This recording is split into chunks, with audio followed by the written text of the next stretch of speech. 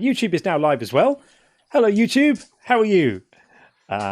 Wonderful to see everyone. Welcome to the Saturday evening stream. Thank you, Elizabeth, for the check-in, and Super Kai for the check-in. I love you guys. You're just super reliable. Sean, do I understand correctly you haven't signed into Video Ninja yet? Because I don't see you yet. Correct. Yeah. Correct. All good. Just a couple of minutes. All good. So hello, everyone. I hope that you're all well and having a wonderful weekend. I'm having a nice weekend. Weather report from the UK. Things have calmed down a little bit now.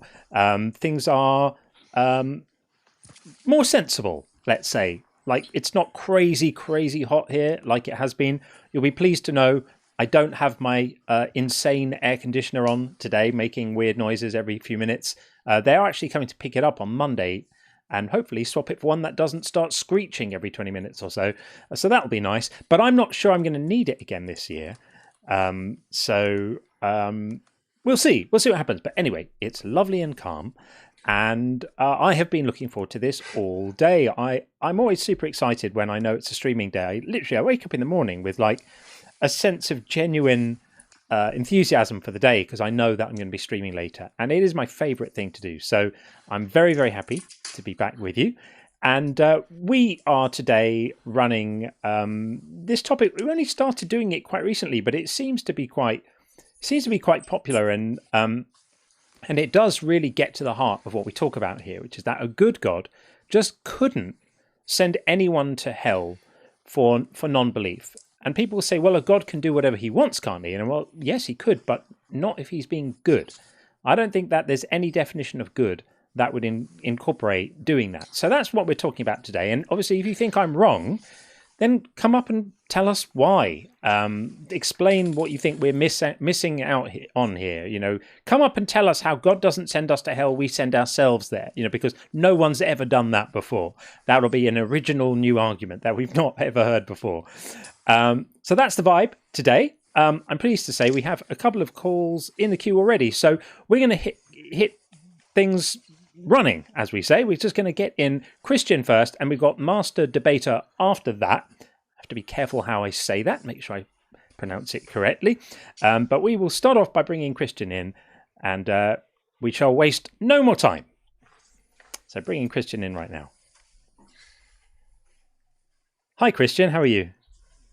Hi, I'm good. Thank you. Excellent. Welcome up. You are our first guest of the evening, so you're very welcome. Our prompt, as you heard me say, is that a good God would not be able to send anyone to hell for non-belief. What's your view on this?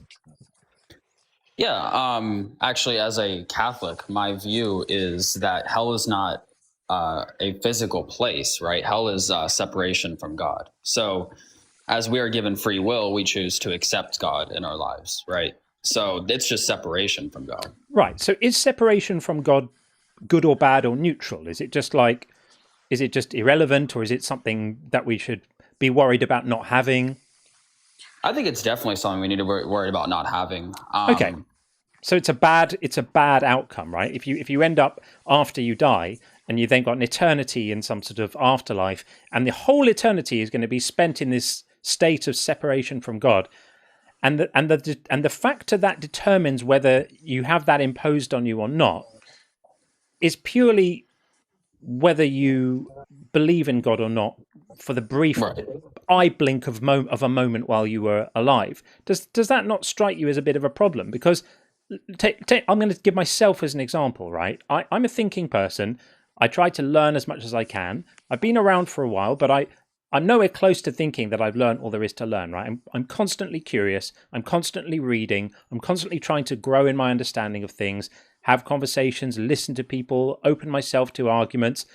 I don't want to be the last guy to know, right? If there's a God who exists and I don't know about it, I don't want that. So I genuinely want to know if there's a God. But in all my searching, in all my investigation, in all my inquiries, I've not come across anything that has persuaded me that such a thing exists. So it's not that I'm rejecting God and saying, God, I don't want to be with you. It's just that I'm not so far persuaded that there's anything there to reject, right? I'm just not persuaded. And there's no decision I can make with my free will that you alluded to that could change that. Something has to something would have to persuade me in order for that condition of non-belief to change.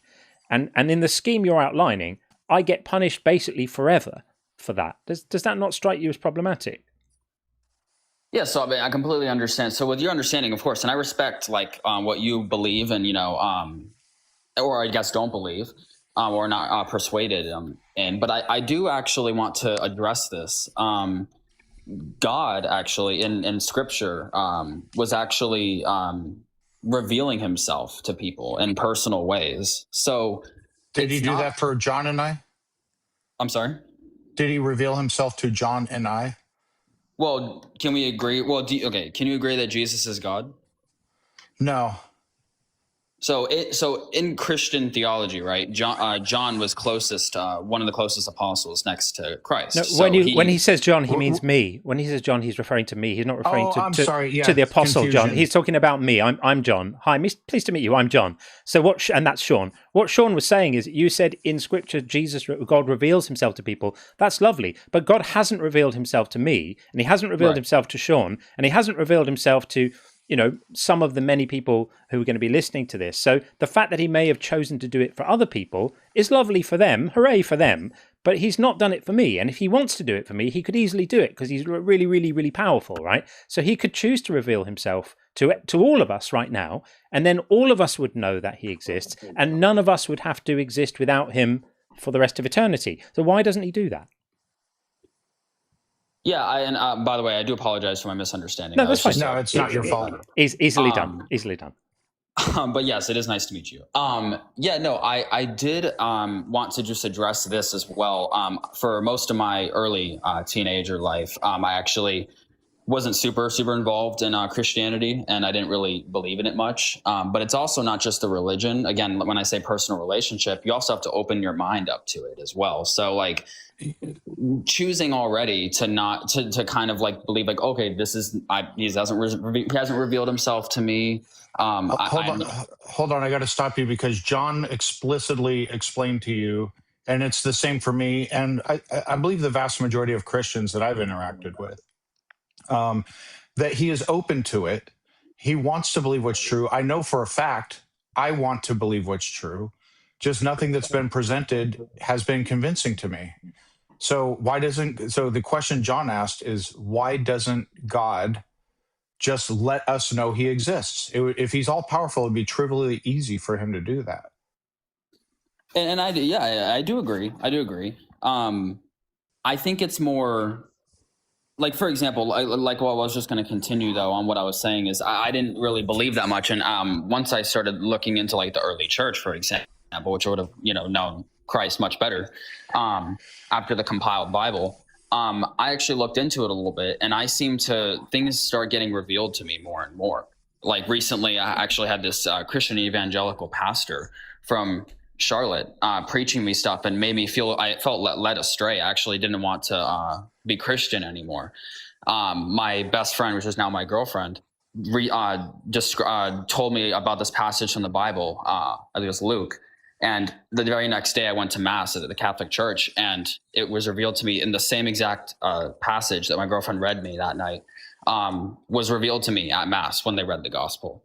And it was shocking. So it just, in a way, like God has revealed himself in my life when I open, my mind and my heart to him more and more. That's lovely for you. What was my question?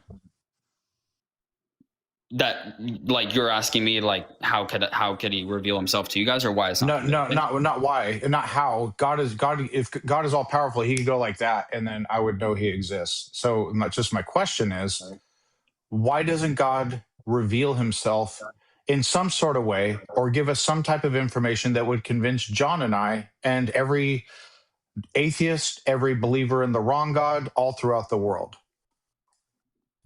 I see where you're coming from. I don't think because this could happen tomorrow. This could happen in 10 years. Or never. Or never, right? But that's right. But I think that's... If it makes it easier, then just focus on all the people who died in a condition of non-belief, right? It's easy to say, well, it could happen to you tomorrow. Okay, it could happen to me tomorrow. But, I also might get hit by a bus tomorrow. And there are people who reach the end of their lives and they are sincerely in non-belief. By sincerely in non-belief, what I mean is They haven't decided to adopt an anti-God stance. They're just genuinely not convinced of the existence of a God in exactly the same way that you're just genuinely not convinced of the existence of the Hindu gods. Right? You're not anti-Hindu gods. You haven't set your heart against them. You're not rebelling against them. You just haven't been persuaded that they exist. And so in your mind, it's not a thing to worry about. You don't spend any time worrying about angering the Aboriginal ancestor gods or the Amazonian gods or any other gods, right? Because in your head, you just are not convinced that that's a thing worth worrying about. You don't think those things exist. And so you just get on with your life. Well, that's all we're doing. And we're doing it with honesty and openness and intellectual integrity. And I could be making a mistake, right? It could be the case that God's trying to let me know he's there, and he's just not very good at it. Every time he tries, he fumbles it, and he fails, and he's not successful in his attempt. And I carry on completely unaware, like when someone's waving at you from the other side of the room, and you just don't see them. They keep on waving, and you just keep on missing them. Well, maybe that's what God's doing. Maybe he's just a little incompetent, and he's trying to let me know, and he's sending me signs. He would either know that those signs aren't going to work, in which case, what's the point of sending them? Or he wouldn't know that those signs aren't going to work, in which case, he's definitely not all-knowing, right? But the more and more you think about it, the more kind of either he's useless or he's a trickster. He knows that I am not going to be persuaded by any of these silly arguments we hear all day long. He knows that all the evidence I've been presented with so far would be unsuccessful in convincing me that he's there. And he doesn't care. And he's just waiting for me to live out my life. And then at the end, when he could have intervened and persuaded me that he's there, in a way, by the way, that would not have interfered with my free will in any way at all. Just some information. I just could have received some information, and then I could have used my free will to decide whether to love him freely or not. At the moment, if he exists, he's precluding me from doing that. He's stopping me from using my free will to love him freely because I'm not persuaded he exists, right? And then at the end of my life, having decided to withhold all of that from me, he then sentences me to an eternity of separation from God, whatever that means. And let's just agree, it doesn't matter what it means. It's something, as you said, something bad. Well, then I get something bad imposed on me, and it's his fault. Yeah, I understand. And by the way, and I do respect your beliefs. I'm not condemning that. I want there to be respect there, right? I mean, you don't have to respect my beliefs. I don't think that. I mean, thank you for saying that. I don't want my beliefs to be respected. If I'm making reasonable arguments, agree with them. If I'm not making reasonable arguments, explain why. Well, so I agree with some of it. One thing I don't necessarily agree with is, I guess one part I want to just expand on is if you're already not convinced, right, and you know that, let's just assume, right, that God, that it's not going to work on you, of him revealing ways of himself to you. I didn't say that. John didn't say that. I didn't say I know. I mean, just in terms of just anyone that isn't convinced. Or God would know. No. Get this clear. God is all-knowing, yes. Yeah. I'm not saying I know it's not going to work. I'm completely open to it. It's God. God is the one who would know in advance of providing a package of evidence whether it's going to be successful or not. It remains to be seen for me. I have no idea. I'm not the all-knowing one in the equation. He is. Right. So I'm not taking a position of dogmatically staking out my territory and saying, right, here I am in non-belief, nothing's going to work. I said at the beginning, I'm completely open. I don't know exactly what would persuade me, but I'm not stupid. If there's some compelling evidence, it will persuade me and I'll have no choice but to believe. I will be swept along by how convincing the evidence is, and I will become aware of the fact that I now believe. It won't be a choice. It never is. Yeah, and you know what? And I understand that, and in a way I do agree. But I do want to just address one more thing while I'm on here. And I think it's in a way kind of beautiful. Would you rather go your life actively going against or not believing in something that was true, as opposed to going your whole life believing something that ended up not being true, but you devoted your life to it, all your love, your heart, everything to it? Doesn't that sound in a way beautiful that you would have done that? No, it sounds to me beautiful to be intellectually honest and pursue the truth where possible, and where you don't know what the truth is, admit that you don't know, and then live an ethical life regardless of those things. I don't need to hold any beliefs in order to live what feels to me like an ethical life. Like I don't need to do that. I have instincts that lead me to care for others and to be compassionate about others and to want the best for others and want my life to have a positive effect on others. But I just want to know what's true. And I want my beliefs to be true. I don't want to persist in delusion. I don't think that's beautiful. I think it's a waste. I think it's a waste of the one short life we have to mollify ourselves with comforting stories or silly fantasies. I'd rather know what's true. And if the reality of the universe is that it's cold and indifferent and there's no one there looking out for us, then you know what? I'm an adult. I'm going to put my big boy pants on and I'm going to live life fully integrated with how it really is, knowing that that's what I do and making the best of it anyway, and leaning on solidarity with my fellow people to get through it together. And you know what? I do love that. That's great. And one thing, I just want to say one more thing before I do head off, because I do have something to do tonight. But sure. I actually just wanted to just state just my situation just one more time. So hopefully maybe opens you up a little bit, like opens your mind up a little bit, in terms of personality with God. Let's just say God. Truly, the other like a couple weeks ago, God, and when I talked about that situation recently, but God truly did reveal Himself to me, and it is an insane feeling. It's not delusion. I know it wasn't. It is the craziest feeling I've ever gone through. I'm happy for you, but I've heard the same from Sikhs and Muslims and Jehovah's Witnesses and Mormons and Hare Krishnas and woo-woo people. Everyone tells me about the wonderful things that have been revealed to them in their lives. None of those things can be reconciled with each other. So it must necessarily be the case that most of those experiences are not being interpreted correctly. And I've absolutely no way of determining which ones are, which ones aren't, or if they all are not. So thank you for sharing your story, and thank you for being our first guest, and we appreciate the conversation. Thank you. I appreciate you too. All right. Thanks, Christian. Bye-bye. Thank you. All right, there we go. First guest of the day. As promised, we are going to get Master Debater in. You notice how carefully I said that? Let's do that now. Very nice shirt, Sean. Again, as always. Thank you. Yeah, Sean is in charge of the dress code up in here. Someone posted a meme, by the way, it wasn't a meme, it was just an image speculating on what my wardrobe would be. And it was just a bunch of hangers with black T-shirts on them and nothing else. I do possess other clothes. I just wear dark clothes on here so that people on TikTok can read the chat against the dark background down here. That's why I do it. It's because I love you guys. Right. Master Debater, how are you? Okay. You're snoring. Yep. Not sure if that's a real one or not, but we don't need to hang around listening to snores, do we? We are going to get Matt McGillivray. Oh my God, I can't say this. We're going to get Matt in. And Matt will tell me how we say his name. Hello, Matt. How are you?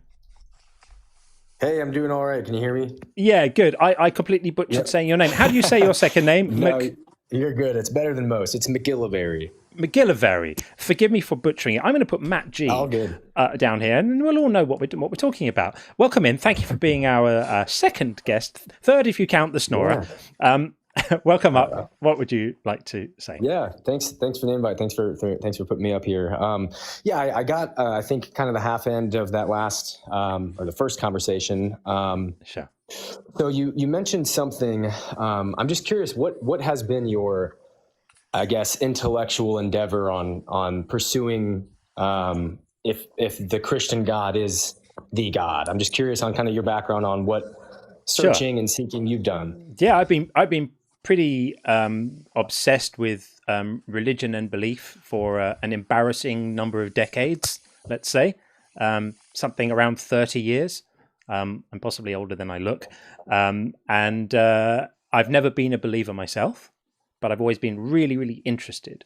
And so I've done like courses, Christian courses and workshops at churches and programs on Christianity and lots of reading apologetics texts and lots of reaching out to a God. If God is there, I'm here, I'm ready. I still am. If there is a God, I'm still open and willing to have a relationship with said God. If it was the Christian God, we'd have to have some slightly awkward conversations about his enthusiasm for slavery and genocide. But once we've got over that little bump in the road, we could make friends, I'm sure. But I've been searching for years and years and years from a perspective of open-minded non-belief, if that makes sense. So like non-belief, Absolutely. but I'm not committed to it. I just want to know what's true. And Sean comes from a different background. Sean was a Christian and lost his belief, lost his faith. And so the two of us ended up in the same place, but we've got here from different paths. Gotcha. So when it comes to the life of Jesus, you guys were talking earlier in that first discussion about, why doesn't God just reveal himself to us? So I believe that he has. I believe that he has through the life of Jesus, through Jesus coming to earth. But that's what everyone says. But the point I'm making is more specific than has he revealed himself to us, meaning like the collective everyone. He hasn't revealed himself to me. So all I have is stories about Jesus, right? I have stories about Jesus, and they are very, very unreliable stories. They're stories from a book. From a book. We can talk about that one. Yeah, we can. But I mean, from my perspective, they're stories in a book which were written down decades later by people who weren't there, based on things they'd heard from people who had heard things from other people. This is very, very far from a revelation for me. It's just a book. There are lots of books that have got stories. There are lots of books that are claiming to reveal important truths about the world in traditions all across the world. And I find them all equally unconvincing. So the point is, Jesus or God has not revealed himself to me. I'm telling you that right now. He just hasn't. And if he has, he bungled it. Because if he'd done it properly, I'd obviously believe in him, right?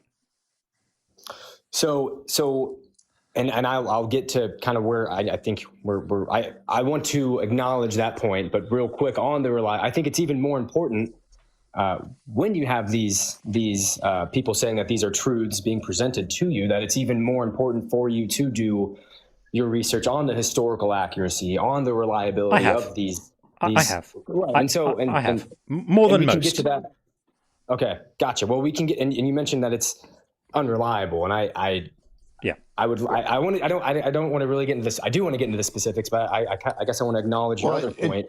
It's not really germane to the conversation because we're talking about sending people to hell for non-belief. Whether like we do have these discussions under different prompts, like, do you have good evidence that God exists? And then we go down that. But we're just talking about the fact that why doesn't he more accurate than God revealed himself to us? God revealed himself to some of us, and actually, if you're talking about a specific God like Jesus, a minority of us. Right. Well, at the time, he revealed himself to the entire world, and still is. But yes, let's get to that. So why doesn't he just come down? Why doesn't he just throw it in your head? Like you said, he's all powerful. Why can't he just snap his finger and say, "Hey, I'm real"? Yeah, right? Just come and say hello.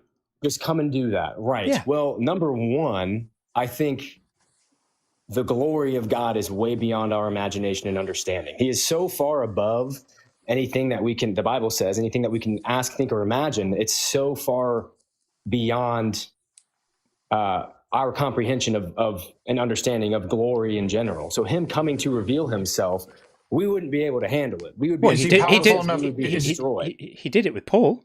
He did it with lots of people.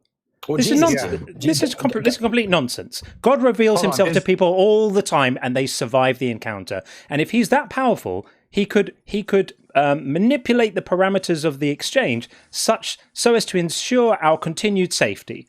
Otherwise, you're postulating a God who creates a world full of his creations who he apparently loves and wants to have a relationship with, but he engineers them in such a way that having that relationship would destroy or kill them, and there's nothing you can do about it. That's silly, isn't it? You don't really think that. Matt's teacupped at the moment, but hopefully we'll get his mother off the phone and come back immediately. Mom, I'm in the middle of something really important. I'm speaking to some heathens. For people on YouTube, because someone in the YouTube chat asked the question about the teacup, when we talk about someone being teacupped on TikTok, when people minimize the app, a little teacup appears, and he left. And sadly, he dropped down. So, I mean, we can finish the point. what Matt was saying is that God's glory is so incredible that if he turned up to actually say hello or give anyone evidence that he's there, that they would die, or they would collapse, or they would turn into a frog, or I don't know, who knows, right? But this is nonsense, because an all-powerful God would obviously be able to engineer a package of evidence which didn't result in that outcome. So that's not good enough, I'm afraid. Not good enough at all. Okay, we are going to get our next guest in. It's Padge Dorian coming in right now on TikTok. We'll never know what happened to Matt. Hello. Hi, Padge Dorian. How are you? I'm good. How are you? Very good indeed. I'm just going to get your name up on the screen. There we go. Welcome in. So you know what our prompt is that a good God just couldn't, not even that they wouldn't, they could not send anyone to hell for non-belief. Well, that's true. God does not send anyone to hell. We send ourselves. People choose themselves People to choose. go to hell. Yeah, right. So God sets up a system where if people find themselves unconvinced of certain claims at the end of their lives, then by the rules of the system that God set up, the inevitable consequences are that those people get set on fire by God. So that is functionally identical to God sending us. And in fact, you will know that in the book of Luke, Luke says, don't fear those who kill the body, but after that can do you no more, do nothing more. He says, I will show you whom to fear, the one who after killing has the authority to cast into hell, right? God has the authority to cast you into hell. And in the book of Matthew, it's throw you into the furnace, I think is other words, right? So this is not a voluntary arrangement. This is not something, you don't get to a point and then they say, would you like heaven or hell, sir? It's not like, would you like the vegetarian option or the meat option? It's not like that. It's you get to the end of your life, and if you haven't believed the right things, which enabled you to then participate with honesty in the right religious propitiations, then at that point, God casts you into hell, where you have lots of wailing and gnashing of teeth and all of that good stuff. So, why? The better question is why not? I mean, the whole point is for you to imagine yourself as a father, and you want a relationship with your kid. So if your child is whole life does not want to speak to you, Right. I'm just going to stop you now. I'm just going to stop you now. I'm just going to stop you now because again, it's an analogy we've all heard before 1,000 times. It's the go-to analogy. Imagine yourself as a father and your child doesn't want to speak. The difference is, I am a father, and if my child didn't want to speak to me, I would wonder what I'd done wrong. Firstly, I would turn the lens of inquiry on myself, not on my child. And secondly, I would make sure that my child knew I existed, which is a lot more than God does for anyone here. God hides like a terrified child. There are people who pray, they call out, they beg, they plead, they ask, they get on their knees. They remember the cheap, tacky promises that have been made to them about seeking and finding and knocking on doors. And so they take those promises to heart. And they say, okay, God, this is the moment where I need you. Now is the point where I'm reaching out for you. And they get nothing. Just a second, do you expect like a God physically appear in front of you or something else? No, just it doesn't matter how he reveals himself, just that he reveals himself in such a way that I know he exists. For the let me ask you a question. If you had a long lost son, I don't know your life story, it's hypothetical. You had a long lost son, and the son, he did not know you exist. You just found out about him yourself. And he didn't know you exist. Let's just say his mom told him, oh, your father passed away because you two didn't get along. Whatever the story is, he does not know you exist. You want a relationship with him. What's the first thing you will do? What's the first thing you would have to do? Well, that's kind of, I'm not sure what you're asking. Like, Okay. because if my father was dead and I didn't know him, I would ask my mother about my father. You misunderstood. I'm sorry. The scenario, it's hypothetical, is you yourself, you're alive. You have a son from, let's say, 18 years ago. He's 18 years old now. And you just found out about him. Let's say you had a relationship with a woman a long time ago, didn't work out. She didn't tell you about him. You just found out. And he doesn't know you exist. The son who does not know you exist, if you want a relationship with him, you can't force it. But if you want to try to have a relationship with him, what do you need to do? Well, it's an easy question. I can call him. I would call my child. Yes. So he knows you exist, right? Yes. So we're just asking God to call us. Yeah, but the only problem is you need to be willing to pick up the phone. So when the God calls, he will not call you like, "Hey, dude, I really calling you for this." He will call you like, "We're all willing." Subtle way. Done.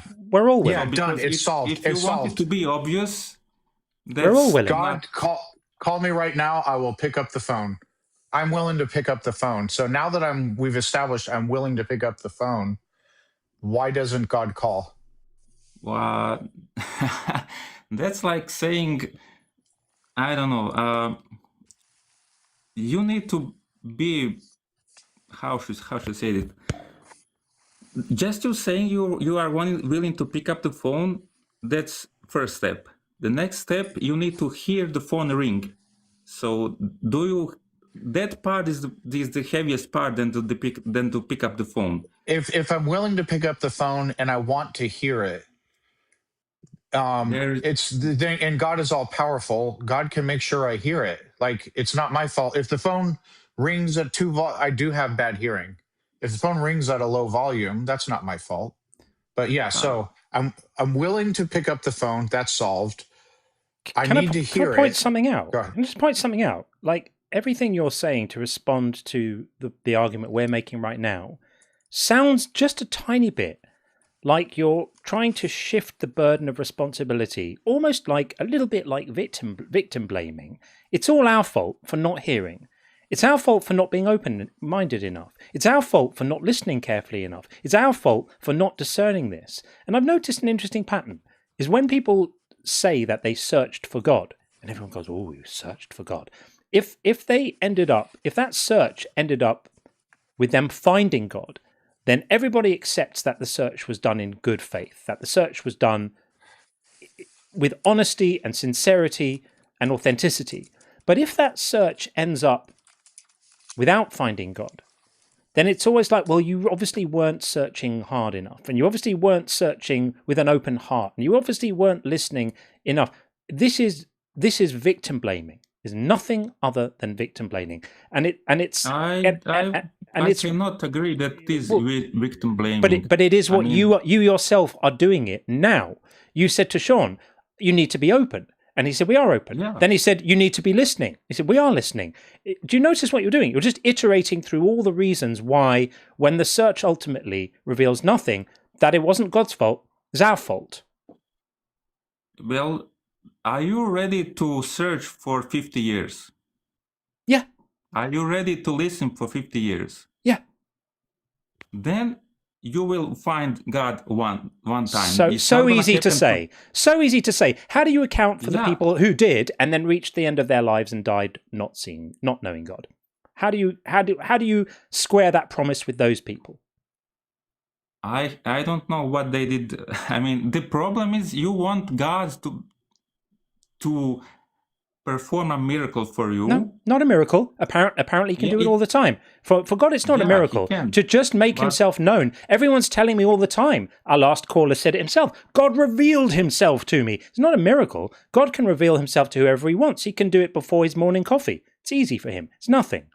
But he doesn't do it. For a significant number of people, he doesn't do it. And you going, well, if you do it for 50 years, you'll definitely get there, is completely unfalsifiable unless you and I have a conversation in another few decades where we can reflect and see if you were right or not. It's a very easy thing for you to say, but I can counter it with the thousands or millions of people who got to the end of their lives, having searched in earnest, having been open, with good hearing, listening out, with honesty, with openness, and got nothing. Well, I can tell you right now, you're like, I want this, I'm open, and yet all I hear from you is I close my heart to God. When did I say that? I want you want physical proof. I didn't say physical by proof. God. I didn't say physical proof. God, look, God's the all-powerful one here. God's the all-powerful one. God could simply just insert the knowledge into my head right now, and then I would know. He does that all the time. He sends lying spirits in the Bible to confuse people, or he softens people's hearts, or he hardens people's hearts. God can do this all the time. It would be easy for him. If he exists, he's just not doing it. By the way, I think the God of the Bible, if he does exist, is not good. So we would have to have an awkward, tricky conversation. But that's a different matter. The fact is, God either wants me to know him or he doesn't. If he wants me to know him, he's doing a really crappy job of executing on that. And if he doesn't want me to know him, then that's fine. He doesn't owe me anything. But if he then punishes me for not knowing him in light of his refusal to help it along, well, then that's not good. That's bang in the middle of what not good looks like, isn't it? But from my point of view, you are expecting something miraculous. You are expecting something physical, something like switching in your head to be like God put something in my head. Just evidence. Just evidence. I'm not specifying. That's not free will. You've decided. You've decided. Hang on. Freely decide to choose to believe. No, you cannot do that. Do it freely, okay. That's where you come off the rails. You cannot freely decide to choose to believe. That is nonsensical gibberish. You either find something convincing, in which case belief happens to you whether you want to or not, or you don't find it convincing, in which case belief is off the table. You cannot freely decide to choose to believe. That's like saying freely decide to find a joke funny that you don't find funny. You can't do it. It's not possible. This is the nub of the issue. This is the blind spot that this entire theology has. It's why this entire theology is nonsense, because it pretends that freely deciding to choose to believe something is a thing that we can do, and it isn't. You can now freely decide to come into the conversation. You can just hit your microphone thing and you'll be back in, and you can respond to that if you would like to. Only problem is you are saying I'm open, I want to know God, but your words, your actions, your everything says I don't want you, God. Be specific. Which words, which action? What did John or I say during this interaction that indicates we do not want to know God? You, in your heart, deeply, you don't actually you don't care if God exists. More mind reading. I love it. Yeah. You don't care. Hold on. You're not answering my question. Well, you I'm said trying to answer, but you're not giving me a time to answer. Like I have 3 seconds to answer, and you are like 2 minutes to because you started off about describing another claim about what's in my heart. You claimed our words, our actions indicate we do not want to know God. What specifically are John or I's words or actions that indicate we don't want to know the truth? Well, for the first part, you are expecting something physical to happen. So if you want to change something in your mind, that's a physical thing. Neither of us have said anything physical. John explicitly, you said that before, and John corrected you. He said, "I'm not asking for anything." Question. If you want God to implant something in your head, please let me is finish. That physical or not? Please let me finish. He gave an example of something God could do. How God reveals himself is up to him. Yeah. So, we didn't explain how he does it. If he's all powerful, the point is he can do it. I don't care if he does it by snapping his fingers. I come across some evidence, or some Philbro comes on with a really good argument that convinces me. I don't care how he does it. Yeah. If he's all powerful, he can do it. I don't care how the cat gets skinned. I don't know why that analogy it's kind of a bad one. But anyway, I don't care how it happens, just that it happens. Yeah. I don't know what you seem to be stipulating requirements that we're demanding that neither of us are demanding. That's coming entirely from you, my friend, not from either of us. All I've said is, if God wants us to know he's there, he's capable of doing it in whatever manner he sees fit, and so far he hasn't. Well, have you tried everything? Have you tried praying to God for like a week? Yes. Yeah. Longer, much longer. Sean was a Christian for years.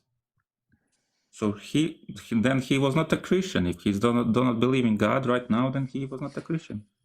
Okay, I'm not interested in your gatekeeping or your mind reading or any of that. Amazingly offensive. Why are you so insulted by my arguments? Like, you don't even let me talk. I'll explain. All you do is talk. You don't want to meet God. You want God to make miracles for you. You asked me a question. Why are you so special for God to appear in your room when you don't want it there? Okay, once again, this is why I'm insulted, because you said you were never a Christian.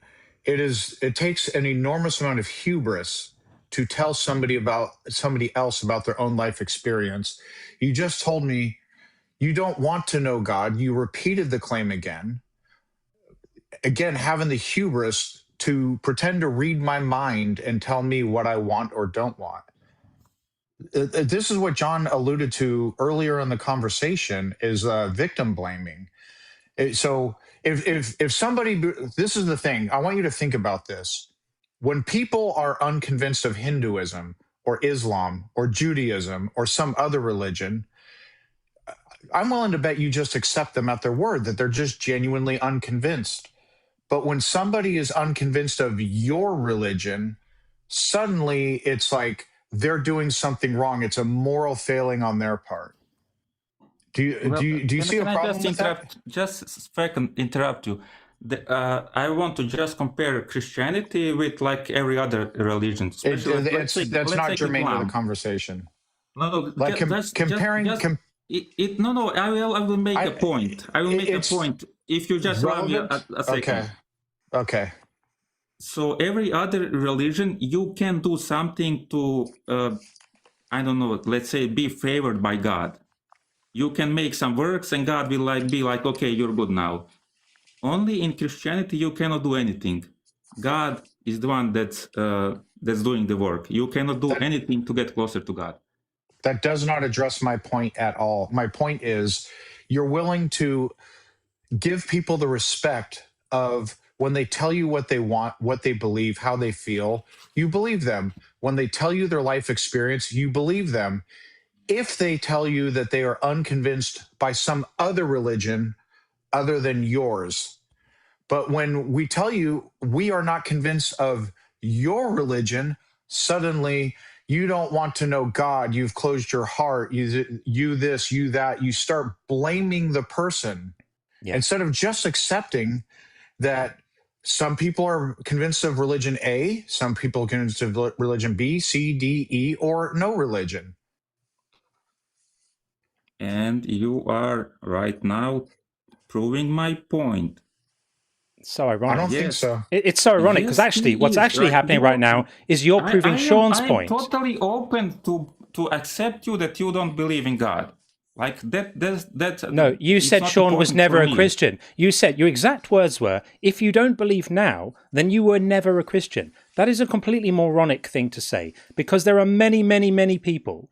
It's why recovering from religion exists. It's why people like Dan Barker wrote books like Losing Faith in Faith. It's why there are many, many people in our community, some of whom were actually ordained ministers, who were saving souls, who were doing altar calls, who were winning souls for Jesus every weekend. And then they just came to a position in their lives where they were no longer convinced that this stuff was true. And rather than lying about it and living an inauthentic life, they had the bravery and the intellectual courage and the integrity to say, you know what, I don't believe this stuff anymore. And your claim is they were never Christians, when their Christian life and their walk with Christ may have been far deeper and more profound than yours. It's unbelievable hubris on your part, incredibly arrogant and incredibly lacking in compassion for the pain and agony that some people go through as they feel their faith slipping away. For you to just come along and say, well, then you were never really a Christian. What an absolute dick move. Check yourself and don't do that again. Well, okay. I will say it like this. To be a true believer, to have a true faith in Jesus, it's not easy. It's extremely hard. It's extremely hard to submit to Jesus, to do his will. So I will say, yes, I made an error in saying that. I apologize. Thank you. Granted. I apologize. That was very bad of me. But I will say that there will be time, especially once you fully submit to Jesus, then your life falls apart completely, and that is the toughest part to stay a believer in Jesus, because you need to believe in Jesus that He is doing a good stuff to you. This is just preaching right now, and that's not what this show is for, respectfully. And I want to say this: if you were a Christian, if you were in a religion, and you came to some difficult part in your life, and you were like, or some, I don't know if it was difficult or not, and you were like, I'm going to step away from Jesus. No, that had nothing to do with that. So presumptuous. I don't know the circumstances. I don't know. Let's say I'm speaking gibberish. But the only issue is you are seeking some proof that you can say 100%, yeah, this is God, I'm going to believe. No, you're presuming again. Going to happen. Hold on, you got to stop, because you're making a lot of assumptions. When I stopped believing, it was a intellectual endeavor. It had nothing to do with my life fell apart and I was mad at God, because the thing is, if I'm mad at God, that requires me to believe God actually exists. Then you went and said, if you're looking for 100% proof, I'm not looking for 100% proof. Just reasonable enough evidence that I can be reasonably certain that he exists, but I'm not looking for 100% proof. Just sufficient evidence to warrant belief. That's it. Yeah, the only issue is that kind of evidence is really tough to get. That's a problem for the position. That's God's fault. Like if God wants us to have a relationship, and it's so important to God that He's going to set us on fire if we don't you think it's up to Him to make sure it happens? Like, to bring it right back to the beginning, when you made the analogy of a father and a son, if my son didn't know I was there, and I had put rules in place for some weird reason that said that if my son gets to the end of his life and still doesn't know I'm there, that I have to burn him alive forever, or whatever your version of hell might be, there's nothing I wouldn't do, because I love him, to let him know that I was there. There is nothing I wouldn't do. I wouldn't say, well, it's a little bit difficult. No, I'm the all-powerful being who made these rules in the first place. It's on me to make sure that doesn't happen to him. If I love him, if I don't give the slightest toss about him, then I do exactly what God apparently is doing now, which is going, well, it's all just a little bit too difficult. I can't do it, which is what you're suggesting. Okay, well, fine. This is why I say, if you notice in my prompt above my head, I didn't say a God could not send anyone to hell. I said a good God. These are not the machinations of a good God. These are the machinations of a sadistic, power-hungry, thin-skinned, emotionally fragile, megalomaniacal, lunatic God. Okay, well, that's what we appear to have right now. So with that, we do have other people in the queue. So I'm going to say thank you for coming in to talk to us. Thank you for listening, and have a good life. Have a good life. And you. Better than I'll pray for you. It's better than I actually appreciate that one. Yeah, that was not bad. Have a good life. We can accept that one. Yeah. Okay. We're going to read a couple of super chats, and then I will get our next guest in, who is going to be Paul Holland. Will be up next. we've got a few in the queue here, so let me get these up. So Babs kicked things off. Great to see you, Babs, as always. The John and Sean show. Fuck yeah. Well, indeed. Thank you very much. We love the sentiment.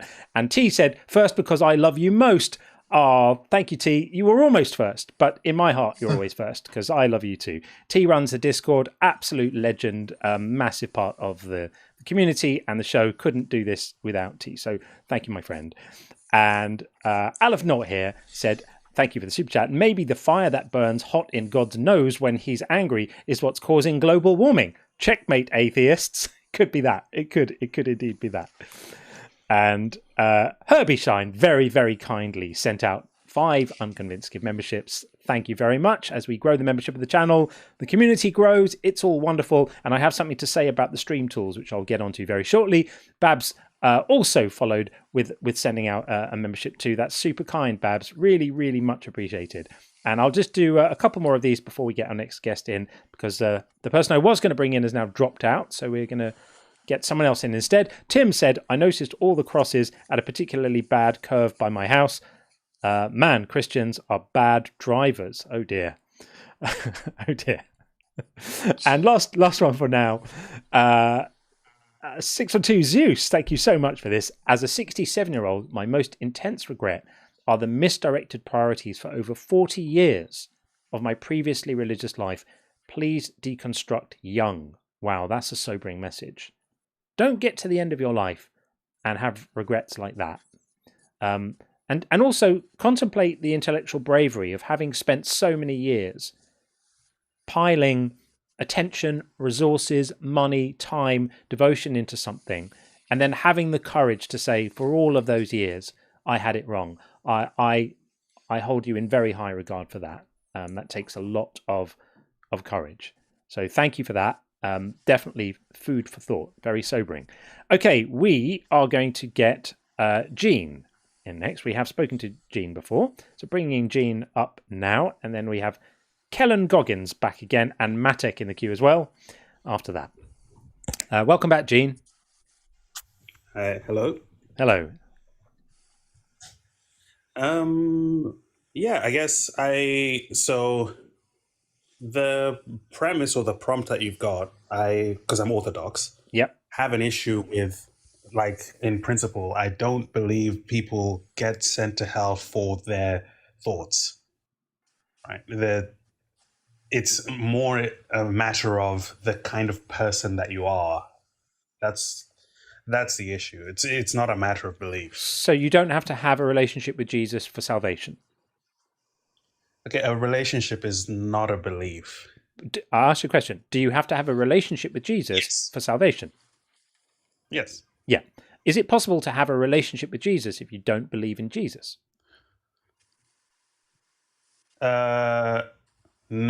No. So belief would be called a necessary condition for having a relationship, right? It's a necessary thing that needs to be in place. If that thing is not in place, then you don't have the relationship. If you don't have the relationship, you don't have the salvation. If you don't have the salvation, then whatever you think happens to people without salvation is what gets visited on you. So that's it. It is your thoughts that enable the things that you're fixating on that are required. Without the correct thoughts, you can't have those things. I mean, I understand that point, but I would point to the fact that Jesus says, what you do unto these, the least of these, you do unto me. This is the kinds of relationships that Christianity is supposed to be, like, talking about, right? Is like actual human contact, like human to human relationships of helping needful people. That's the actual kind of faith. But you just said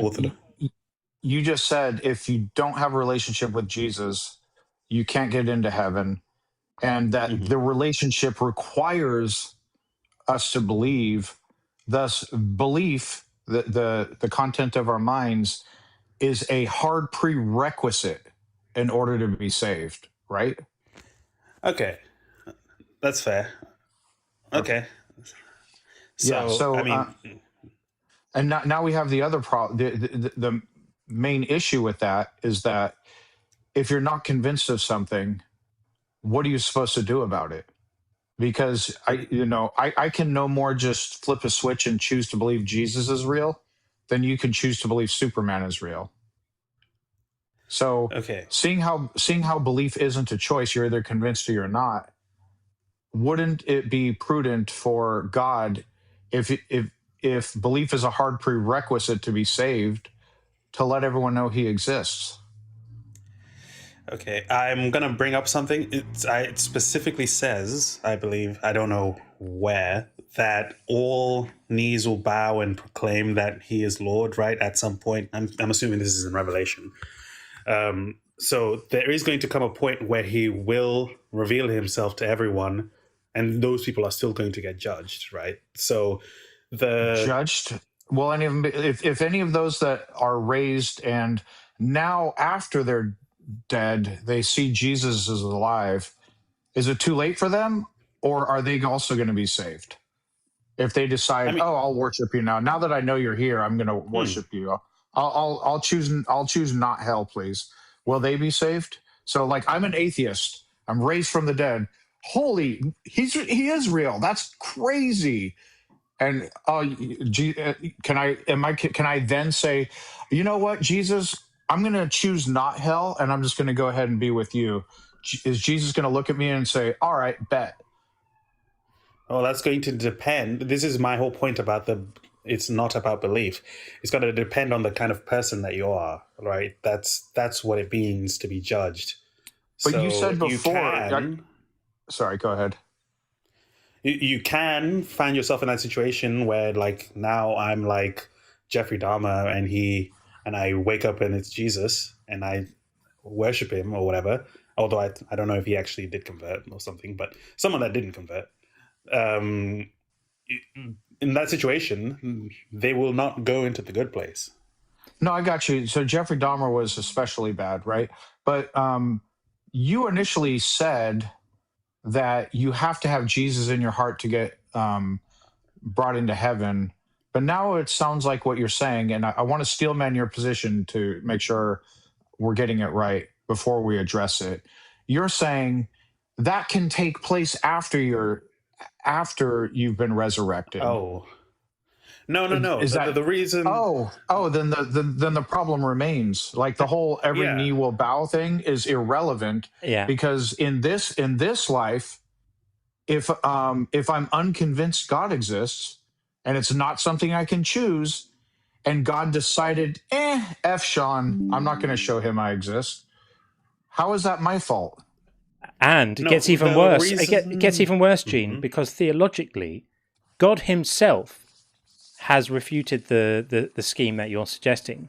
Because in John 3:18, Jesus says, or it is said rather, even if it's not Jesus speaking, it'd be the author of John, it says that those who don't believe in Him are condemned already. Not those who won't believe in Him later when He reveals Himself to them will be condemned. It's they are condemned now, right? So that's essentially God speaking if you accept the authority of the book of John. So Jesus is saying, or God is saying, people who don't believe now are condemned. And in Mark 16:16, it adds the requirement to be baptized. Presumably, that's a requirement to be baptized here physically, right? You can't be baptized afterwards. It's those who don't believe and are not baptized will be condemned, right? So the idea that none of this really matters, that whether you accept Jesus or not doesn't matter, whether you believe doesn't matter, because one day after you die, it's all going to be revealed to you, and then only the people who don't believe what's actually being revealed to them clearly in that moment, that number would be 0, by the way, will face any punishment. That doesn't make sense. Oh, yeah, this is the point that I'm trying to make of the belief part. But I'm curious about this John thing that you're quoting, because my assumption would be that goes in contrast to what he says on the cross about forgive them for they know not what they do. So I'm curious. I would need to go back to that verse to see specifically I mean, that reading, I would it's hold to that. you know John 3:16, right? So God so loved the world that he God's- gave his only begotten son, that all of that stuff. This is just two Yes. verses later in the conversation between Jesus and Nicodemus, and it says, those who believe in him are not condemned, but those who do not believe are condemned already because they have not believed in the name of the only Son of God.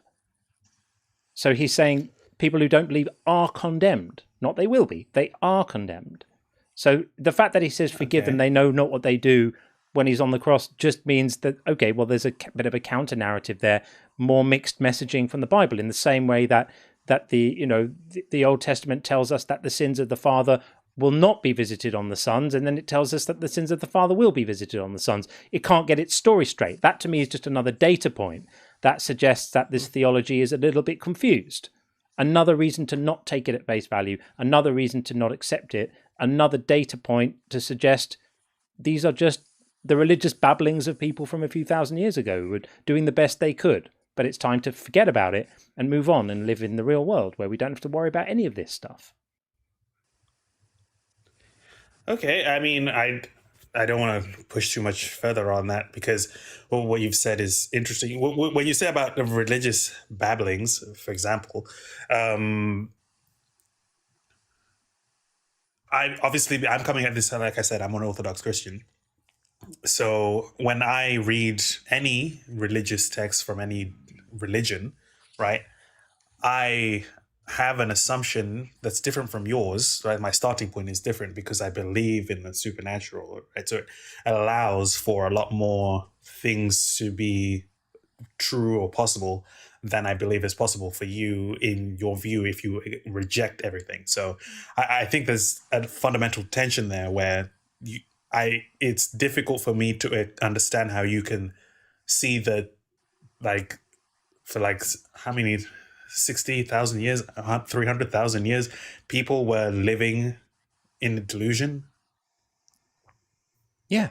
So taking it back to like what the actual topic is, it's either the case, because we got into like, can you be saved after the fact, when you discover Jesus finally after death or what have you, but like, let's break it down into its simple components. Either belief in this life, we're not talking about the afterlife, either belief in this life is irrelevant to salvation, or if it is relevant to salvation, it's a moral problem, because belief isn't a choice, and God could, if he's all powerful, reveal himself to everybody, but he doesn't. Okay. I'll try and engage specifically with those two contentions, right? But I have a big problem. Like, that framing is so difficult for me already because the way you use the word belief is what I'm contending with. I'll clarify. When I say believe, I mean to consider something to be true or likely true, like to be convinced of something. It doesn't even mean believing like 100% or being 100% certain. Yeah. It just means to be convinced something is true. If being convinced God exists is relevant to being saved from what God will do to us, that's a problem, because what you have is a prerequisite to be saved that is not actually a choice. You're either convinced of a thing or you're not. Okay, so the reason I'm saying that is not an issue, right? There are people there from the Orthodox tradition that were not believers in Yahweh, right, in God and Jesus, that were. Yeah, no, people become convinced, but that's a separate issue from whether it's a choice. No, I'm saying they were saved even though they still were like worshiping foreign gods. Oh, okay. So do you hold to the first part though, where it's not a problem? The condition that I said it's not a problem is if belief in God is irrelevant and inconsequential to whether or not you are saved. To be honest, I do think that believing in, especially the definition of God that tends to be given, I think that is quite irrelevant to salvation. irrelevant to salvation? Because what's actually relevant to salvation is your actions, how you treat people, and like you can. Okay. Earlier in the come from many conversation, different you said sources. earlier in the conversation you said having a relationship with Jesus is necessary for salvation. Do you still hold to that? I do, right? But this is what I'm saying. And so, well, hold on.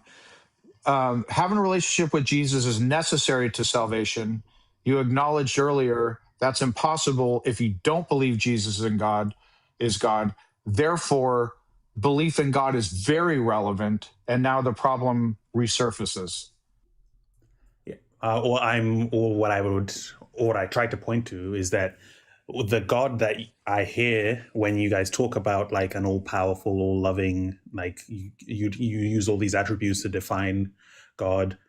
That's not the God that is taught in the Orthodox. It doesn't matter which God, and we don't define which God we let the interlocutor we are engaging describe their God, and then that's what we address at the given time.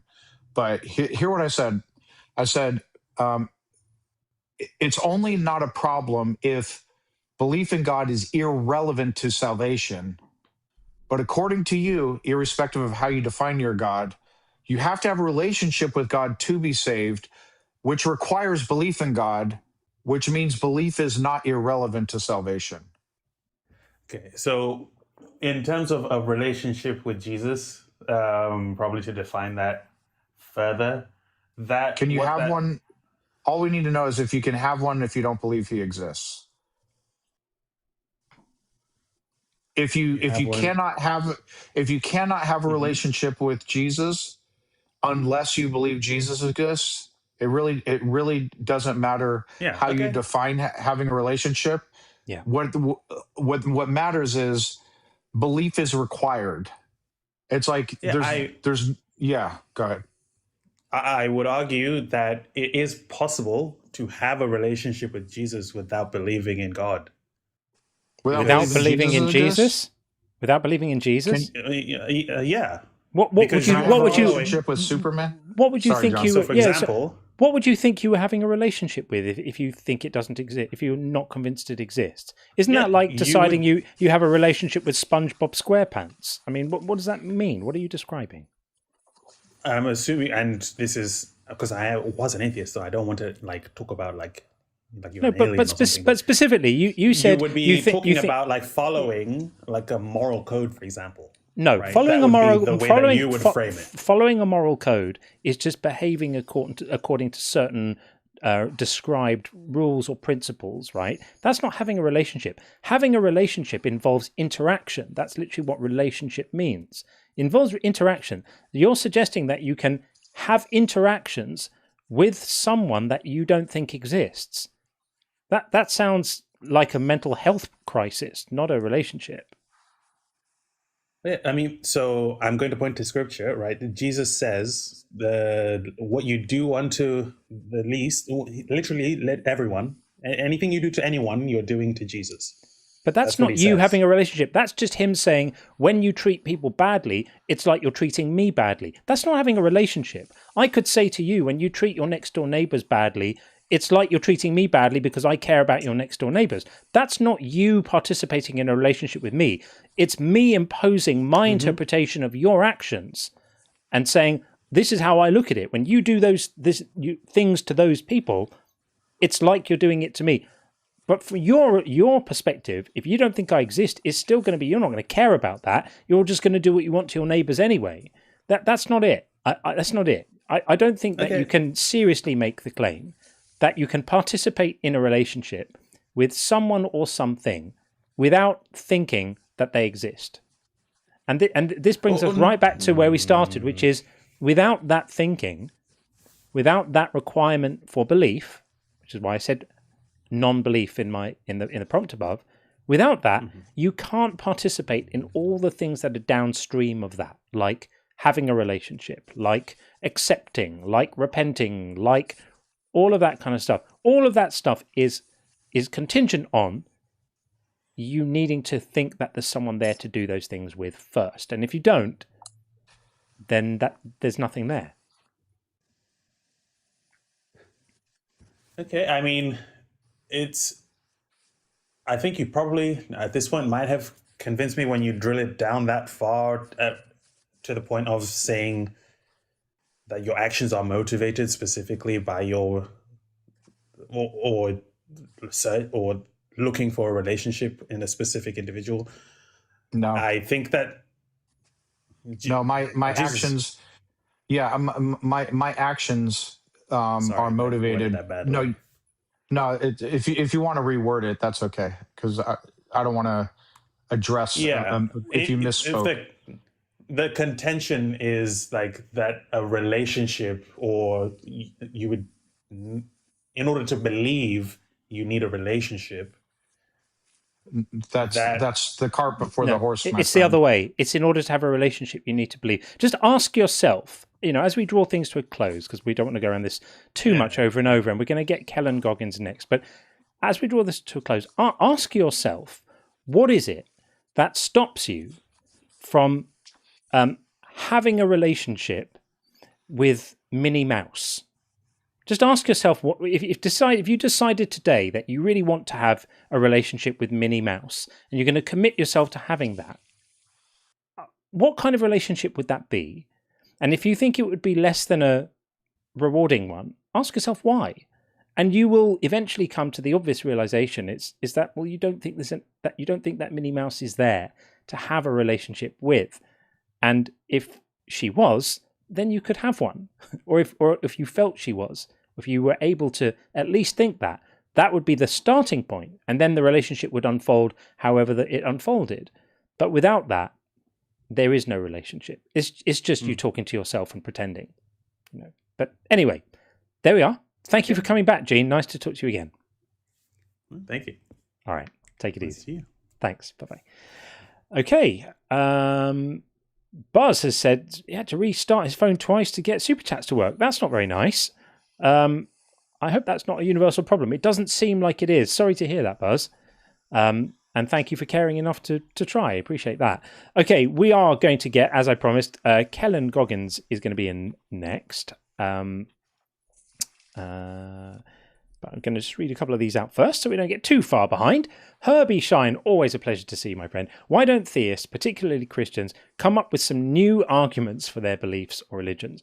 There has to be something new they can offer.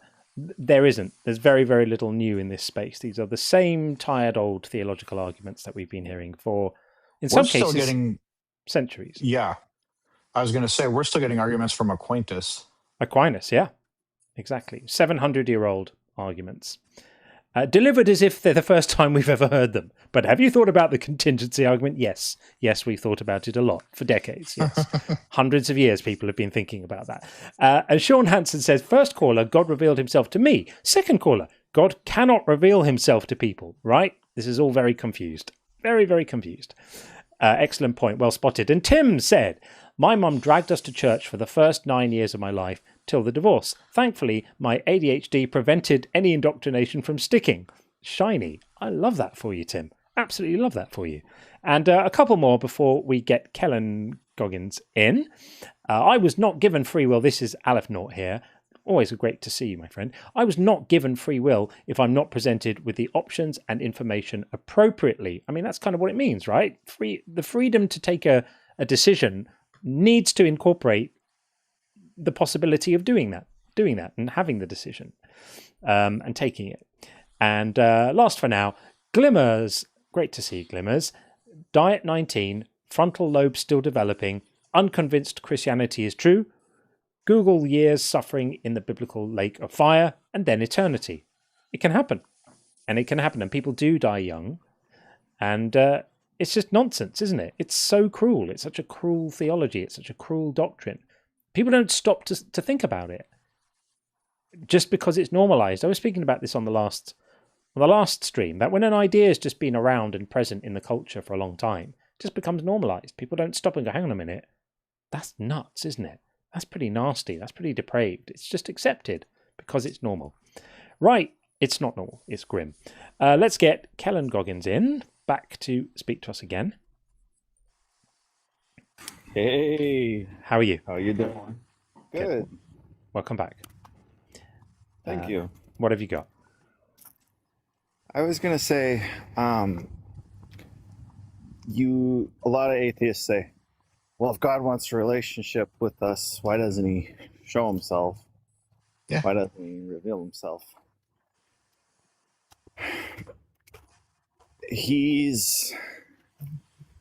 You have to believe in the Holy Spirit. Like, if you call for the Holy Spirit, Mm-hmm.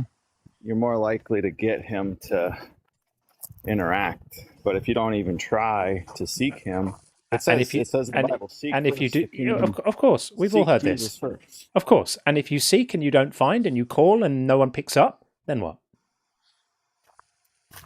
You will find him, though. That's the thing. Such an easy promise to make. Try telling that to the hundreds of people listening to you right now who sought for years and found nothing. They called, they reached out, they called for the Holy Spirit. They got on their knees, they begged, they prayed, and please don't do the same kind of victim blaming that the guy earlier on did, because it's nauseating. You just need to accept that people did, that people in earnest, wanting it with an open heart, did it. They did all the things you're suggesting, and what they received was absolute nothing. So, why? Can I tell you, though, when the young rich man in the Bible said, how do I be saved? And Jesus told him, give me everything, give me all your wealth. He refused to do it. And then he said, it's harder for the rich man to enter the kingdom of heaven through the eye of a needle. We all know the parable. I know. And what I'm saying is, these atheists that tried so desperately to get him to reveal themselves, they never went out of their way. More victim blaming. More victim blaming. How do you know? You said they didn't do this or they that or this. Yes. How do you know the history of their lives? What method did you use to determine the history of their, and I should say our lives, and the contents of our minds? It's a presumption based on nothing. It's a presumption based on nothing. Bingo. Logical presumption. It's a presumption based on pompous arrogance, frankly. That you think that you're in a position to tell people what they did and to tell them how hard they tried and to presume what they were and were not willing to give up or sacrifice or the degree of effort that was involved, that you think you can come up here and tell people about that. It's disgusting. Disgusting. Check yourself. Again, like the other guy. Yeah. Stop. But John, come up to my level or down to my level, whichever it may be. Okay? I don't really like your level because it's really inhumane. It's really inhumane. I'm searching for the compassion in your words and finding none. And John. None. Would you like to demonstrate some? Here we go, John. So let's say you grow your hair out very long, right? Let's say you went into a church right now. Let's say you went into a big church right now. People will be like, "Oh, John, you seem like a good guy." Now you grow your hair out down the middle of your back. You enter that same church. They've got Jesus on there with his long hair, but you're going to be judged for having long hair. Yet they worship the other guy that has long. What I'm saying is, people don't stop and think.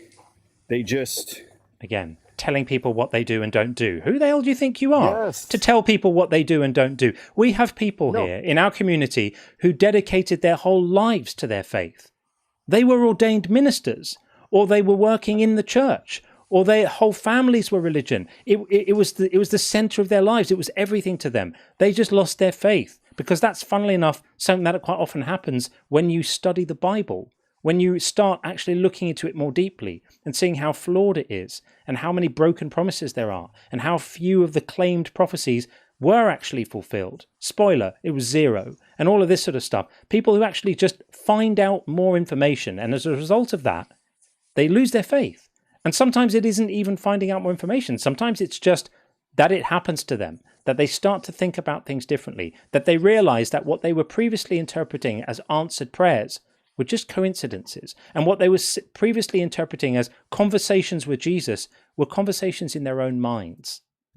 And they just realized that. And once they'd seen it, they couldn't unsee it.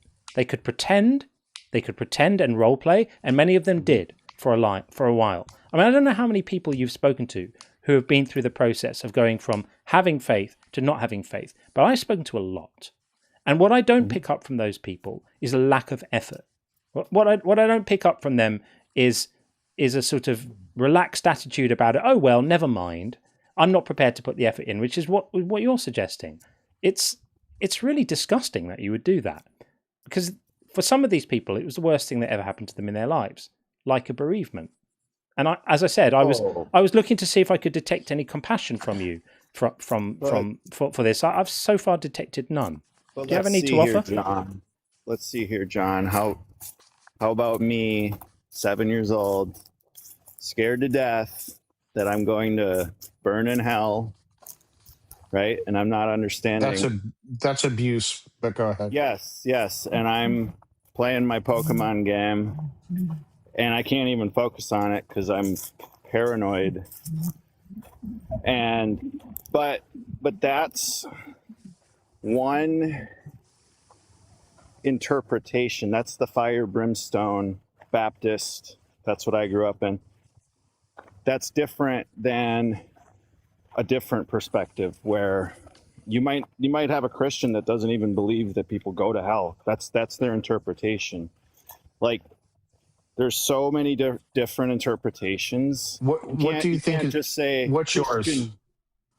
My interpretation is that Jesus loves all of us equally. No, your interpretation of hell. My interpretation of hell, yeah, is simply life without Jesus. Just simply so basically I'm going to be getting a Swedish massage, but Jesus won't be around, and then I'm going to go have a beer with John, and John and I are going to hang out and watch football? Or is it like a little bit different from that? Well, basically, it's King David lived a great life. He lived a very noble life.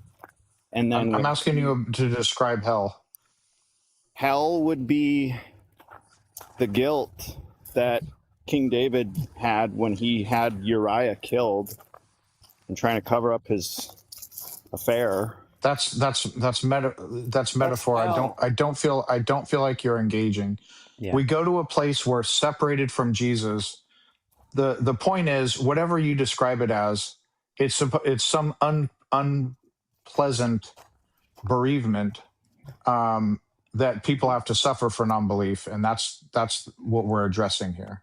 And before we get too far from your claim that people weren't willing to put the effort in, which is frankly such a horrific thing to say, I just have to share this. That's come in from our friend T, who said, Kellen Goggins, for 15 years, I gave up my identity as a gay man, became celibate and single, worked in the church for free, prayed and cried. I think I did my due diligence. So would you like to say to my friend Tracy that he didn't try hard enough? I would like to say to Tracy that, Jesus loves him regardless of he falls into sin sometimes, or he's an atheist now. Like, Jesus still cares about him. Just going to set him on fire at the end of his life for having the incorrect views. He's not going to do that. Depends on your interpretation. Right. And remained completely silent during that period. Loved him so much that even while Tracy was calling out for signs and reaching out and wanting something to help him shore up his faith, he was ignored. It's a hell of a way to show love. Absolutely unbelievable claim to make. Preposterous, really, that you would suggest that an all-powerful God displays his love by ignoring his creations for decades in that way, with such brutality. Me. He doesn't ignore me. Hooray for you! I'm delighted that you're not ignored. Yeah. I'm sure we all feel so much better to know that you are spiritually fulfilled. I mean, fuck everyone else, but you're being ignored. Well, as long as you're not being ignored, I'm happy. Is that it? Is that it? No, that's not what I'm saying. But I'm saying I'm able to channel the Holy Spirit better than a lot of these other people. Bully I'm for able to you. call upon. And So why don't you channel the Holy Spirit right now and ask the Holy Spirit to give you some more effective arguments, because these ones are caca. So what else have you got? and King David was very good at channeling the Holy Spirit as well. So there you go. There we are. Okay. Is that it? Well, they called him God after, or man after God's own heart. So if you're good at channeling the Holy Spirit, you're not going to struggle with where is God? Why isn't he helping me? The narcissism here is absolutely incredible. So you've got special magical powers. What about the people who aren't good at channeling the Holy Spirit? God just ignores those, does he? Maybe they're just not okay, dude. Like, here's an example. No, what were you going to say? Maybe they're not just what? Good enough? Maybe worth the effort?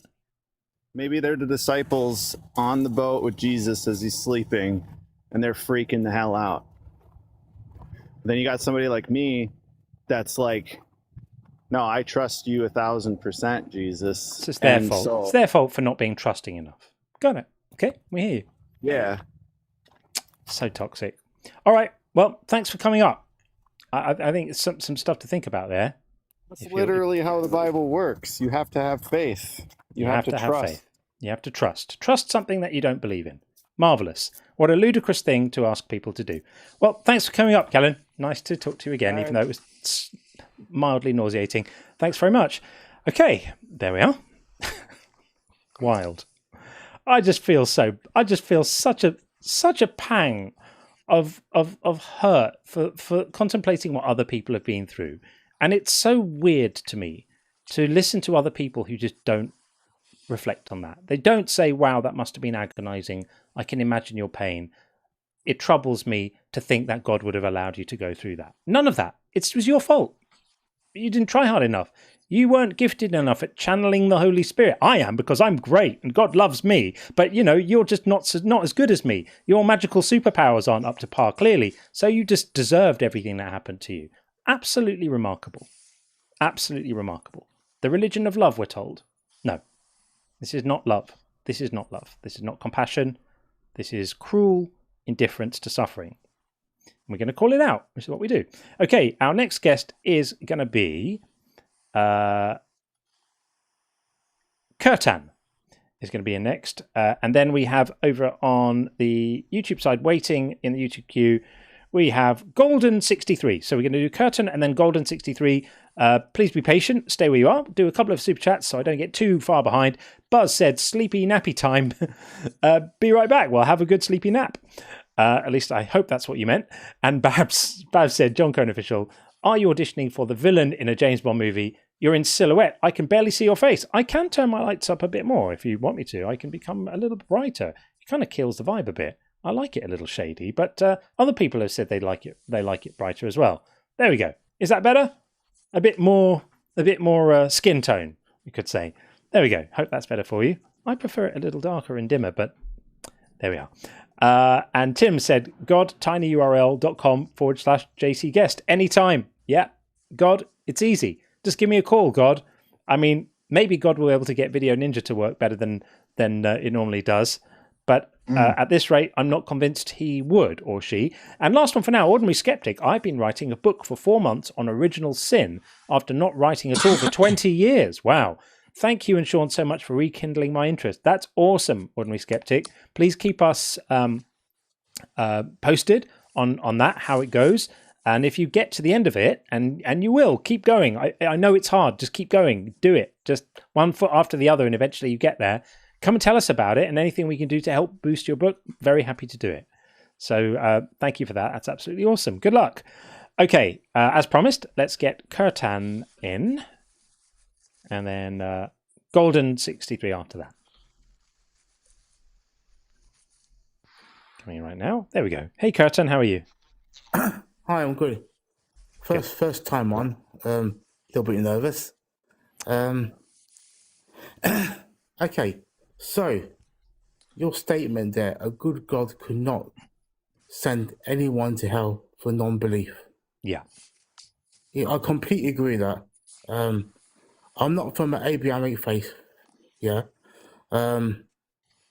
I believe in Lord Krishna, Okay. and Lord Krishna loves everybody. That's what it says in Bhagavad Gita. And regardless of race, religion, background, he loves everybody. He loves atheists. He loves everybody, and he has unlimited mercy. He's unlimited in every single way, and he could not send anybody to an eternal hell. Okay. Well, it sounds like you agree with us then. Yeah, I agree with that statement. A good God could not send anybody to an eternal hell. That seems like such an unjust thing to do. We agree completely. So what I would say then is, one day when we are running a different topic about whether your God exists or not, I would warmly invite you to call us back, and you can present the evidence for why you think Lord Krishna does exist, and we can talk about whether we think that makes sense or not. But today we're looking for opposition to. We're looking for people who disagree with what we're talking about here, and it sounds like you agree with it. So. Thank you for agreeing with us, but perhaps call us back when there's a different topic which might be more suited, and we'd be able to get some more fruitful conversation, because I don't really want to stray too far from the topic today and start talking about, why you believe in the God you believe in and stuff. Okay, can I quickly mention our alternative? Alternative to what? Well, to hell and Yeah. No tell. Well, there are hellish planets, but they're for really, really bad people, and it's not permanent. We basically believe in karma, reincarnation. Yeah. Okay. And so, depending on your desires and your actions in your life, that will determine what you will be in your next life. But again, once you finish that life, you'll get another chance. So it's a constant cycle of So it's chances. It's a timeout on a hellish planet if you didn't make good choices during your life. Yes, and the hellish planets are not permanent though. Yeah, it's a timeout. It's a brief period of punishment on a hellish planet, and then providing you survive that in some way. Not necessarily a hellish planet. You could come back as an animal on Earth, or as a tree or something like that. Cool. Or come back as a human again. I want to come back as a cat, because they have excellent lives. Cats are awesome. They just lie around and sleep and eat and cuddle up and stuff. Can I do that? Can I get a request in somewhere? Lord Krishna doesn't force you to believe in him, right? So does he take requests? So if I really, really, really want to be a cat, it will act according to your desires. Oh, cool. For example, we're all vegetarian, yeah. Holy Krishnas, yeah. Right now, if you desire eating meat so much, then it'll facilitate that in the next life. Maybe it's a tiger or a lion. Excellent. Okay, but I want to be a house cat. Okay, so do all the things you want. Do all the things what a cat would do, and then you might facilitate that. Excellent. All right. Well, will you put in a good word for me? Yeah, I guess so. Yeah, I can pay for it. Yeah, sure. Nice. Thanks. Appreciate it. All right. Thanks for coming up. Cheers. Keep well. All right. Sounds like you got to act like a cat. I need to hear some meowing from you. We got to make that happen for you. Oh, I did just a little. I did that. My cat, who is currently on my lap, was not impressed with that noise at all. Right. Okay. As promised, let's get Golden 63 in over on the YouTube side. Golden 63, are you there? Let's try again. Golden, are you there? It's always the way with this other platform. The moment I go to take a guest in on the YouTube side, it does this. Let's send them a message. Are I'm here. you? Can you guys hear me? Yes, we can hear you. Yeah. Yeah. Welcome in. How are you doing? Great. Yes, I'm doing great. Thank you so much. Good. Okay, I'm going to get your name up on the board. Gordon63. What would you like to say?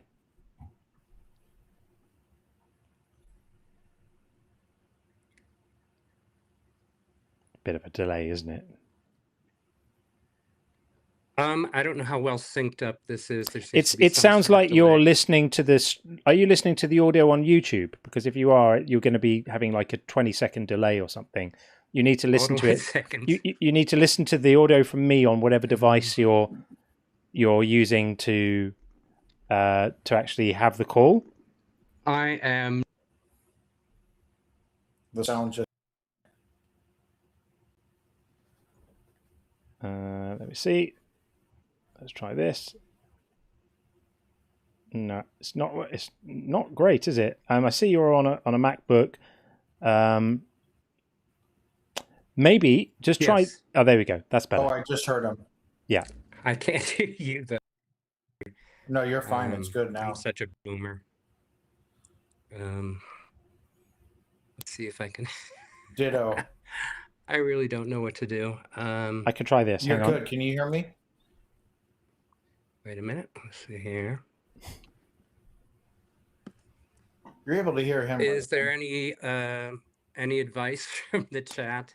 We can all hear you, but for some reason you can't hear us. Is that good. right? Oh, I can now. I can You now. can. Okay. Can you hear me? Yes, I can hear both you guys. Okay, Okay, good. great. All right. So in that case, we'll do that. We can get you up on the screen so we can all see you. Welcome in. Let's forget about all of that stuff that just happened. It's behind us now. What would you like to say? Well, first of all, I want to thank both you guys so much. And if you'll forgive the figure of speech, you're doing God's work. That's just a little joke. Thank you. No, we appreciate that. But this is a debate stream, so we are looking for people who actually Right. disagree with us. Right. So do you Right. do you disagree with us? Well, I don't know if you remember me. I left a few messages. I've been deconstructing for the last, excuse me if I get emotional, That's okay. the last 11 years. Wow. And that previous caller really upset me. Yeah. But that kind of to you guys. I know this is off topic, but that just kind of pushed me. Yeah, we can understand why. And the first thing to go in my journey was hell. That that was the first thing to go right out the window. Yeah. But ever since my dad died, I've been thinking about things a lot. And recently I discovered Justin Deasy's channel and your channel. Yeah. And Justin, with his incredible knowledge of the Bible and Hebrew and Greek, it didn't take much for me to see that the prophecies from Messiah had been completely taken out of context. But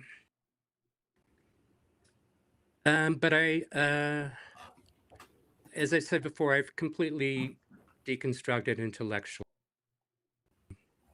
It's a bit hard for me to go the rest of the way.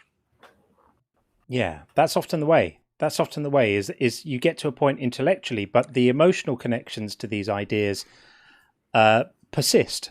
And that's because the sort of emotional centers in the brain are much older, they're deeper, they're more fundamental. So things like, fears and the strong emotions associated with faith, they take a bit longer to go.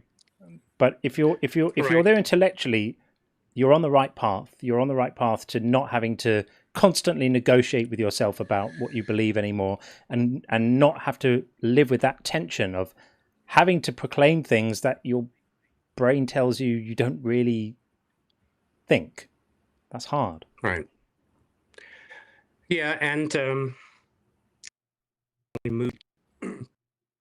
how you had cheated death on one occasion. Mm.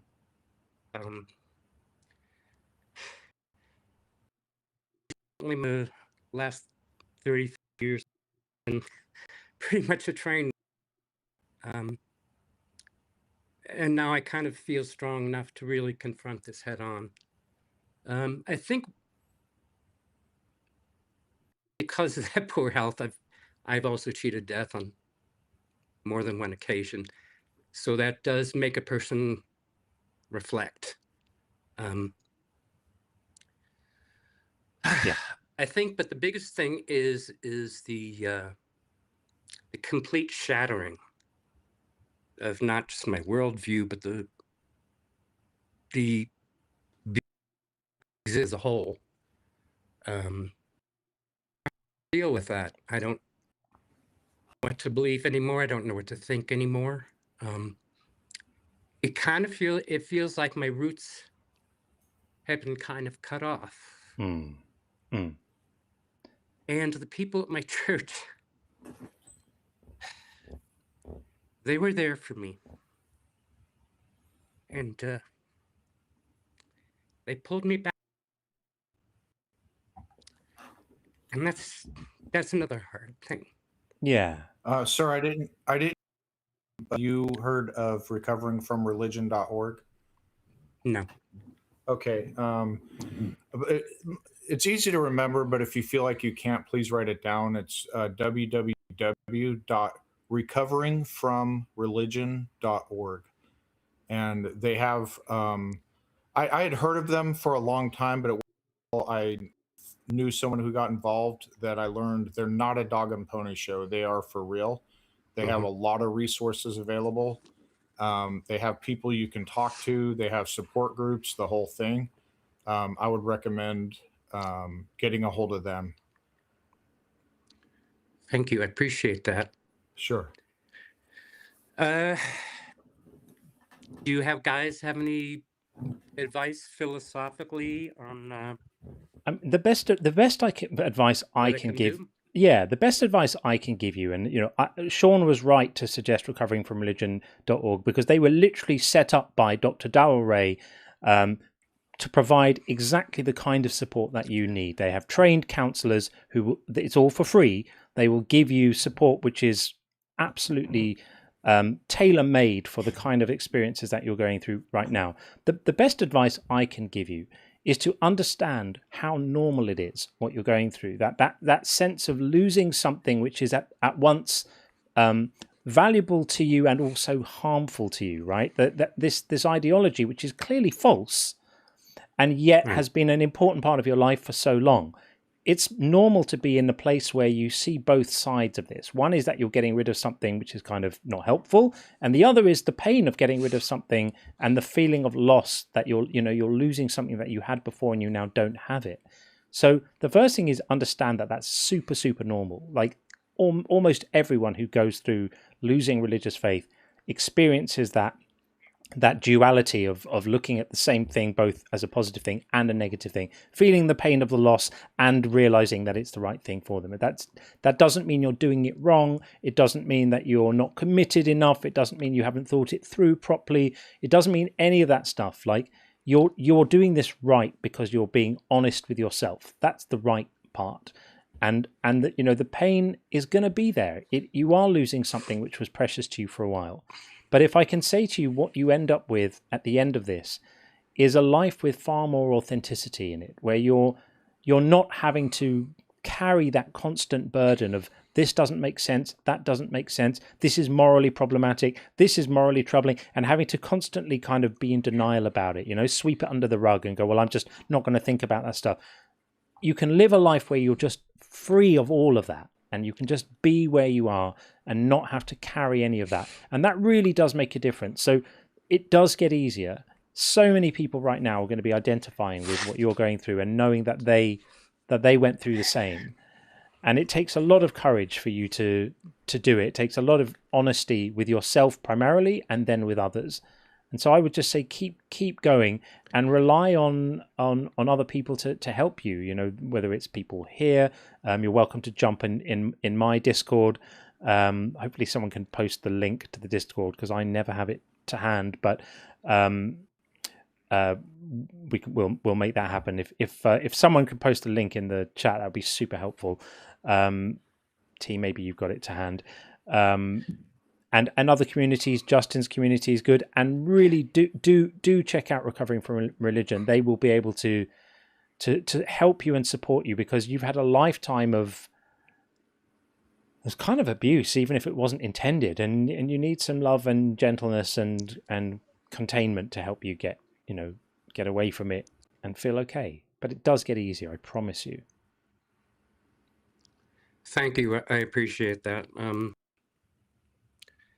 The other thing that did kind of is also a bit of a perhaps a lot less complex and less rational.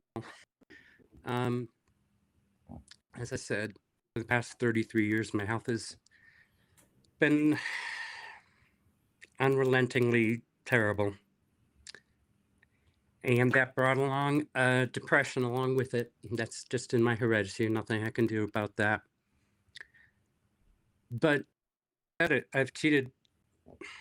To say that I've cheated death more than once is an understatement. Mm. And it does eventually lead one to think that someone or something you. Now I know that's completely irrational. But that's the other major thing that's making it difficult for me to let go. Yeah. Maybe you feel like you still owe it something or something. I feel like as if maybe the universe is telling me there's something more I need to do.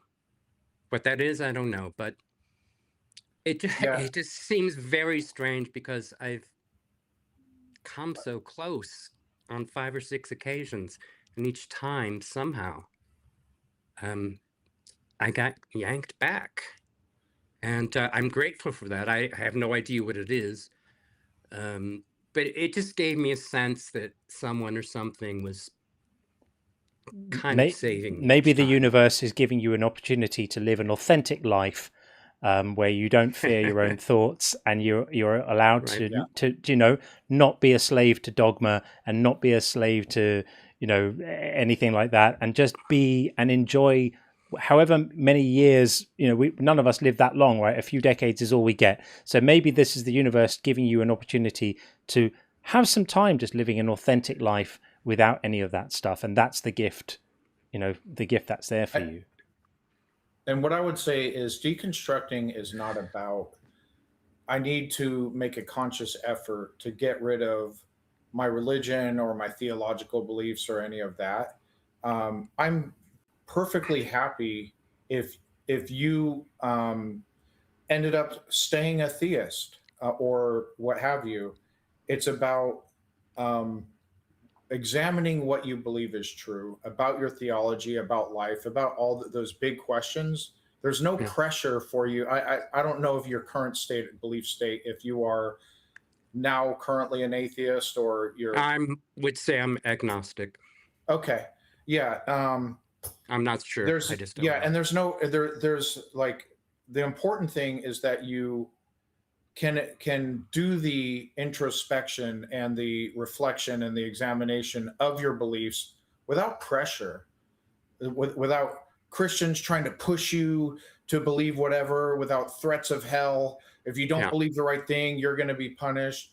Or even atheists, like, you don't need me coming on you saying you need to be an atheist. Like I just want you to have an authentic journey.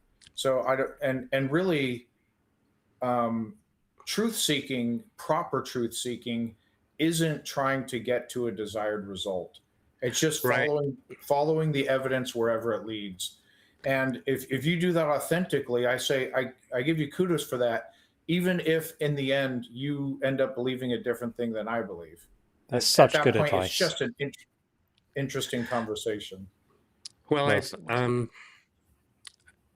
I've always been insatiably intellectually curious. Yeah, me too. But of one thing, I want to know the truth. Exactly. I'd rather know the truth than something that was comforting. And I've always prided myself on critical thinking, logic, reason, intellectual honesty. And I think that should be a course that should be taught to every Completely student, agree. because when I hear these calls, I'm blown away by people's intellectual dishonesty and just not thinking critically and being unbiased. And I think that's a lot of the reason for my journey, Absolutely is right. that I started using that in the area of religion as Yeah. well as in all the other areas in my life. Well, good for you. I And I just think want to know the truth. I think Sean gave you fantastic advice then, which Yes. is don't feel that there's a sort of intended end point that you need to be aiming for. I must get to a point where I identify as this, or I believe this, or that's just putting yourself under a different type of dogma, substituting in a new dogma, which is just a different one to the one you had before. The beautiful thing Right. about all of this is you're entitled to have no dogma. You're entitled to just allow that intellectual honesty to be the thing that predominates your thinking, and that defines you as a person. And that's so liberating. It's exciting. It means you can just explore the world and know that you land wherever makes sense to you, and no one's going to judge you for it. I mean, some people are, but no one you care about is going to judge you for it. And most importantly, you're not going to judge yourself for it. So you get to feel intellectually fulfilled and emotionally fulfilled with wherever that takes you to. And that's a huge win for you. That's something that's worth living for, worth striving for, and worth enduring the sense of loss that you have as you say goodbye to something that was a really important part of your life for a while. And it's okay to grieve that loss, by the way. It's okay to do that. Thank you for being so kind. Of course. I'm not sure what else I have to say, but I'm just an offhand comment. I'm in a very liberal denomination. I'm an Episcopalian. So we don't really believe in all that fire and brimstone and Well, that's a win. hating people because they're different. I'm a gay man, and they've always completely accepted me. Good. Well, good for them, and good for you. Yeah. And I, my hope is that you have people around you that love you for you and will accept you, whatever your, religious inclinations are and your beliefs and your position. And I think that any authentic relationships will survive you having a change of perspective on some issues, because you're still you. All the things that make you wonderful are not going to change. So I want that for you. If you're looking back on this afterwards, somebody very, very helpfully did post the link to the Discord in the chat, so that's there. So if you want to grab that when you review this video later, if you want to, this chunk of the live, you'll see it in there. And we are here for you. We really are. It's like, this is what this community is for: is to lift each other up and to help people who need it. So check out Recovering from Religion and lean on the community here if you need to. There are some wonderful people here who have been where you are right now and will be very happy to, kind of extend themselves towards you if you want to. Thank you again so much. I'm an intensely private person, but I thought appearing on camera was important enough for other people who might be listening. Well, I'm sure you'll inspire them. So thank you for being so courageous and authentic and honest. I normally say to people who are calling in not to debate on the debate streams, call back another day. But my instinct was, this is a man who needs to have this conversation right now. So I'm glad we had it. And I knew it wouldn't here. be as entertaining as your other content, so I apologize. But far more important, actually. But far more important. So thank you for calling in, and hit us up whenever you need to. Thank you. Love both of you guys. All right, buddy. Keep well. Keep well. Bye. Bye. All right. Yeah, it's hard to not be moved, isn't it? By that. Hard to not be moved. You if you have a heart, you have to feel for someone in that position. But he's doing all right. He's doing well. he's on the right track, and I hope that we hear from him again. If you're still listening, stay in touch. Let us know how you're doing. My email address is jon@unconvincedbook.com. You can always drop me an email if you need anything. Just drop me an email and I'll do what I can to help. Okay, let's get back into debate mode, shall we? I've got a stack of super chats, though. I've got to read some of these, otherwise the mountain's going to be too high and I'm going to feel like I'm being ungrateful. So Chris RPG said, you have to say Klaatu Barada Niktu, then God calls. Oh, is that how it works? Apparently that's it. That's it. Now we know. And Aleph Note here, this was while Pajorian was on, said, remember, God still needs to call, and he made the phone, he made me, knows already whether or not I would answer. Maybe his signal isn't so strong. Again, this is just the victim blaming. It's just off the charts, isn't it, with these apologetics? And Chris Evans said, there are over 4,000 known religions. Christians don't believe in all but one of them. I simply don't believe in one more. I can't remember who it was who first said that, but it's a brilliant way of defining the sort of landscape of non-belief, isn't it? Yeah. It's brilliantly framed. Thank you for that. Bethos said, no true Scotsman from Pajorian. Not a good argument. Really not a good argument. Was not good. Not impressive at all. Well called there. And just some random dude on YouTube. Always great to see you, my friend. Thank you for the super chat. Even if you could choose your belief, God would have seen you choose that. God cannot be wrong. So you cannot do the opposite of what God sees. So you do not have the free will to choose your beliefs. Good call. Good call. That's deep, but I see what you're saying there. And we'll just do a couple more before we get our next guest in, who I think is going to be Sven is going to be in next. Sven will be our next guest. Coco said, Pajorian wasn't mind reading. He was stating facts. We don't care about God in our hearts. We don't do anything in our hearts. They pump blood. That's true. That is definitely true. And last of these four now, like a wild wolf. Great to see you. Thank you for this. These callers should learn what Bulverism means. It sounds like I should too, because I don't know. God, I must be really stupid and ignorant. Okay, let us get Sven Stilett in. Be our next guest. Coming in on TikTok. Hopefully. Come on, TikTok. You can do it. Wake up. It's always the pregnant pause while the TikTok transporter. There we go. Hi, Sven. How are you? Sven, are you there? Yeah, I can hear him. Did you hear him, John? No, I cannot. That's weird. Yeah, I can hear you. Chat, do you hear both of us? That's weird, because no one else can hear. No one else can. Only you, Sean. Sven, please drop. I'm going to drop you down. Just request back up again, and hopefully that'll work. Because that's strange. That's a weird bug. Haven't seen that one before. No. That you can hear a guest and I can't. And the audience couldn't hear the guest either. It was like just me. It was just you. I'm the special one. We're going to try and bring Sven straight back in. How's that now? Are you there, Sven? Hello, any better? Yes, that is better. Welcome in. All working now. So, what have you got? I also, like the last guest, attend a very progressive church, the United Methodists. We ordain gay marriage. We affirm trans identities. One thing I disagree with them on is I believe in universal salvation. So I very much agree that a good God could not send anyone to hell for non-belief. But I do tend to like to ask atheists, because some atheists take a problem with universal salvation, because there are obviously evil people, or people that do evil things. Yeah. Do you think that a good God would save everyone, or that a good God would annihilate some people?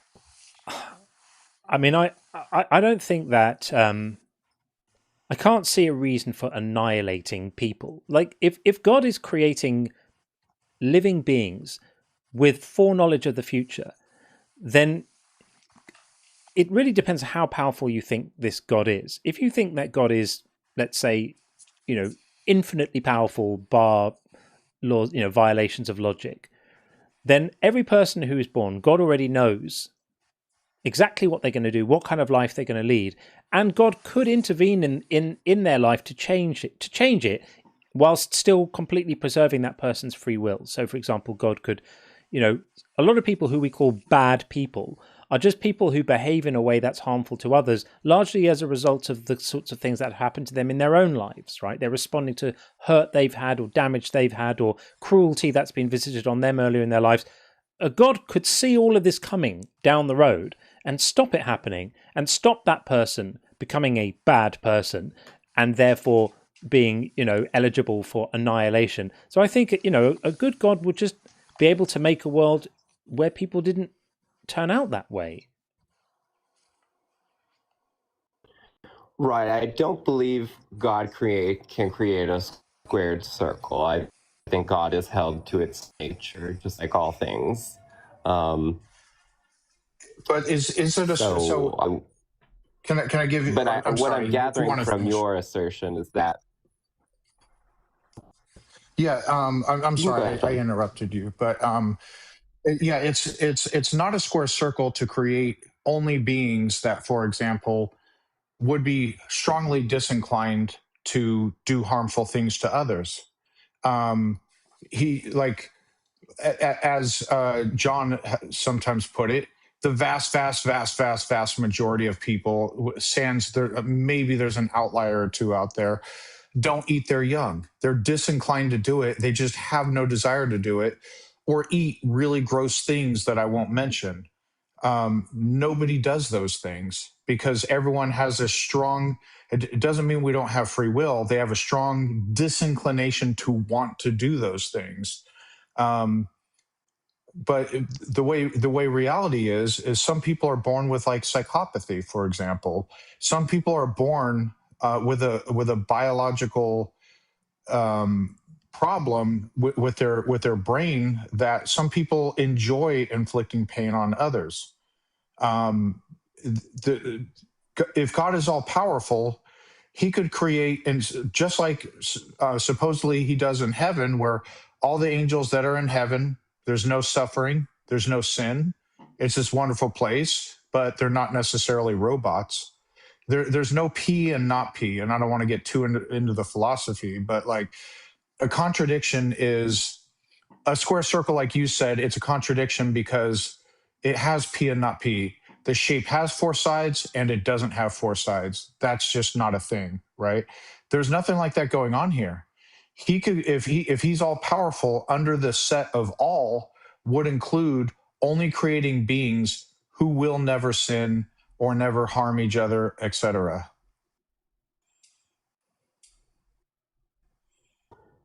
How do we know it's not an illogical impossibility to create humans who will only do good in a material world?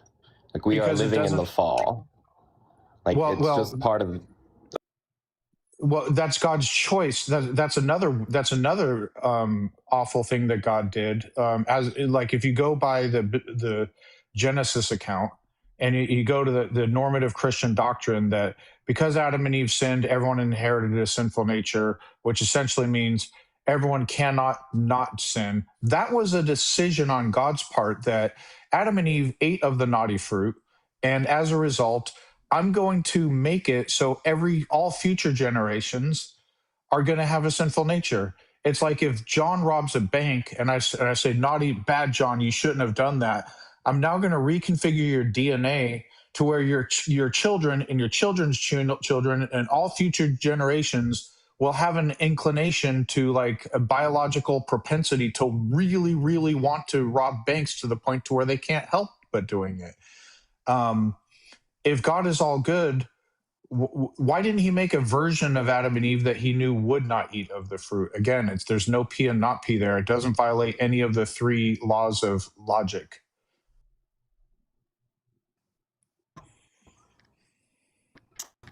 Well, I would say that that's a limit. From studying the God of classical theism, the omnis tend to be maximally powerful, maximally good. That's why I brought up logic and his nature. I didn't just say logic. I said he can't go with things against his nature, and just brought up that logic was part of his nature.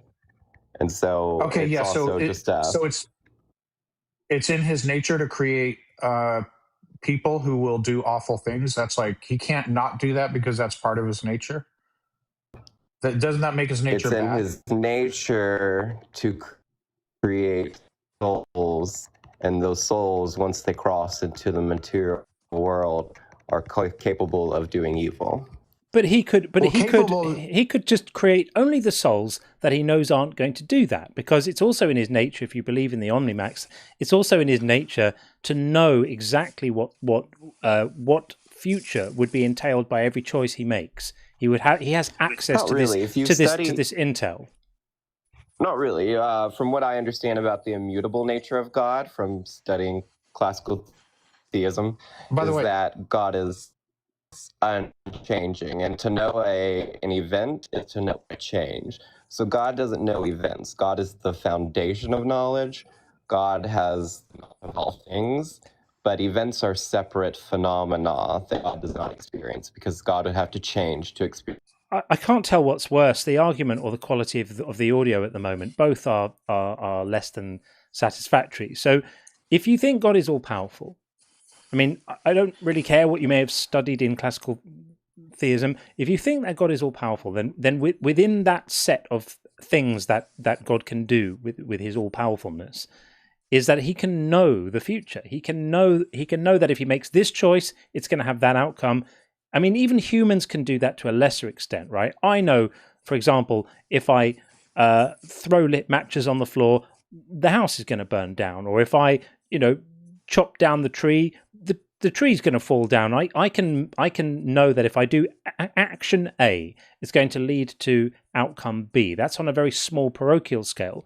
But a God with all this maximal power would be able to do this on a much grander scale. So God would know this soul is going to do this, and I'm going to end up having to destroy him or annihilate him or whatever. God could just go, I'm not going to let these ones exist. I'm just going to put out the nice ones, and it would be an act of mercy to just not allow the other ones to exist.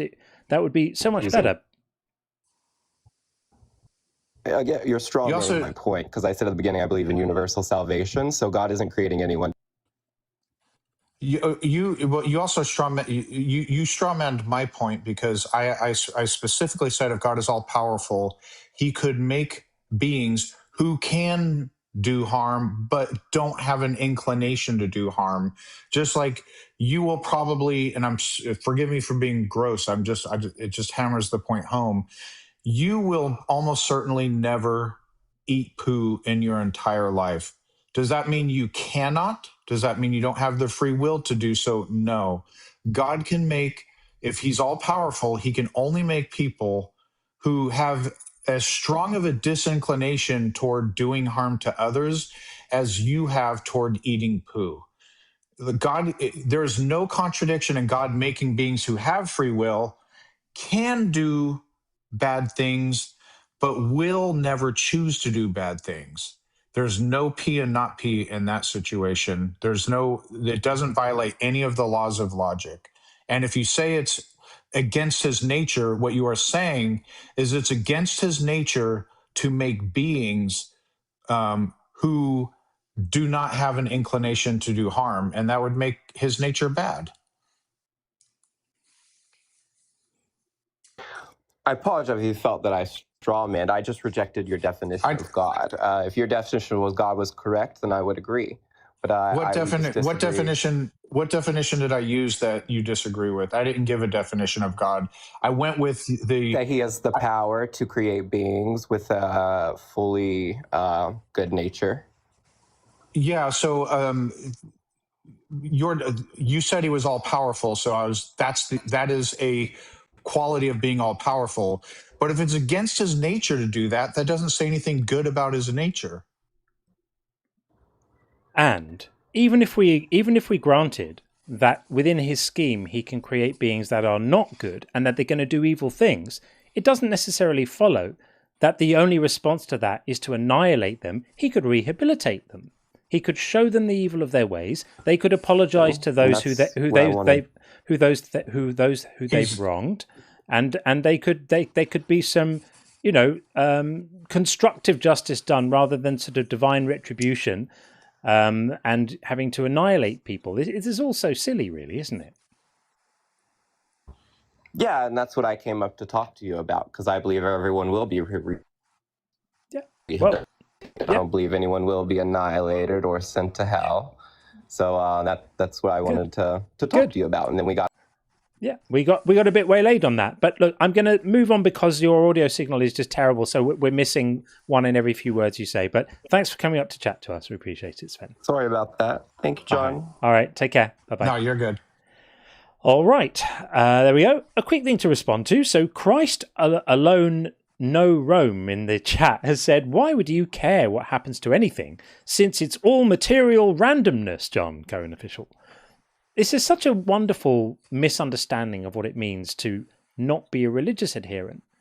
To think that just because I don't share your religious inclinations, just because I don't agree with your preferred religious framework, that the only available way of looking at the world is that everything is just material randomness, and that's it. That nothing has any value, and that it would follow from me not being a member of your religious gang must mean that I don't care what happens to anyone. It's to miss out on so much of what it means to be a human being.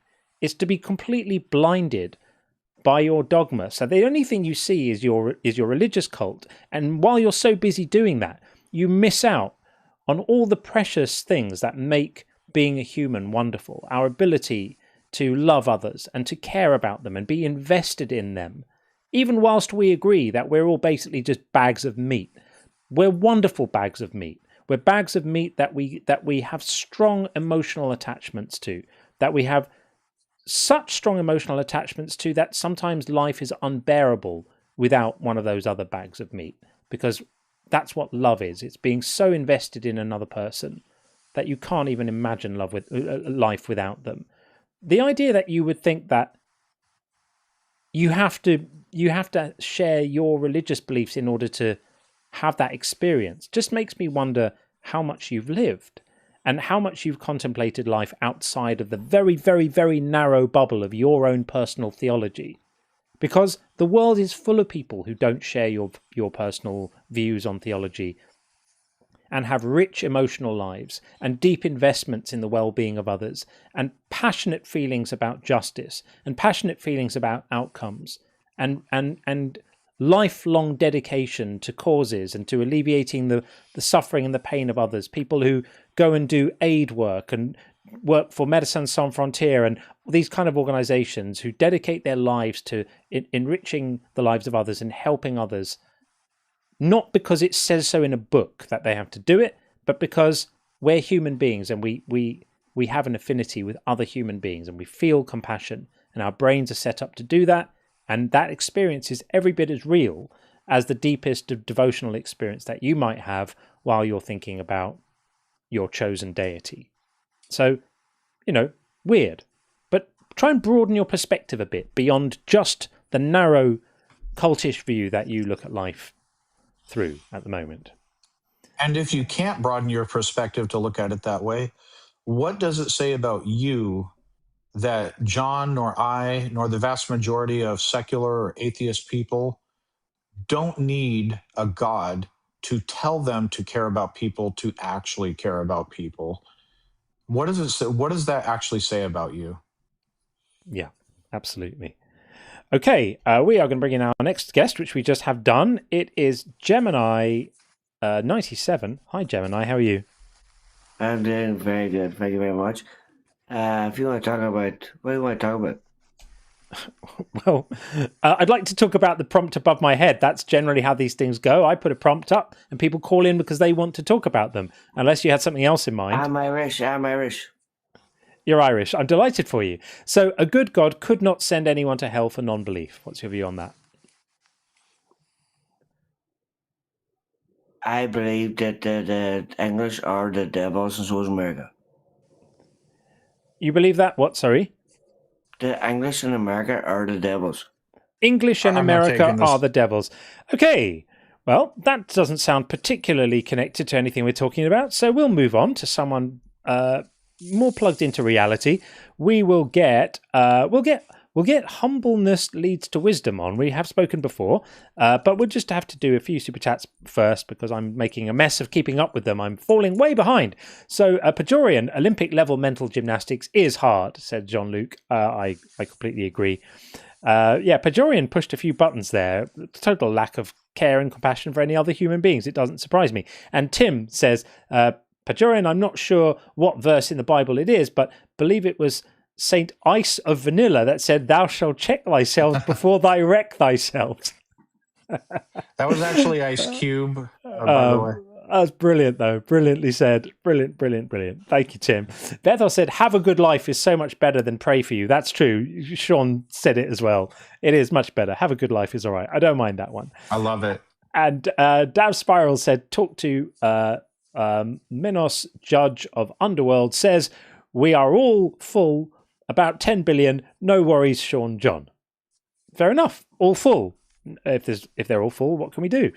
And T said, "It's 100% about belief. See John 3:16." Again, this is why we were speaking to Gene, who was trying to say that it's that salvation is not just about belief; it's about other things. But John 3:16, John 3:18 lays it out. Without the belief, all of that other stuff is impossible. Cannot be done. So belief is the deciding factor there. And Tim said the only difference between Christian Tim and atheist Tim is how much free time I have on Sundays. Where do I go? Or do you even have to get up at all or go anywhere? It's amazing. Claim back the day for yourself. Brilliant. And Babs said, "On the day of judgment, they will cry unto the Lord, but Lord, we did not know. And he shall say unto them, well, ye know now." Quote Reverend Ian Paisley. Wow. Is that what Ian Paisley said? Amazing. Doesn't surprise me. And Simeon Urchin, great to see, friend, said, "Made it through a tornado. Praise JC, not you, Jesus." You made it through a tornado? Wow, if that's true, I'm certainly glad you're okay. That is scary. We don't really get tornadoes in the UK, but I know that in the US they happen in certain parts quite a lot. And They blow. They are scary. I know. I've seen the results. I have family in St. Louis, and when I was there not too long ago, we were driving past homes that had been so badly damaged by a tornado a few months back. They still were needing to be fixed up, and in really, really nice areas as well of the city.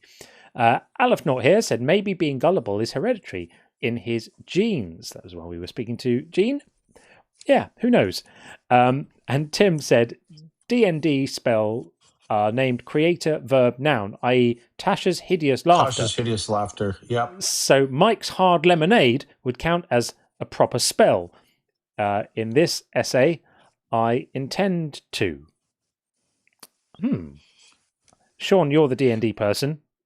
What does that mean? I'm not getting the joke here. Count. Did we bring up Mike's Summerlin? Tasha's hideous laughter is a level 1. Is it? I forget the name of this, or anyway, the category of the spell, but it's a level 1 spell in D&D. It causes people to like fall over laughing, and they can't stop until they pass a saving throw. And There you anyway, more than I think most wanted to know, but there you go. Fair enough. Okay, let's get our next guest in. It's going to be humbleness leads to wisdom. We have spoken, of course, before, but going again. Hey, humbleness, how are you? I'm good. How are you? Very well indeed. Welcome back. What would you like to say? So I was hoping to maybe do a different approach because I'm just going to use an analogy. It would be like me trying to explain the horrors of war when you've actually gone to war and I haven't, and I'm trying to tell you, communicate to, it's not going to really connect. So I was thinking of a different way. Mm-hmm. And there's a guy on TikTok. He said he was I believe he's been a lifelong atheist, and he said he was going to do this experiment where he's going to pretend that God is real for 30 days, and then on day 20 he was like, "I'm Christian now," and he's like, this isn't fake, and he has a whole like series of videos breaking down like what happened and his And the what do you think? process. What do And you think this establishes? That one person went through that experience. What do you think that establishes? I mean, I think for spiritual things, I think spiritual things do have to be confirmed through your own spiritual experiences. You can't really have anyone tell you like, oh, this, tell you spiritual truths. They kind of have to be confirmed by the Holy Spirit, and that's a whole other thing. But he was like, all right, I'll try it. And so to me, what that experiment establishes is that some people can get into a situation where they make themselves open to becoming persuaded of certain things, and the experiences they have persuade them of those things, and then they have no choice but to believe those things. So you will also find people who have done such things and have not been persuaded. I did an 11-week Christianity course where we were doing prayer evenings and Holy Spirit weekends and study courses and study things and reading scripture and all of this sort of stuff. Some of the people on the course started out as non-believers, and by the end of the course they were believers. I did the course and I was fascinated by it. I found it really interesting, but there wasn't a single moment where I felt persuaded that any of the stuff was true. I just found it interesting. I did it 3 times, by the way, in 3 different churches within a period of quite a few years, about 8 or 9 years. I did that course 3 times. It's a thing they have it in the UK called Alpha, and I did it 3 times because I was interested to see how 3 different churches delivered the same kind of material, and it was really fascinating. But at no point did I find it compelling. But another person did. So when you tell me about the guy on TikTok who decided to do this, I'm going to pretend to believe, and then on day 20 he became a believer, either the whole thing is not true and it's completely made up and it's just a really effective proselytizing tool to be able to tell a cool story bro like that, or it really is true and maybe he just got persuaded. Okay, well, maybe he's a little gullible. And there's hundreds of us listening right now who were not pretending. We actually did the things for years and we end up losing our faith. Adam in the chat saying the guy he's talking about is a fraud. He was outed as always having been a Christian. He pretended to be an atheist who was converted. I'm just looking. It was a scam, naturally. So there you go. That was my first hypothesis. So the first possibility I said is that it was just not authentic. It seems to be that that's the case here. But even if it had been authentic, all it would tell you is that a particular person put themselves into a position where they were able to become convinced of something. That's unremarkable. yeah, I saw that video. It was just the end video, day 20, right before I came on your live. So I should have probably checked it out before I referenced it. But that's okay. It's all right. I think there might be other examples out there, and kind of like what you hit on. People do get convinced, and I would say maybe there's another option that they actually do feel the promptings of the Holy Spirit, and that is what is taking place. Possible, but you would then have to explain people who have exactly the same experiences in other religions, right? People who feel the promptings of Vishnu, or feel the promptings of Allah, or feel the promptings of the Aboriginal ancestor gods, or feel the promptings of insert chosen deity here. That you can find people all over the world who have felt the promptings of things. The question is, you have to have a consistent standard of evidence. So if you're going to count that, someone feeling the promptings of the Holy Spirit, claiming that as evidence, then to be consistent, you have to apply the same standard to people who have exactly the same experiences in other religions. So presumably all of those are true also. Yeah, I see what you're saying. Do you think there could be truths in all religions, but maybe some religions have more truths than others? I mean, it gets a bit tricky because they make contradictory claims. So, yes, it's possible that a given religion may make a claim that happens to be true. I would never make the claim no religion has ever said anything that happens to be true, or wise or worth listening to. But they all contradict each other, so they can't all be true globally, can they? Right. Like Islam denies the crucifixion, and yeah, exactly. they do acknowledge he was a great prophet, maybe it's a stepping stone to Christianity. Maybe, but they also say he wasn't a deity, right? He was just a prophet. He was just a guy. He wasn't God, and they claim to have divine authority for making that claim, right? So that's a very, very big thing. It cannot be true that is true, and that also it's not true. So this is the problem with for me as a non-religious person.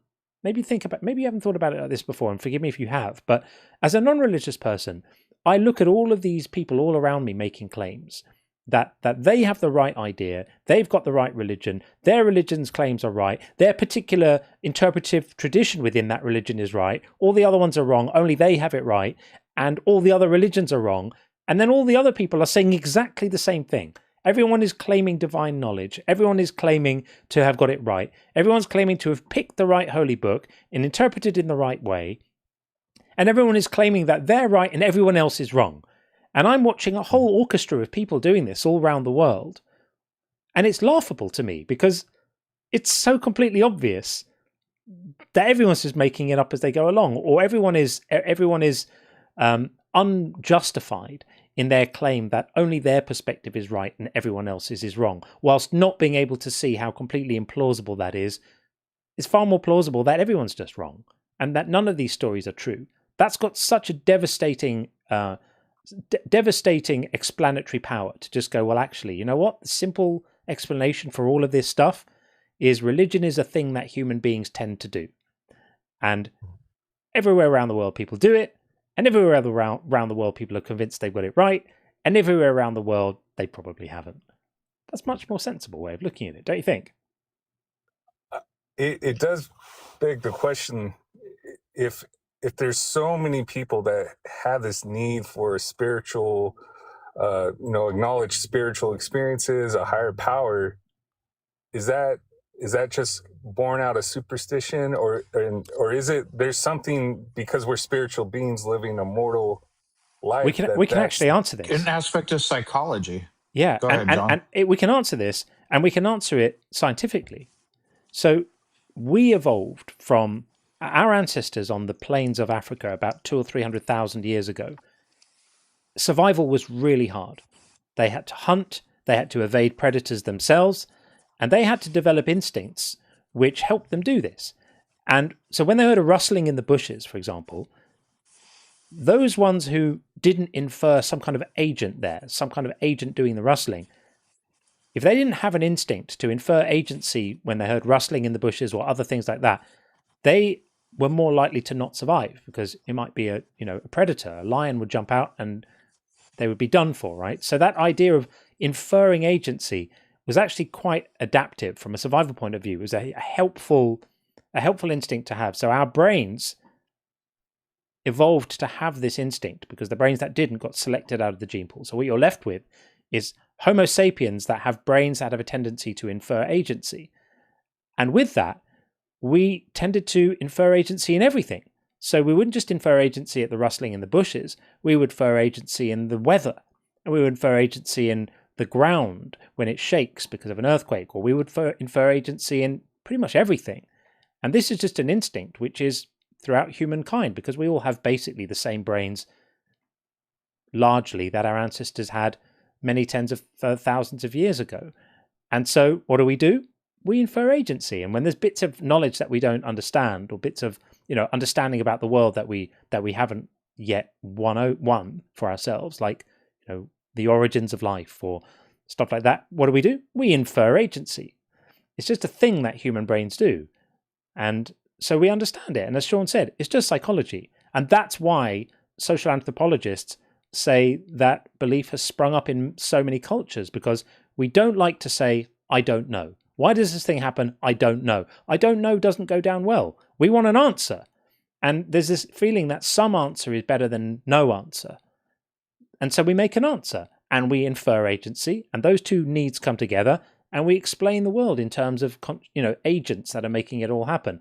And then we call it spirituality. It's not. It's just a leftover from the way our brains were shaped. So I would push back a little because in modern age, is we have it so comfortable. We don't have to believe in a higher power. We have a bunch of technology that allows us to understand the world a lot more thoroughly. And yet, I know I was looking at some statistics, and I think in the U.S. from 2020, Christianity has grown by several million. It hasn't gone down, and there's kind of a revival going on.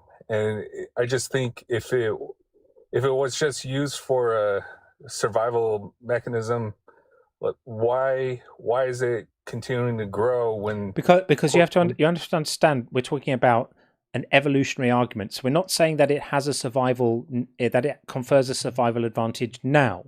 We're saying that there are aspects to our brains which evolved for survival, which then have like secondary effects, like the ability to play musical instruments or paint pictures, which don't themselves have a survival value, but they're what our brains give us. So the fact that our brains developed that way over hundreds of thousands of years explains why they are that way now. We're not required to say it must therefore have a survival advantage now. It doesn't have a survival advantage now, but these are still the brains we have.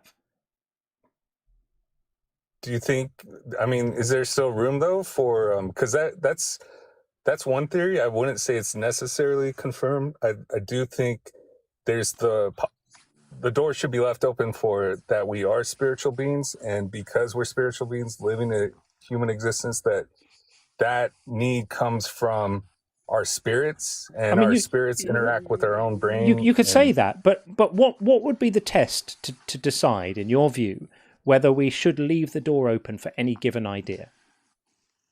Any idea. So it doesn't have to be that one. Think of an idea. Let's say someone says, so there are lots of claims of alien abductions, for example. Should we leave the door open that these claims are true? What about fairies at the bottom of the garden? Do we leave the door open for fairies because it might be true? Right? That some people would say that, I'm trying to think of really silly examples. The stork theory, that babies don't come from human reproduction, they're delivered by storks. Shall we leave the door open on that theory just in case it's true? We need to have a justification for leaving the door open on an idea. And yes, it could be true that we're all spiritual beings, but the time to think it is when we have evidence for it. And there's no evidence that we're spiritual beings. So I would say, evidence is probably what you would use to determine. And I've been reading near-death experiences, and there's people that have never heard of Jesus Christ. They've never have been, introduced to Christianity, and then they had an NDE, and then when they came back, like later in their life, they were talking to a Christian, and they were like, oh, that was Jesus Christ who I saw. People who have near-death experiences almost universally experience things that are part of the culture that they're in. You can find people who will then say, but I spoke to this person who had a near-death experience and the things that they described sounded a little bit like Jesus or stuff like that. But there's actually research in the literature of people having near-death experiences in different cultures and reporting the entities and the gods from those cultures. And that's not surprising because people close to death, their brains are doing all sorts of fancy things. We know what causes these things. You can bring them on artificially. You can make these experiences happen artificially with drugs and electrical transcranial stimulation and all sorts of things. You can bring on these experiences in people, and they tend to see the symbology of the culture that they know. Symbolism. Symbolism. Yeah, sorry. No, that's okay. It's from Boondock Saints. Also, in the similar vein, people who report alien abductions tend to portray the oval head, the big eyes, the long, slender, frames with long, limbs, etc. It started lining up with what they're exposed to in pop culture, where if there's life out there, we have no idea what any of it looks like. But I could just argue, hey, they're all describing the same thing, so that must line up. But it's just what they are exposed to in pop culture with respect to aliens. So just kind of using that, what if you had someone that was never been around American Hollywood movies, that culture, totally different culture, and described an alien just like how you said, and like where did that come from? And why I'm saying that is there are examples of that. There's a website, I should have screenshot it maybe next time, but and the guy's like a PhD, he has a PhD doctorate, and he's collecting these stories of people from outside of Christian faiths in the world, and then later on life there's very few places where people don't know Christianity, and the problem is, so I would need something like NDEs or whatever to be researched and like through peer-reviewed processes. Too many people have biases. People can lie. It's impossible to investigate somebody's former personal experience. Sometimes the brain fills in things after the fact. To me, that like these types of an NDE is still another personal experience, and I think personal experiences, we get them all the time. People will call in, I had this experience when I was 12, this one thing happened. They got this to them, they feel it's a compelling story on their side. It's never a good reason for somebody else to believe. And even if they had them, it never means therefore an actual deity exists. Yep. Because people can experience things for a myriad of reasons. And also be more skeptical when you hear there's this guy with a PhD who's researching this. That's not good enough. That you're going to find outliers in all areas, people who claim things. There were two guys with PhDs who reported that Uri Geller was bending spoons with his mind at Stanford. It was all written up. It was all complete bollocks. He was bending them on the table. He just did it in a really clever way that fooled them. It took bringing in James Randi to oversee the test protocols and understand what was going on to pull the cloth off this thing and reveal what was actually happening. So, a guy with a PhD who says X is not it. It's not it. You need to have a slightly higher bar of skepticism, not cynicism, but skepticism for accepting the claims of people who say these sorts of things. When you really look at them properly, when proper standards of scientific methodology are applied to these claims, they all collapse, all of them. NDEs have been studied. There's no there. There's nothing there. It's brains doing funky stuff when they're close to death. Okay. So I would say there's probably a reason why each person has to get their own testimony, their own witness. Is because you do see people that claim they talk to God face to face or something, and now people kind of blindly follow them. They give them all their money, because they're going to be given a golden ticket to heaven, stuff like that.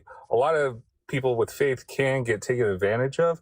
And I think one of the beautiful things about the gospel is that it gives you the power of discernment. So you can even figure out, am I deceiving myself? And that's kind of where my experience come from, is when I studied Christianity, it allowed me to see my own BS, I guess. Do you know what the real power of discernment is? Sound epistemology, the application of logic and reason, and having evidence-based beliefs. That's the way to discern reality. And you don't get that from the Bible. The Bible tells you to lean not on your own understanding, and the Bible paints it as a virtue to believe things on zero evidence and to believe them even when the evidence is against you as a show of faith. This is not how you stop yourself being, conned and taken advantage of. It's a terrible, terrible epistemology to teach. It's a terrible approach to venerate. Terrible. So anyway, with that said, thank you for coming in to talk to us. We will move on. Have a good day. And you. Bye-bye. Okay. We are going to get in next The next call is going to be ex-young Devin, and then we have Robert waiting in the YouTube queue on Video Ninja. Robert, we see you. Thank you, my friend. We will, if you can bear with us, we'll get you in after this. I did promise ex-young Devin that we would get them in next, and we're going to do that after I read a couple more of these messages. Buzz, thank you so much for sending that super chat. I didn't have a message attached. I wonder if it might have had an emoji on the other system, but thank you, Buzz. And Kokos said, hasn't Jeebus died for all our sins, past, present, and future? I'd say hell is out of business. True, if that debt was truly paid, what do we need hell for? I completely agree. And Buzz said, restarted phone twice to get super chat to work. Okay, that was the one you said earlier. Hopefully that's all right now, Buzz. And Buzz also said, Dharma got 72 virgins to kill, rape, and eat in that order when he got to heaven. I mean, it's supposed to be each person's paradise, right? Yeah, grim. Absolutely grim thought. And Adam Carmona said, I have a relationship with Minnie Musia. Minnie Musia. Fair enough. Well, congratulations on that. Always great to see Penelope in the chat. Thank you, Penelope. Ems is more responsive than the Holy Spirit. You call Ems and he's there. This is true. Ems is our spirit animal on this channel. We all love Ems. And we love Mikhail as well, who's the sort of Ems version 2. We love them both. And Scaddy Music said, taking a closer look to heaven, it's just as cruel as hell. To exist for an eternity is meaningless if there's a limit of things to do and get bored. Yeah, and I still think this idea of heaven is pretty like Stepford and upsetting if you think about it. Imagine being in heaven because you just did it right? You did all the right God moves and said all the right things to Jesus and found yourself convinced of all the right things. But other people who you loved didn't. Maybe your son, maybe your brother, maybe someone else who you love. And while you're up there praising Jesus and singing how great thou art and doing all of that stuff for a trillion years before you even got 1% of the way through it, you know that guy who you're praising is currently burning the people you love in the torture dungeon downstairs. Don't you think it would put you off a bit? Wouldn't it put you off enjoying your heavenly mansion and your praising and worshipping to know that the guy you're praising and worshipping is currently torturing, the 6 million who were killed by the Nazis? 6 million Jews are now having the Nazis' work continued for them by the God of the Bible who, because they didn't accept Jesus, well, sorry, rules is rules, straight out of Auschwitz and into hell for God and Jesus to carry on the work. And some of the guards are in heaven. They repented and they found Jesus. Yeah, or they believed all along. That was it, right? So in they go. And that would spoil the enjoyment of heaven for quite a lot of people, I think. And then we're told no, because there's no sadness there. Okay, so they wipe your brain so that you don't actually remember the people you loved. It doesn't sound wonderful to me. Or you don't care about them. Or you just stop caring. Yeah, you just stop caring. They give you the heavenly brain wipe, so you become indifferent to the suffering of people you cared about before. It sounds pretty grim. So yeah, I agree with you. Heaven is cruel and horrible as well. Right, let's get ex-young Devon in. And then, as I said, Robert, hang tight, my friend. We'll get you in just after this call. Here we go. Hey, young Devon, how are you? Hey, Sean and John, how y'all doing? Good. Good. How you doing? Hey, so I'm looking at the prompt. Good God cannot send anyone to hell for non-belief. Yeah. I would disagree because I think it's based on the circumstances. But I heard earlier that y'all said that you can't choose your beliefs, correct? You cannot. Yeah. To what extent? Because we clearly know that people can self-dilute. So they could be faced. So, for example, flat earthers, they could be faced with the evidence, and they could choose to ignore it. Right. Here's how this works. So, flat Earth is a good example. So, if somebody is a flat earther, there's two types of flat earther. There's a flat earther who really honestly believes the Earth is flat. In which case, what that means is that they have become persuaded by the evidence they saw, the memes, the YouTube conspiracy theory videos, the what they're not telling you videos, all of that stuff, right? They've genuinely just bought that stuff. Maybe they don't have much of a education a background in science education to be able to counter the things they've heard. But for one reason or another, that messaging's got through to them, and they genuinely do believe that the Earth is flat. That's the first type. And then you have the other type, who is more perhaps what you were alluding to, doesn't really believe it, but behaves as if they do. Right? They claim it. They claim it because it's fun to be a contrarian, and it's fun to troll people on the internet, and it's fun to be part of that kind of, the group of cool kids who know the real secret, even though everyone else silly still thinks the Earth is, not flat. They don't necessarily really believe it, but they're just partaking in the cultural moment of it. Well, those people don't actually believe the Earth is flat. And the first people do believe the Earth is flat because they were persuaded by it, and they didn't choose. There was no choice there. They found the arguments persuasive.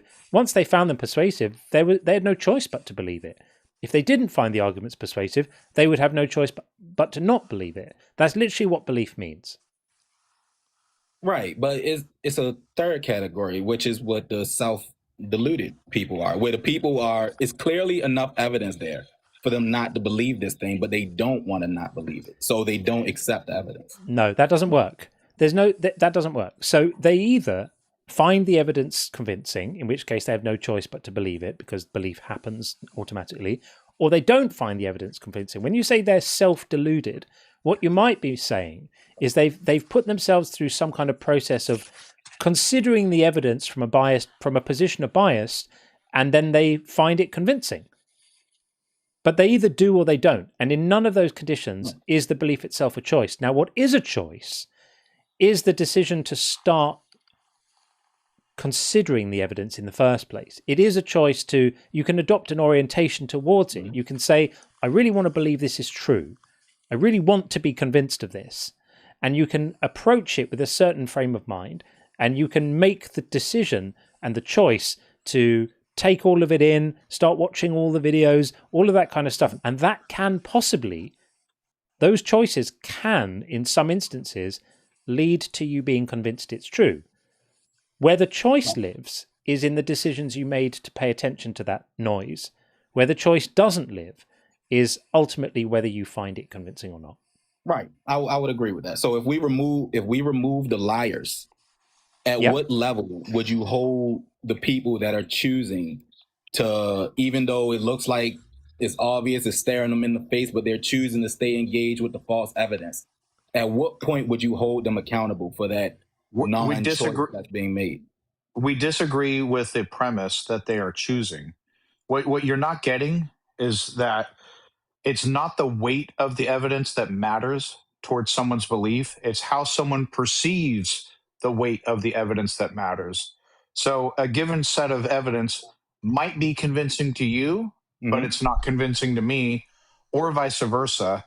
And you can be incredulous. And trust me, I've dealt with flat earthers. I understand where you're coming from. And I do think a number of them are probably lying about what they believe for whatever reasons. But at the end of the day, it's how you perceive the weight of the evidence. Let me ask you a question. How sure are you that the world is shaped like an oblong sphere? Spheroid, I think, is the proper term, but you get what I'm saying, a globe. Yeah. How sure are you that the Earth is a globe? I'm as sure as I can be about anything, almost. But how sure are you? I mean, it's pretty, I'm pretty sure I trust what the scientists are saying, but that's as far as I can take that, right? Where I trust what the scientists are saying about it. Okay. I can't really put a number on it. Of course. No, that's fine. Yeah. No, that's it. No, I feel an incredible high degree of confidence. But you have a high degree of confidence that cars exist, right? Like extremely high, right? Right. I'm assuming that I am. Yeah. I think therefore I am. Can you just decide to like delude yourself and stop believing cars are real? I don't think so. I don't think it would be easy, but I think it's possible for you to self-delude. Like I think you can, I think how our brain works, we have trauma responses. So I think you can keep telling yourself something and traumatize yourself to a degree where you start to actually believe what you're telling yourself. And I think that's supported in psychology. I'm gonna hand you half a win on this point. And here's the half win I'm gonna hand you, right? You can sometimes make a decision to talk yourself into something. And so when we talk about becoming convinced or persuaded, that doesn't definitionally have to come from outside. You can sit down on your own in a cave and say, right, I'm now going to talk myself into thinking cars don't exist. And you can work really, really, really hard on it. And if you do that, for some people, under some circumstances, at some points, the decision to do that process may end up with you becoming convinced cars don't exist, in which case that change of belief isn't a choice either. It's that you have now become convinced that something's true and you have no choice but to believe it because now you've convinced yourself of it, right? That you're still locating the choice in the decision to start doing a process. And the outcome of that process when you start it is unknown to you. It may work, it may not work. If I had to sit down on my own for a year and do absolutely nothing all day, but try as hard as I can to believe that cars don't exist, I think I'd probably fail. But there may be people who might succeed, right? And the success or failure of that task is not a matter of choice. It's a matter of how your brain responds to the input that you are now giving it yourself. So you're now going, cars don't exist, cars don't exist. Everything I've heard about cars is a myth. All the cars I've seen in my life were a hallucination. You're telling yourself over and over again, I think I'd probably fail at that. And the fact that someone else might succeed doesn't mean that you can still choose what to believe. And the reason why it's so important is let's get away from the abstract and let's bring it back to what we're really talking about. The reason why we say this, the reason why this conversation is important, has got nothing to do with people's views on cars. It's to do with a theological framework that says, if when you die, you don't believe the right things, there are consequences for that. And what that does is it places moral responsibility on you to believe the right thing. But if you are genuinely not convinced of that thing, then all you can do, if you want to avoid the consequences, is try as hard as you can to believe it. But what if you fail? There are millions of people who tried as hard as they could to believe that God is real. That's what holding on to your faith is. It's trying as hard as you can to not let it slip away by believing it's real. And millions of people have failed to do that. But according to Christian theology, those people are now still morally culpable. So I think in Christianity, it would depend on like for y'all example, y'all would say that people are incapable of believing, correct? Some people are incapable of believing certain things. Some people are completely incapable. Right. So I think in Christianity, just like a baby is incapable of believing, or if somebody is mentally challenged, they're incapable of believing. You're not judged for things that you couldn't have known or couldn't have figured out or whatever like that. That would apply to all non-believers then.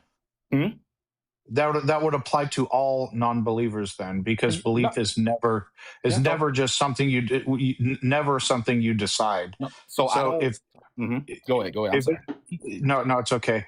If it applies to all non-believers, and from your framework, you're saying people who can't believe. If you don't believe, it means you can't. Not with the information you've been presented with so far. That means it would apply to all non-believers, which would mean belief in God is irrelevant to salvation at that point. No, not at all. Because I think hold on, say what the last thing you said again.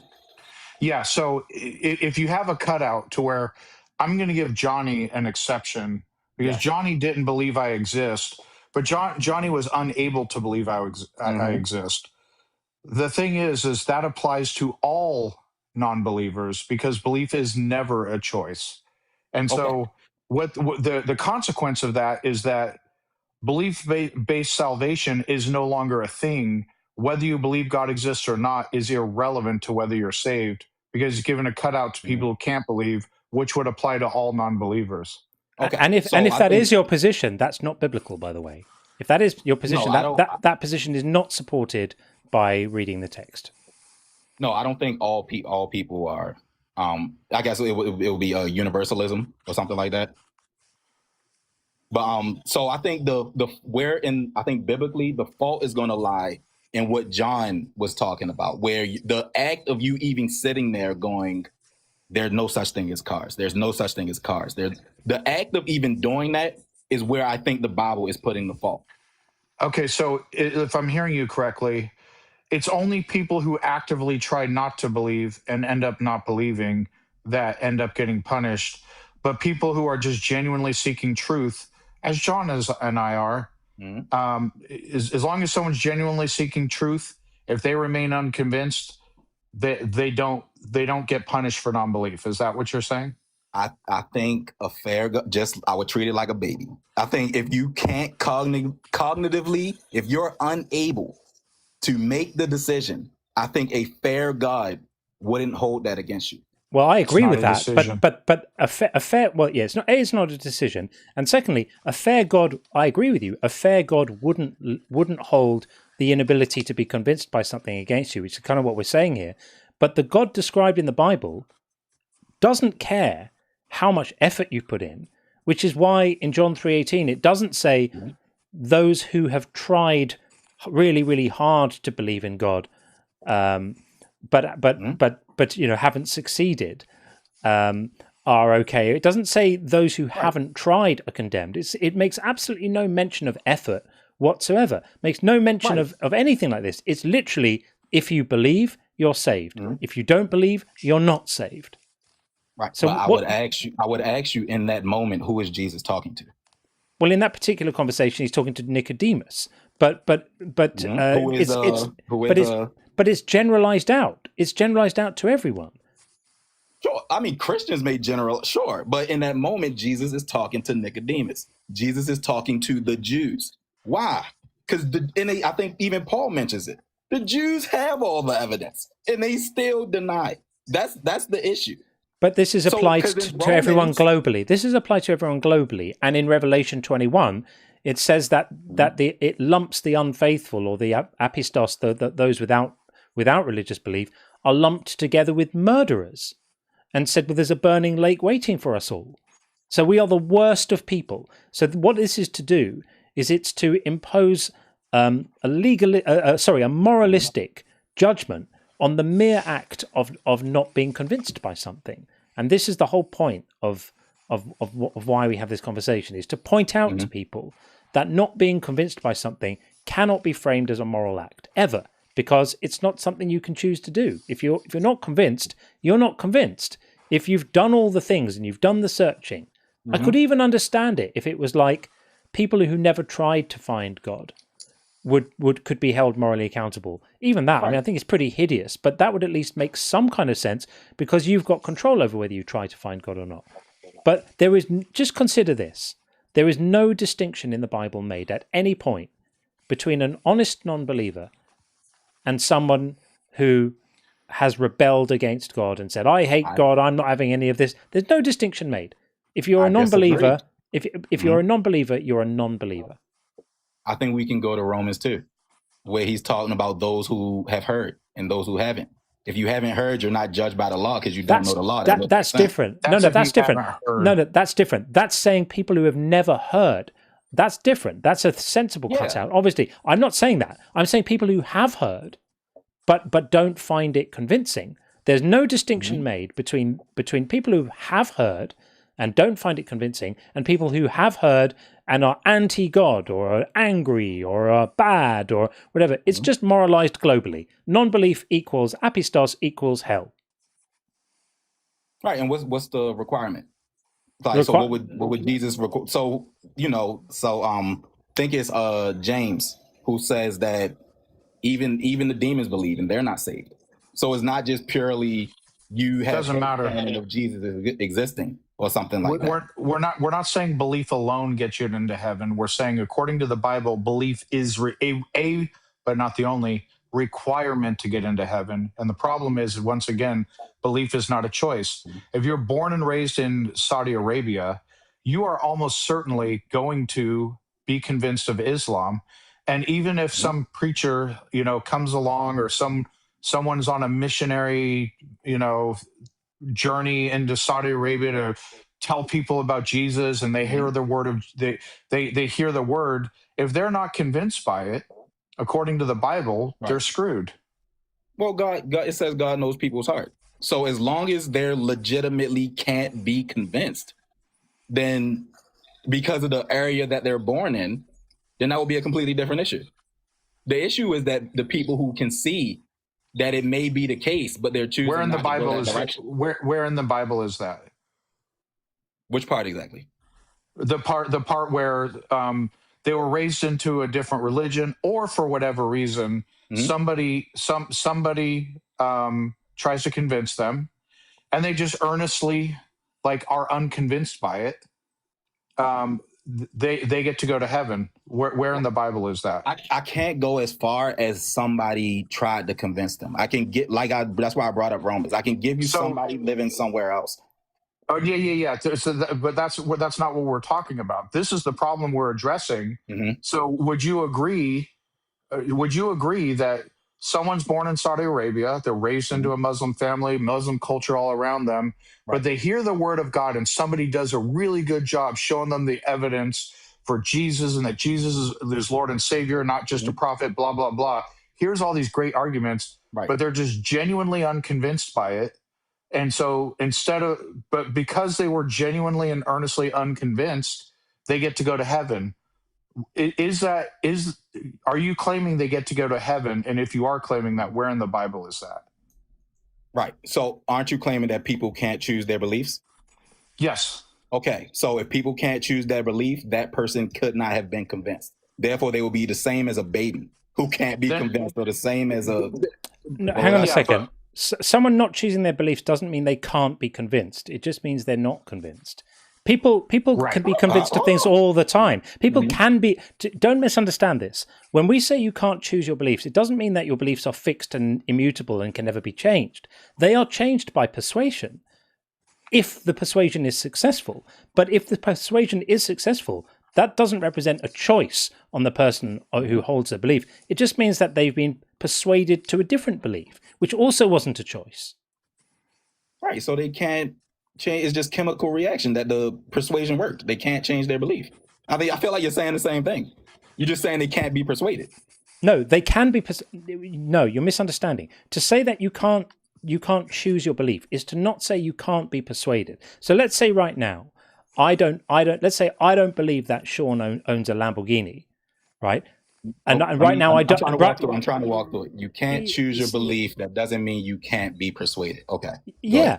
So right now I don't believe that Sean owns a Lamborghini, right? And I can't choose to believe it because on the basis of the conversations we've had, it seems unlikely to me that Sean owns a Lamborghini. Now, that doesn't mean that I can't be persuaded that he does. If he shows me pictures of himself with his Lamborghini and shows me the ownership documents, well, at that point, I would have no choice but to believe he does own one. Yeah. I would have no choice because I will have been persuaded to a different position. So saying that we have no choice doesn't mean that our beliefs cannot change. It just means that when they change through persuasion, not through volition.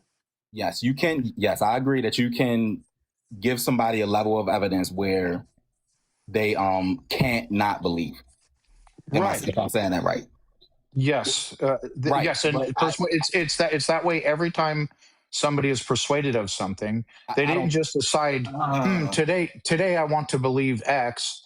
Right. Something happened that convinced them of X, and belief at that point was inevitable. It wasn't just something. It's not something they decided to do. Okay, that's how all beliefs work. So are y'all 100% sure there is no God? No. Okay, so you're picking between the two options. It's like Descartes. No, hold on. And I cannot decide to be convinced 100% there is no God. That's not something I can choose. I didn't just make a decision. I decide for the purpose of this conversation, I want to be less than 100% convinced there is no God, or I want to change, I'm not making a decision about what belief state I want. It just happens the belief state that has happened to me due to my exposure and and all my background and everything is that I remain unconvinced a God exists. I do not claim no God exists, and nor am I persuaded, period, let alone with 100% certainty that no God exists. That's not a choice either. I respect that. But what I would ask is like, if you're saying like, hey, I'm not 100% sure of this, I just don't see the evidence. Why are we trying to convince people to your view? Why would we What are do you that? talking? Why would we do what? So based on the prompt, there's a risk of hell. If you're not 100% sure that wager. you're right. Pascal's wager. Are you Exactly. so here? Well, so Pascal's wager is silly for a number of reasons. Not the least of which is is that belief isn't a choice. So people cannot, even if I thought there was utility value, which Pascal's wager argues, hey, there's utility value in believing. I can't just decide to believe Jesus is Lord and Savior. I know this for a fact because I tried. That's one problem. The second problem is which hell, which includes also atheismo. He's the god of everything, and he values logic and reason above all else. So he's purposely hiding so that he can punish the believers and bring the non-believers into paradise, because he only wants reasonable, logical people to be in heaven with him. Why are you not being an atheist just in case atheismo is real? That's stupid, right? Just in case, I have no idea what atheismo is. Yeah, atheismo is the God and the creator of everything, and atheismo is like Spock. He enjoys he enjoys logic above all else. Okay, I get what you're saying. Yeah. I don't think. And he's gonna. So he's hiding on purpose because he wants to punish the gullible people and reward the rational people who don't believe any gods exist. And so why aren't you being an atheist so you can avoid atheismo? Well, first of all, you can't. Second of all, that's silly. Yeah, it's not even, from what I see, it's not even a valid option. So if you say like, hey, I'm not 100% sure, I would put that at 0, that atheism exists. And it would be and some things. Well, it's non-zero. So it's non-zero for me. I don't think there's a contradiction between God existing. Your argument seems to be that as long as we don't say we're 100% certain that no gods exist, that the moment we admit that that's not the case, that our position of being unconvinced that a God does exist is a choice, purely because we haven't completely ruled it out.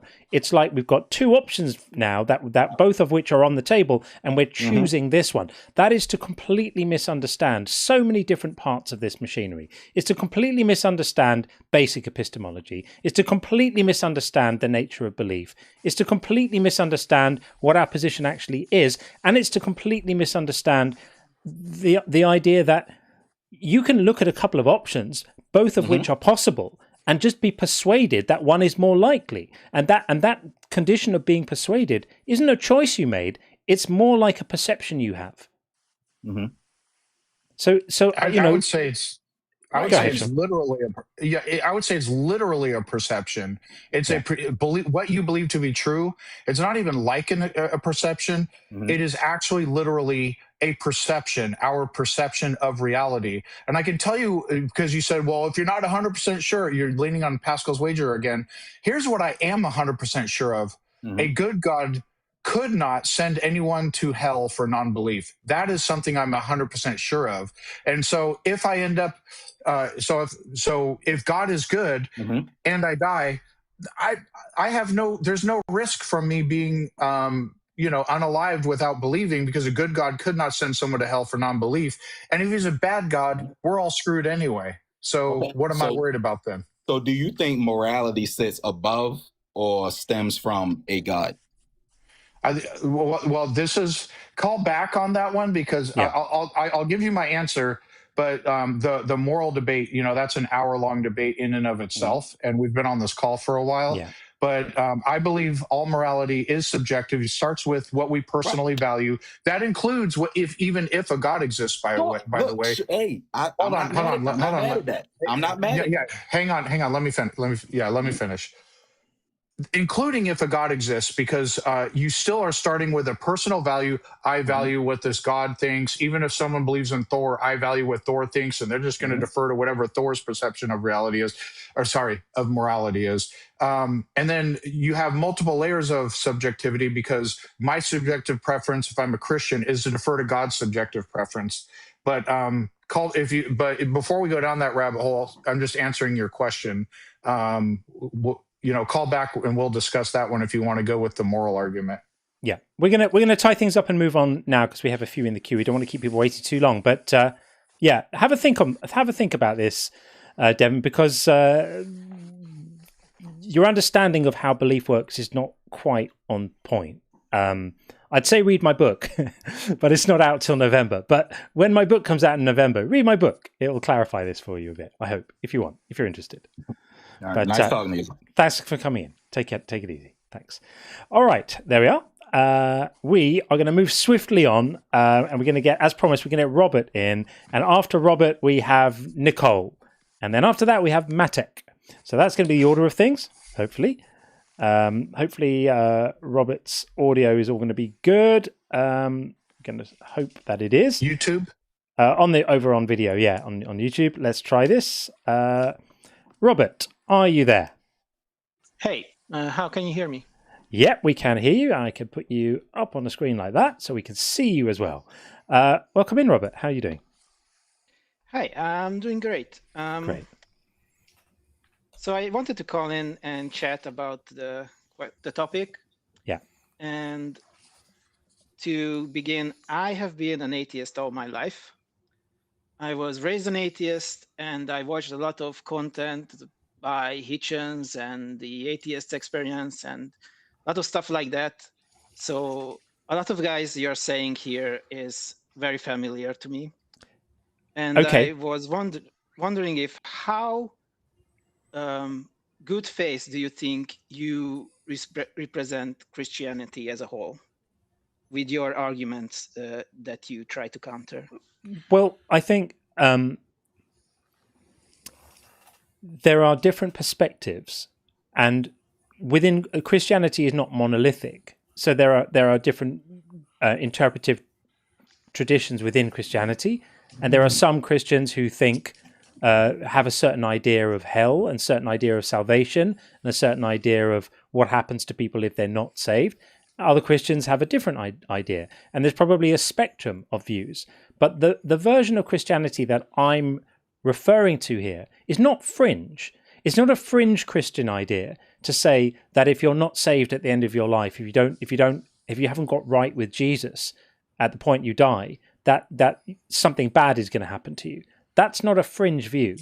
I'll grant you that there might be millions of Christians who don't think that.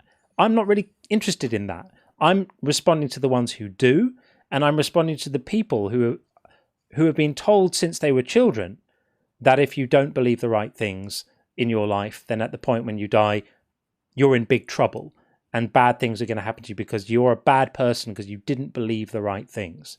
So, you could say that it's a particular view of Christianity or a particular version of Christianity that I'm responding to. And I would say, yeah, it is. It's one that needs a response, needs more of us responding to it, needs more people pointing out not just that it's not true, because so much of the counter-apologetics stuff, if you've watched, you listen to Hitchens, you listen to Atheist Experience, all of that stuff, so much of that the conversation tends to get into what are the reasons we have for believing it's true or not true, what are the arguments, how good is the evidence, all of that stuff. I'm making a different argument here. I'm saying it's unethical. I'm saying that this stuff is not morally okay. It's morally problematic to teach people this. It's morally problematic, particularly to teach children this, and to make people feel that if they're not convinced of the right things, then they're deserving of punishment. So that's what I'm responding to. And I 100% agree with that position. But I just feel like that a lot of atheist content creators like you online focus on the fundamentalists and have a habit of portraying it. Maybe for the Americans, it is because for their perspective, the evangelicals are a very fundamentalist viewpoint. But when you look at it globally, like the biggest religious Catholic religion is the Catholic religion. And their view is that there is invincible ignorance.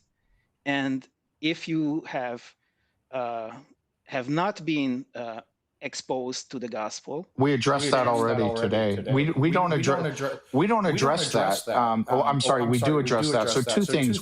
One, we always meet people where they are. So, we will ask, what is your hell concept? Do you believe it's like fire and brimstone? Do you believe in its annihilation? We recognize different Christians have different beliefs. And what does it take to get there? Do you believe that non-belief ends you in hell or heaven or what have you? So we parse out ahead of time what the individual we are talking to, what they believe.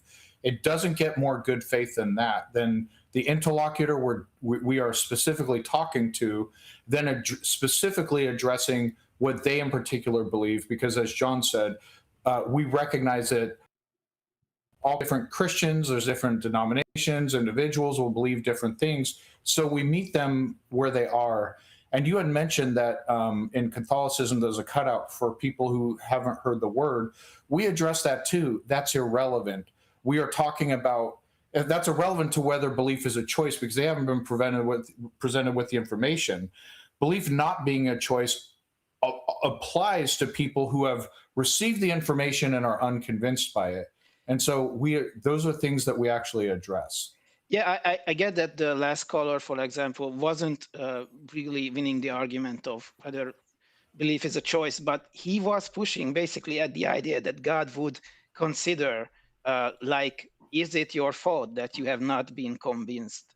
And it's never anyone's fault. That's our position, is that if somebody is unconvinced of something, it is never an action on their part. Whatever information that they've been exposed to, they are unconvinced by it. But isn't, of course, the act of not being convinced, the convincing part is not their fault.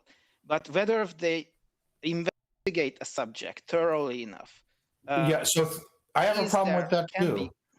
I have a problem with that too. What if you're born and raised in Mississippi and you end up being in a Christian community, and some Hindu came and tried to preach, teach them about Hinduism, and they were unconvinced of it, but they didn't take any extra effort. They didn't read the Vedas. They didn't do anything. Should they be punished for not being convinced of Hinduism because you didn't look into it enough? Should everyone be expected, out of the thousands of religions throughout the world, to deeply look into every single one? Because if one of them turns out to be right, they end up getting punished for it? That's absurd. No, and that's not my position or the church's position, but it's that there's an expectation of you to make an effort. And depending on where you are, if you're Gentile, if you're born on the other side of the world, and your contact with Christianity is very limited, maybe there is one mission in your capital, then you're not going to have the same expectations as someone who is born in, I don't know, a Catholic country. There shouldn't be an expectation. If somebody is just not particularly interested in that, all seems like fiction to me. And they hear the word one time, they're like, that's silly. It shouldn't. If they were unconvinced by that, there shouldn't be this expectation. Well, you didn't really dive into and look into this, especially when God could just say, I'm right here. I exist. No, he could not. That's like. Oh, is he's not powerful enough to do that? No, he's just not. That would defeat the whole purpose of. What is the purpose? Free choice and belief in God. Let me ask you this: if you right now convince me God exists, did you violate my free will? If I convince you that God exists, no. If I convince you, I don't. If God appears before your eyes and I was being hyperbolic. Is God powerful enough to convince? You're powerful enough to convince somebody God exists without violating their free will. Is God powerful enough to convince me God exists without violating my free will? In more subtle ways, yes, but then it's a question of what is your threshold of belief. And maybe hold on. So your argument that God can't convince us God exists because that one doesn't work, because if you can convince me God exists without violating my free will, God's powerful enough to convince me God exists without violating my free will. I was being tongue-in-cheek, a little hyperbolic when I said, hey, God could go, I'm right here. Doesn't matter how he does it. If you're capable of doing it, maybe you're more powerful than God. Then God should be capable of convincing not just me, but every single person in the entire world that he exists without violating their free will, right? Yeah, but the question is your threshold to be convinced, the More enormity powerful of than the God? No. evidence, the enormity of the evidence that you would require, is Uh-huh. that so high that that level of evidence would be so undeniable that would nullify your choice to believe. It doesn't. At that free point, belief has. it's possible for God to do that because he's all powerful. But Yeah. at that point, you would lose the freedom of choice. Nonsense. No. It's This never free. is silly. It's never freedom of choice. There is Go ahead, no John. other context ever where anyone would ever suggest that the provision of information is the removal of free will. That you providing information to someone is to destroy their free will. Only in these religious conversations does anyone ever make that preposterous claim. It's so ridiculous. I mean, you could say, like, if I show you evidence of something, if I open my hand and I show you I've got a coin in my hand, then I've taken away your free will to decide to think that I don't have a coin in my hand. But it's so stupid, because whatever freedom might be vested in your ability to think I don't have a coin in my hand is insignificant. If God provides information about himself, then everyone has the ability to use their free will to decide what to do with that information. But the provision of the information itself is not taking away anybody's free will. It's such a silly argument. We have believers in here making this argument all the time, and it's fascinating to me that anyone thinks it's anything other than laughable. If you teach someone, I mean, by that logic, schools and universities are just factories for taking away people's free will by the provision of information. It doesn't make sense. You're saying that is it your whole free will? You would lose all your free will. Any free will. You would just lose Any your free will. So I'll do an experiment right now. Remember the whole thing. Echo again. 1 second. We're just going to mute your TikTok mic. Got you. Oh, Got sorry you. about. Okay. Yeah, sorry about that. I kept thinking I thought I was momentarily on TikTok, so I unmuted. All right, so I'm going to do an experiment right now with you. All right, can you see me on the camera? No. Okay. Oh, you can't. Pretend you can see me. All right. The thing you object to was God going, I exist. Other people on the TikTok side, they could see me. I exist. I'm waving my hand. Let's say you saw me, or you can hear me. That's probably enough. Are you convinced I exist? And so 2 questions. 1, are you convinced I exist? And 2, did I violate your free will? Did I take away some aspect of your free will? You've taken away my choice to decide whether you exist or not, because at this point, it's just a fact that someone is talking to me. Okay, so first of all, belief is never a choice. So that's a nonsensical thing right there. It's a perception of reality. I've never had a black hole go, I exist to me, or show itself to me, nor have I ever seen a black hole with my eyes, because you can't see black holes. You can only see their effects. The information that's been provided to me convinces me to a very, very, very high degree that black holes exist. Knowing something as a fact does not violate somebody's free will. Like that's just nonsense. No, it's never a choice, because I'm convinced black holes exist without actually seeing them. You're either convinced. Go ahead. I do think it is when it is still a question of not certainty but probability. If there is something that's maybe he murdered his wife or not. If you're talking about a court case, maybe you're in a court case. There's a woman who's found dead, and the husband is being judged. The jury would be a matter of probability, and they would choose or consider the fact in a certain way to convince themselves whether or not he had done it. And that's not what the jury are asked to do, by the way. The jury are asked to say whether they are convinced that the evidence offered establishes guilt. So they're not being asked to choose anything. They're being asked to make an assessment and say, in your opinion, are you convinced that the evidence offered establishes guilt? And they either are convinced or they're not convinced. There's no choice there. There is no choice there. Or And what you're what there is what no choice. There's no no choice how people weigh the evidence, Let's what no they choose to be credible, how let's they test choose to this. think about things, how no. what Hold on. what evidence they let's choose to put more weight to. There are no choices being They- made they- by a jury. Correct. Let me give you a scenario. You're a juror on a murder trial, and there's DNA, there's everything else. There's a video of the accused actually committing the crime. The evidence. So in that case, can you just decide to be unconvinced that the man is guilty? No, that would be the equivalent of God appearing before you, appearing before the world, and just performing many miracles. It works even with degrees of certainty.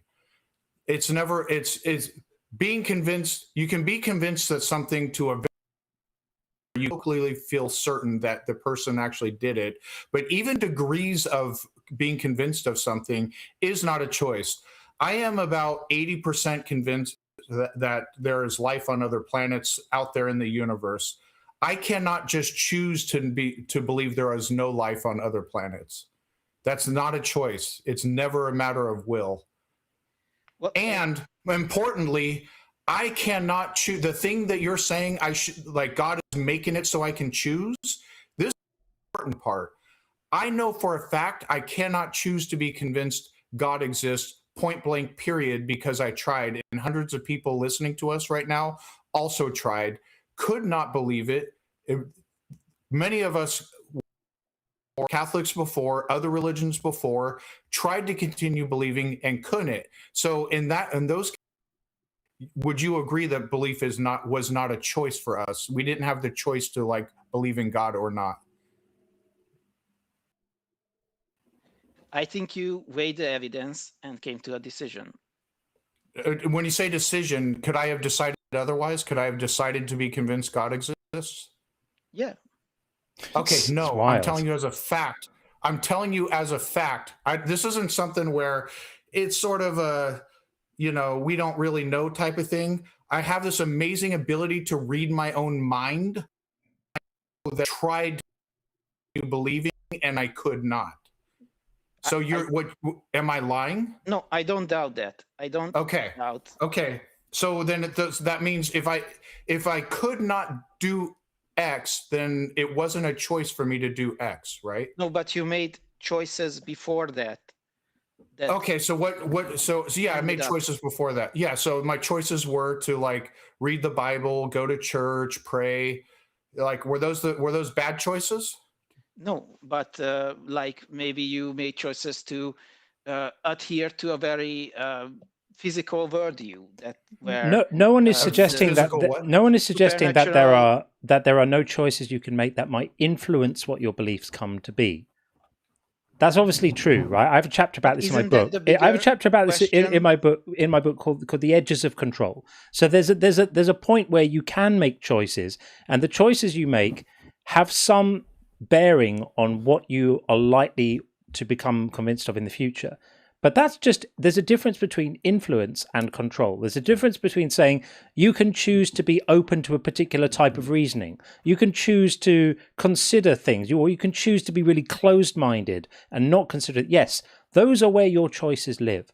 But none of those choices are directly a choice to believe something. They're just choices to behave in a certain way, which are going to have some downstream effects on what it is you may come to believe in the future. That's all they are. Yeah, but that's basically the same thing, or that's the more important thing. Yeah, you may be right in a more exact manner of speaking. But the final choice, whether there is no choice at the final belief, but that's the you're important making part. So many choices before that. So for example, because I learned about photosynthesis and the fact that the sun doesn't exist, the planet would be in, like, absolute zero temperature or near absolute zero. Could not have existed before the sun, and that contradicts Genesis. Whether you take it literal or not, you might not, that's fine. Or the flood is a silly story. Or because I learned more about logic and epistemology and burden of proof, and I realized there was, like, I ended up realizing there was, like, no good evidence to believe in God. Is that what I'm being punished for? Like, those kind of choices? No, maybe you're being if you were punished, and I don't know if you would be punished, I don't know that, nobody does, but maybe you could be punished, that your understanding things to be true, have to be literally true.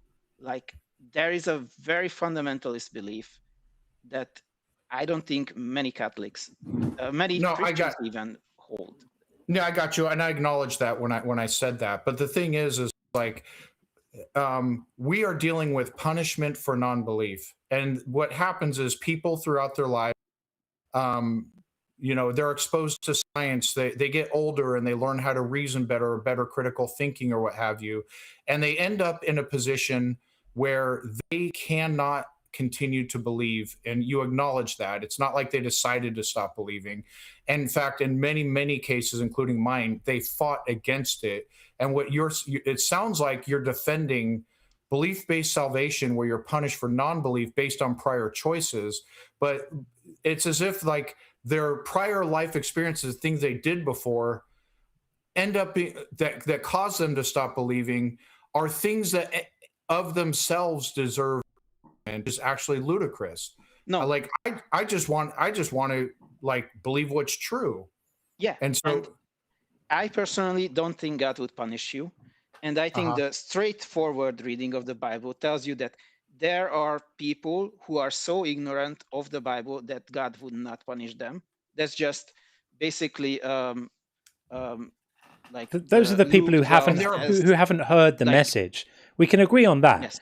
But the Bible makes And absolutely then no it's a distinction question between people who have heard the message and don't find it convincing, and people who have heard the message and are rebelling in some way. There's no honest disbelief. There's no conceptual space in this theology for honest non-belief. Well, there is no explicit distinction of that in the Bible, but there is not really that much said about the details of how God would punish someone. Really? Those are a mystery. Yes. They're not a mystery. Jesus says exactly what's going to happen. Thrown into a furnace, wailing and gnashing of teeth, the worm that never turns. It's very explicit exactly what's going to happen.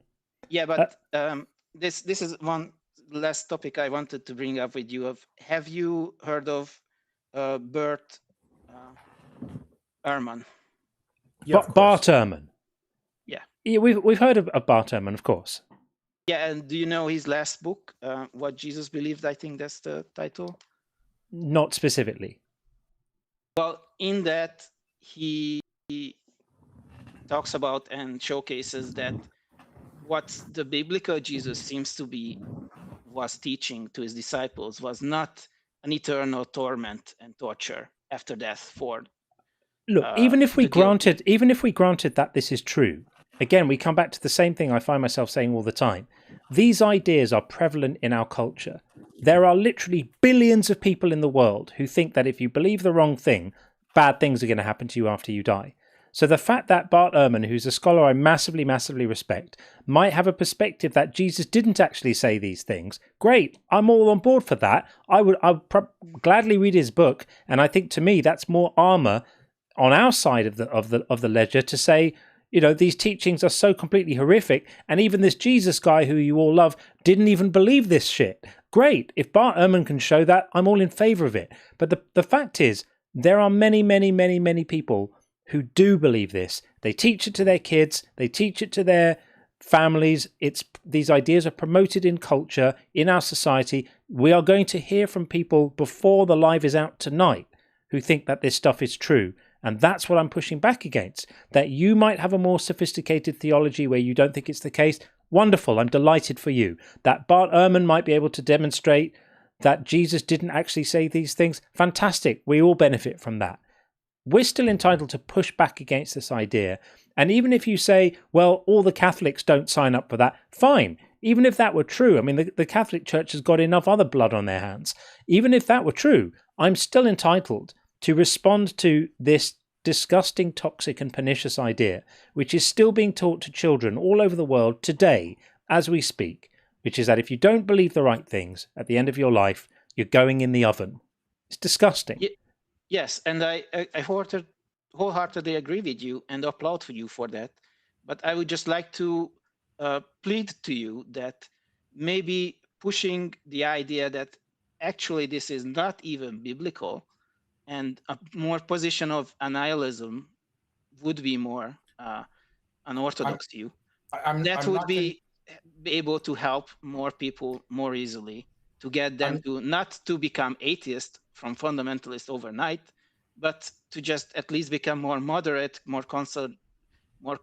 Yeah, there might be some value in that. There might be some value in that, in trying to guide believers towards a less hateful interpretation of soteriology. Fine, I'm up for that as a project. Right now, I'm more speaking to people who are non-believers, and the aim here that we always say is to legitimize non-belief. So it's not to argue in the margins about what the consequences are. Are they hell or annihilation or a slap on the wrist or a Chinese burn? I don't really care. It's to promote the idea that non-belief is not a moral state. You don't get to be judged for not believing something, and that's the idea I'm trying to push. So with that said, Robert, thank you for coming to talk to us. Thanks. Bye. Take care. Bye-bye. All right. We are going to move on and get Matek in next. We did have Nicole, but Nicole disappeared. So our next caller is going to be Matek. Hold where you are, Matek. We're just going to do a few of these and then we'll get you in. Bethos said, Matt Parker talked about nets, which can be folded into multiple different cuboid shapes, yet some guys want to explore Jesus' failed workings. This is why religion nonsense needs to be addressed. There's always more important things to talk about. I wish we didn't have to talk about this stuff because it's so ridiculous, but we do. And so we shall. But thanks, Bethos. Completely agree. Babs said, I believe in serendipity. How could I not? I'm here. Of course. How could you not?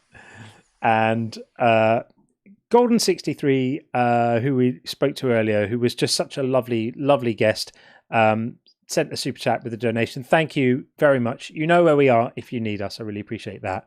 Call us back anytime and hit me up if you need to on email or on the Discord.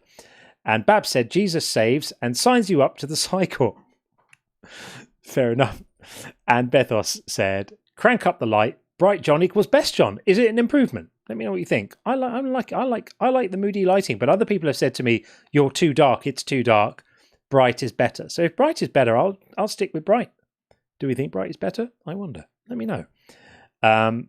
Right. Let's get Matek in and see what is going on over there. Matek has been waiting quite a while, so I'm not entirely sure if we're still there. Matek, are you there? Oh, hang on. Coming in. There we go. Sometimes when someone's been in the queue for a long time, it ends up being just a stale request and the person isn't actually there anymore. It looks like that might be the case here because it's not resolving in on TikTok. Let's see. And if that is the case, then it means that the call queue is currently empty because Matek was the next one. We had another guest, but they dropped out. Keep it dark, says Widescreen. Bright is right, says Espresso Jack. Oh no, I don't know what to do. I could really troll it and just go, well, how about dark on one side like that? Or dark on the other side like that? Who knows? Okay, Matek is not happening, so I'm going to assume that Matek is not there. In which case, we currently have empty call queues. But Mikhail is back. Of course, Mikhail, you know we love you desperately, but it's a debate stream, so we're waiting for people to come into debate. So, was there a particular? If there's a particular point you want to make, then I'm happy to maybe entertain it in the chat. But if you are listening on TikTok or watching and you disagree with what we're saying, or you've wondered about coming up but held off, this would be the moment to do it. You'll come straight in. If you request up now, you will literally be in within seconds. So this would be it. And Flip40 says, the unbearable lightingness of John. Yeah. I like it dark and moody, but as I said, people have said to me, better lighter. And yes, Mikhail is the second M's says us, Pastor Perry. We love Mikhail. You're always welcome here, of course, Mikhail. You know we love you desperately. I do want to make it clear, and this is important. I know for a fact Mikhail is not M's. There's something behind me wanting to make sure people know that, John, but I am 100% certain, well, no philosophical absolute certainty, but I'm very certain that John and M's are two separate people. And for anyone who's confused on that, it's important that you know that. And I have verified it. I have verified it personally. Oh, we verified it on the stream the other day because people could hear M's in another discussion while Mikhail was in here. So he's properly vetted now and a completely solid member of our little group over here. Okay, we've got Annie 63. Let's do that. We'll bring Annie in right now. Hey Annie, how are you? The reason why I believe in God, I was an alcoholic. I think like most of my young life, I'm 63 now, but when I was in my 20s, I drank. I started drinking, and I was drinking like nonstop. And one day I had this fight with this girl in the elevator because she told me not to curse in front of her child, and I kept cursing. I said, "Don't fucking touch me." That's what I was telling her.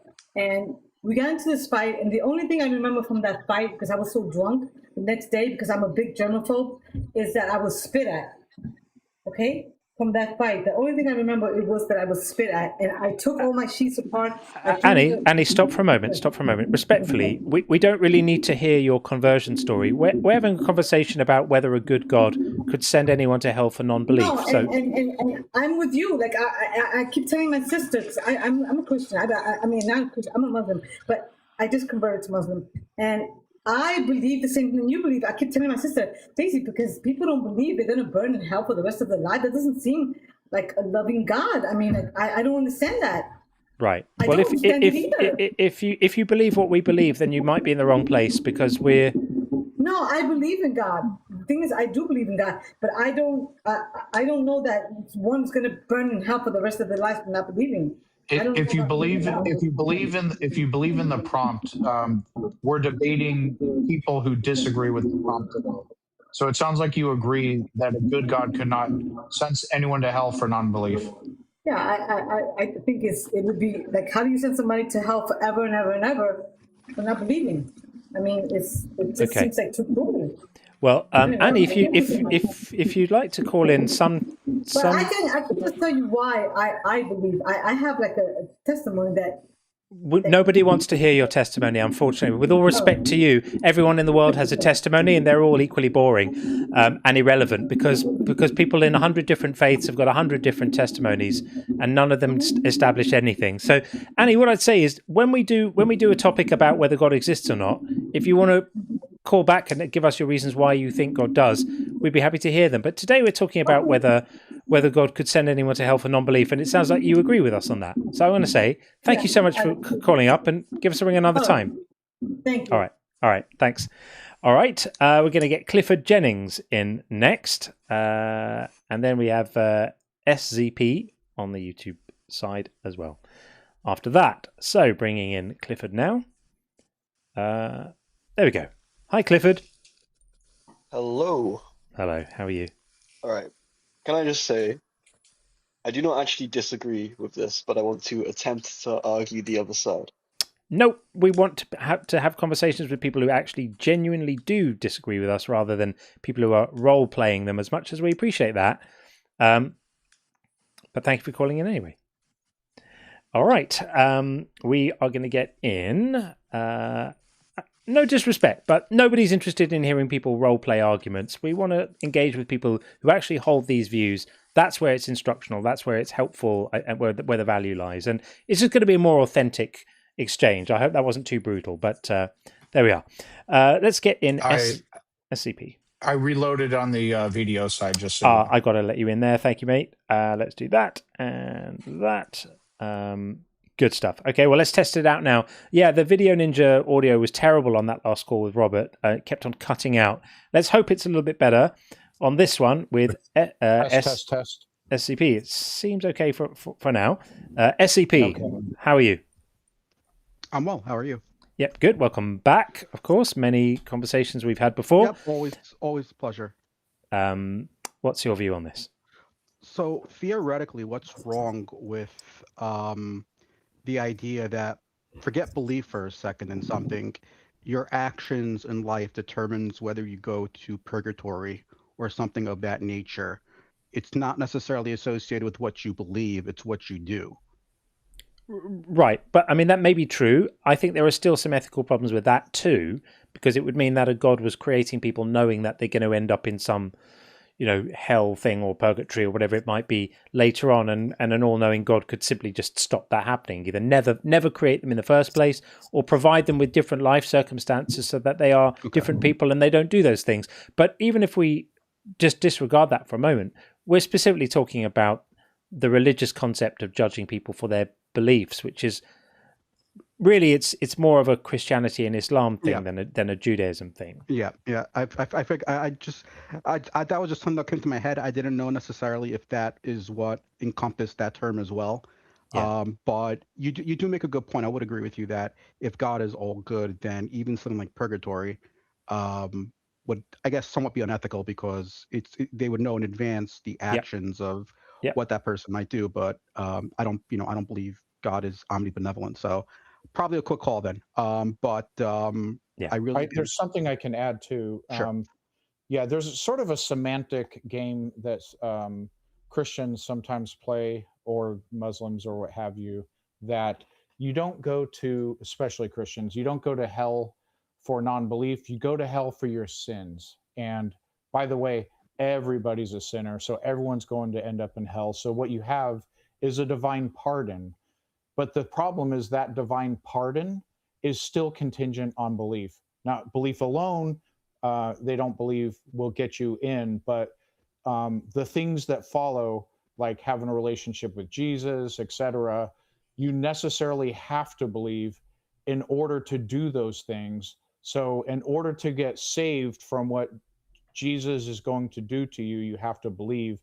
And so you have salvation that is based on something you cannot choose.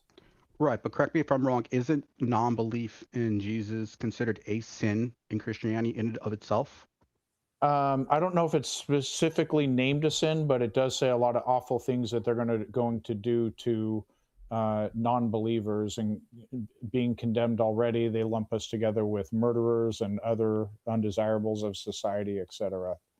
Right. Yeah. So definitely disagree with that, and also the concept of original sin is just, well, I believe asinine. Yeah. But, so it sounds like you agree with us then. Yeah. I'm Jewish, so these concepts are more Christian oriented. But yeah, so probably a quick call then, because I didn't know if purgatory fell under the purview of what you would define as hell. But since it's not, I mean, well, let me ask you a question on that. So, because maybe it's not the wrong call.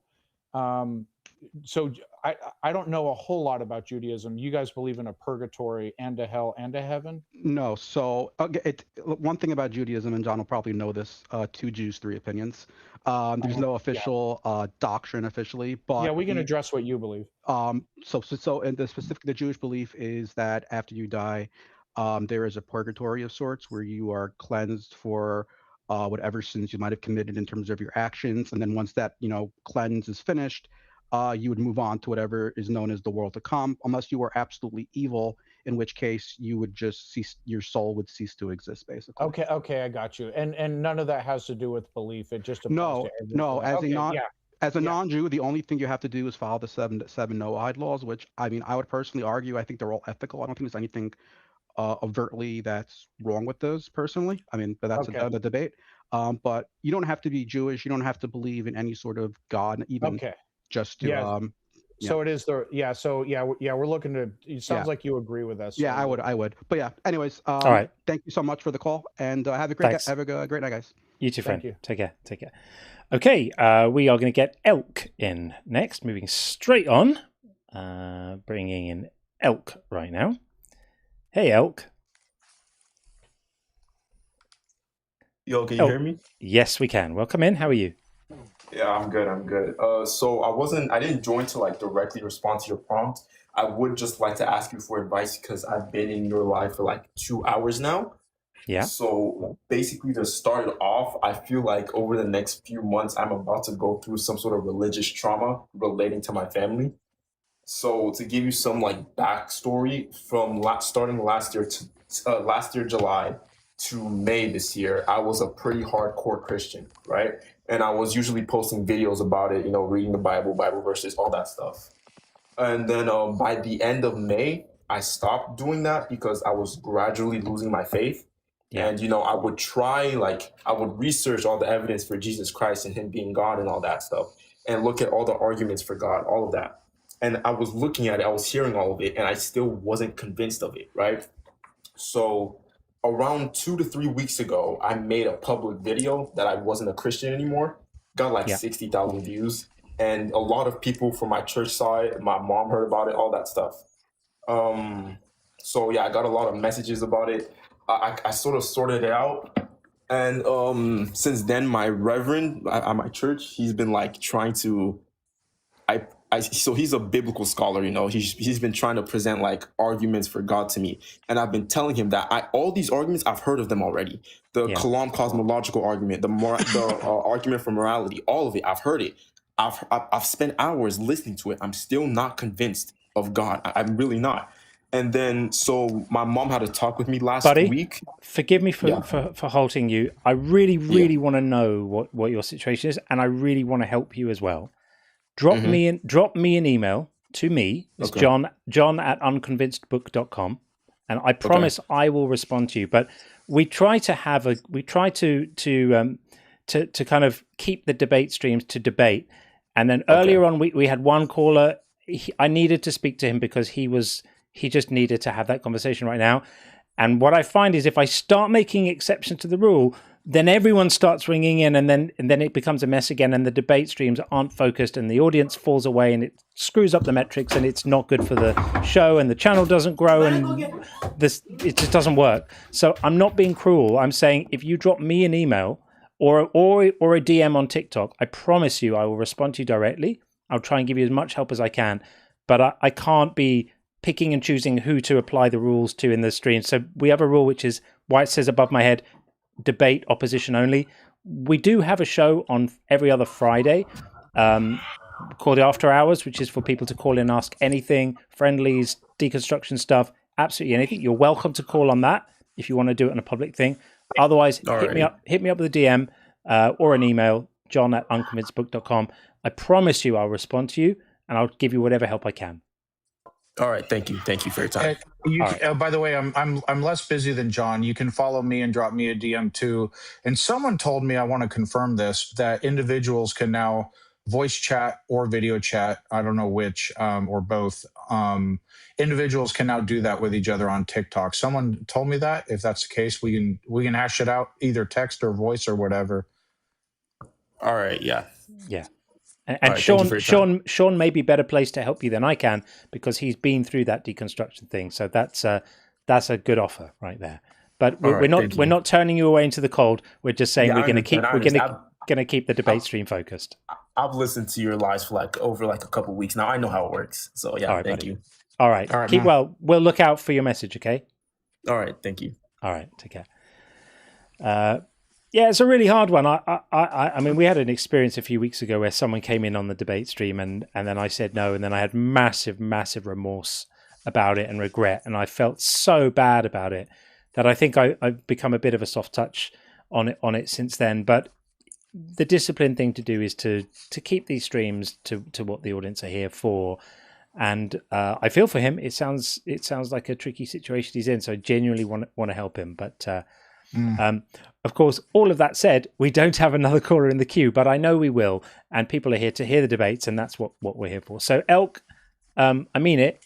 Message Sean or message me, and between us, we'll hopefully be able to give you whatever support we can, and help you in any way we can.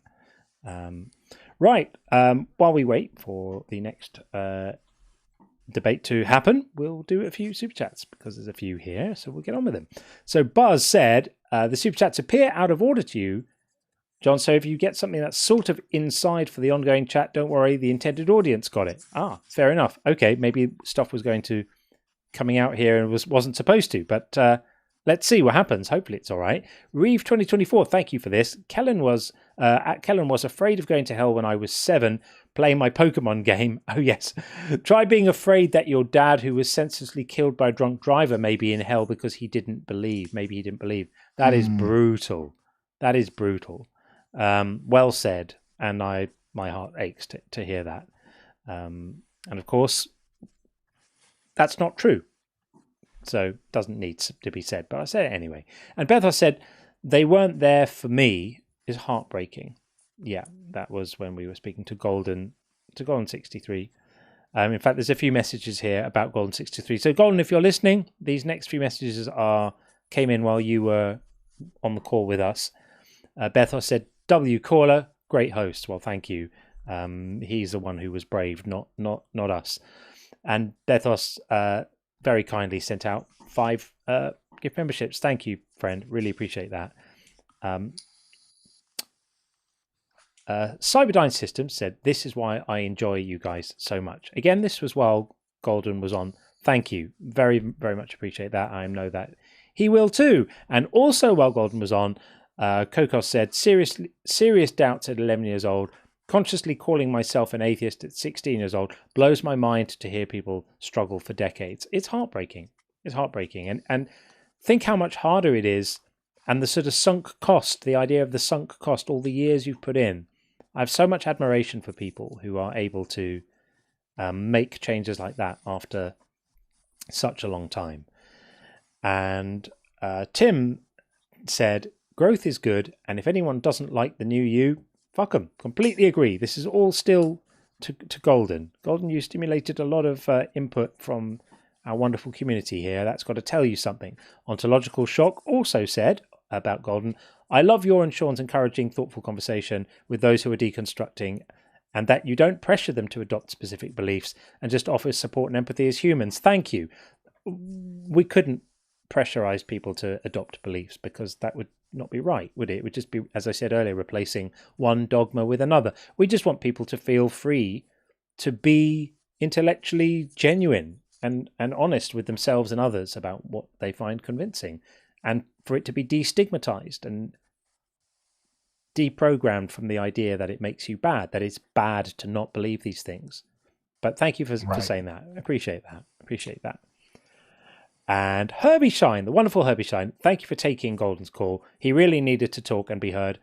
Massive and endless wins. Thank you. Yeah, that one needed to be had, didn't it? And I hope I didn't make a bad call with Elk. But Elk, we want to talk to you. So I'm going to be looking for your DM or email when I get off this, and I think Sean will as well. Okay, we do have a guest in the queue now. We're going to bring in Anthony. So we will do that right now.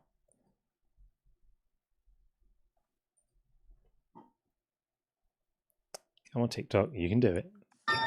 There we are. Hey, Anthony. How are you? I'm blessed. And how are you? I'm not blessed, but I'm very happy to be that way too. So then you're blessed. See, that's an attribute of the fruit of that blessing. That even you named it that. Guess what? That's you're right. You ate that apple that he just gave you. You feel good. You're wonderful. Happy. Lovely. Wonderful. Thank you. Okay, so our claim is that a good God couldn't possibly send anyone to hell for not believing. What's your position on that? Believe in what? Believing in God. It's not whether you believe in God, it's whether he believes in you. People can believe in some things all they want and got nothing to do with them. So he's going to send some people to hell because he doesn't believe in them. That's what you believe? So what do you believe? Yeah, let's strip this back. What's your belief when it comes to God and religion? What's your belief here? Now, my belief is a double portion, knowing that maybe you may come to believe what needs to be believed, but it's not what you believe, it's what you know. See, you can believe in what you want to believe, but what you know is a whole different thing. That's the one you speak to inside yourself. That's You asked me a delightful, question. but yeah, what I asked you was a bit more fundamental than that. So I was just asking, like, are you a Christian? Are you a Muslim? Are you a Hindu? What's your religious identity, if you have such a thing? Wherever you at, that's what I am, and that's exactly where you at. That's exactly who I'll be, just to have a conversation with So you. you said where you're at. That's where I am. I'm in a chair right now. Are you a chair? No, but I'm in conscious with you. I Yeah. share So that with you. what I'm trying to say is, please be a little more direct and concise in your language. You're throwing out a lot of platitudes and a lot of wooey sounding things, and we're just trying to establish what is your theology. Do you believe in the Christian God? You know, what have you? Because right now the conversation hasn't been very fruitful so far. No. To you. So let me maybe break you off some milk and some bread. And as this one that's listening, see, he's open-minded to be filled in ways to things that are meaningful and logical, and those things that are unlogical to be rendered of. And it's what you call a calibration. Oh, for fuck's sake. What are you talking about, man? We're just trying to get a steer on what your religious beliefs are. And all we're getting is gobbledygook. So speak English. Do you believe in a God? Okay. You don't have a religion, so you're not a Christian. So you don't believe in Jesus.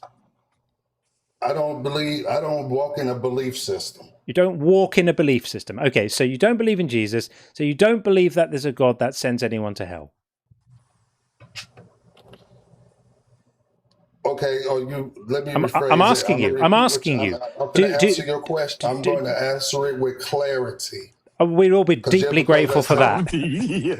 Something tells me clarity is not in generous supply at this point. But answer our question with clarity. Do you believe in a God that sends people to hell?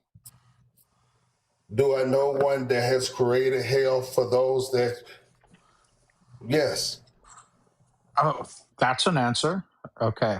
Okay. So you do believe in a God that sends people to hell. Okay. What would be the consequences of people not believing in that God? And by all means, if you have something more important to do, that's fine. We can all wait.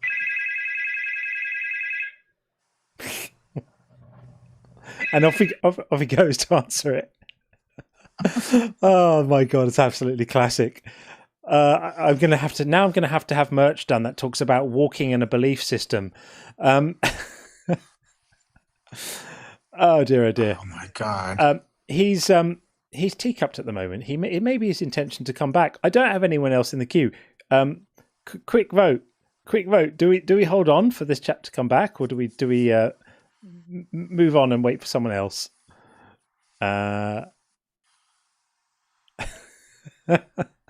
So classic, isn't it? And he's gone as well. Well, I don't know about you, but I feel enlightened from that conversation. It was such a deep learning. The deep learning was there. It was so profound. I mean, I feel myself spiritually growing from that. Thank you very much indeed, Anthony, for that. Okay, wild, isn't it? I love that. I love that he made a reference to clarity in his answer. It's just chef's kiss, was it? Beautiful, beautiful. Gotta love a touch of irony. Okay. Forlin says he was getting paid per word. Superb. Brilliant. Oh my God, that's so superb. Okay, we'll carry on reading some messages until someone with a functioning brain comes in. Tim said, "We're here to lift people up." Then suplex off the top rope. 1, 2. It's John Cena with a chair. I kind of wasn't there for much of the John Cena meme things that were going on a few years ago, but I kind of John Cena. Cena, yeah. Sorry, not Cena. Cena, yeah. Yeah. I know it was a thing. It was a big thing. And Fliberty said we had Flurf mocking royalty in the chat tonight. Flurf mocking royalty. Who is the Flurf mocking royalty in the chat tonight? Who is that? I need to know more about this. I did see that we had Shannon Q in the chat the other day. That was very exciting. really? Yeah, I only realised that afterwards when I was looking at something back. Huge fan. Absolutely love Shannon. Ditto. Yeah, And brilliant. her husband is amazing. Her husband. Apologia. Are they a couple? Yes. I didn't know that. I'm like, someone in the chat tell me if I'm wrong, because your confusion now has me questioning myself. But I'm not convinced that they are, but I could be wrong about that. They are certainly wonderful. I know they do stuff together. They stream, do lives together and stuff. What a team that would be, right? That's a super team. Yeah. Are you going to check up on that, Sean? Yeah, I'm going to check up on it because I'll have egg on my face if I spoke out of turn. But PK Heathen says they're together, not sure they're married. Yeah, I mean, they're both awesome. Absolutely both. They are, said people. Right, yeah. Okay, all right, good. Yeah. You had me doubting myself, John, and I'm like, oops. And they're married, says Adam. So yeah, they are. You're completely spot on. Yeah, they're both absolutely awesome, and we have been graced by both of them on the show. We've had both of them in the chat at various times. Wow. That's a hell of a lot of brain power and knowledge in that house, isn't it? 100%. Yeah, huge fan of both of those people. Anyway, Buzz says Sean talking about Schrodinger's pea. Were you, Sean? Were you mentioning Schrodinger's pea? I don't know. Possibly. No, I referred to Mikhail as Schrodinger's M's. I was like spreading that around like M's, but not M's. But I'm going to back off of that because, they are distinct people. Once again, yeah. I've verified that beyond a doubt. Yeah, they certainly are. They certainly are. And Crucifixions, thank you for the super chat. Just checking in to see if that prophecy about you becoming a Christian came true. I see you're still a godless heathen. Carry on. Yeah, sadly, the prophecy did not come true. And I remain a godless heathen. Not a Christian and not a believer of any sort. Okay, let's get in on the Video Ninja side. JB rants. Hopefully the audio will all be good. Let's try this. JB, are you there? Yes, I'm here. You are. Excellent. We can even do that and bring you in like that. And we can all see you as well. And I'll get your name up on the board. Then you will be properly here. So JB, there we are. How are you? I'm doing well. How are you doing? Yeah, fabulous. Thank you. Thanks for coming up and joining us. Our prompt today is a good God could not send anyone to hell for non-belief. So what's your view on that? Thank you for the open chat and also an opening like that. So, for example, the way that I look at things coming from someone who voted, and I'm going to come back to exactly what you just posed there. Someone who voted for the orange guy 3 times, identified as Christian, this and that, and I came out of the delusion not by watching channels such as yours, but just having life experiences that at a certain point you realize that Santa Claus isn't real. And I'm sure that many people who, obviously first time on your show, but only second or third time watching it, just found you on the internet. I'm sure a lot of your constituents in your audience has had the Santa Claus isn't real anymore moment in terms of JB, let me interrupt you for a moment because there are 2 potential problems with this. One is it sounds like you're not calling into debate with us, which is lovely to meet you, but we are looking for debates. And the other is that your audio is so bad that at least half the people listening can't actually hear you. So try it again another time. Okay. So yeah, give us a ring. Give us a ring back when we do a Friday evening show called After Hours every other Friday. I'm actually not going to be doing it this coming week, even though it is due. There's some stuff happening. I have to tell everyone about it, but keep a lookout and call us back on that. I'd love to talk to you, but call us back with a better mic and we'll have a chat then. Okay. Thanks, Tom. Have a good night. Take care. All right, buddy. Take care. Thanks. Bye bye. All right. There we go. There we go. And there we go. And there we go.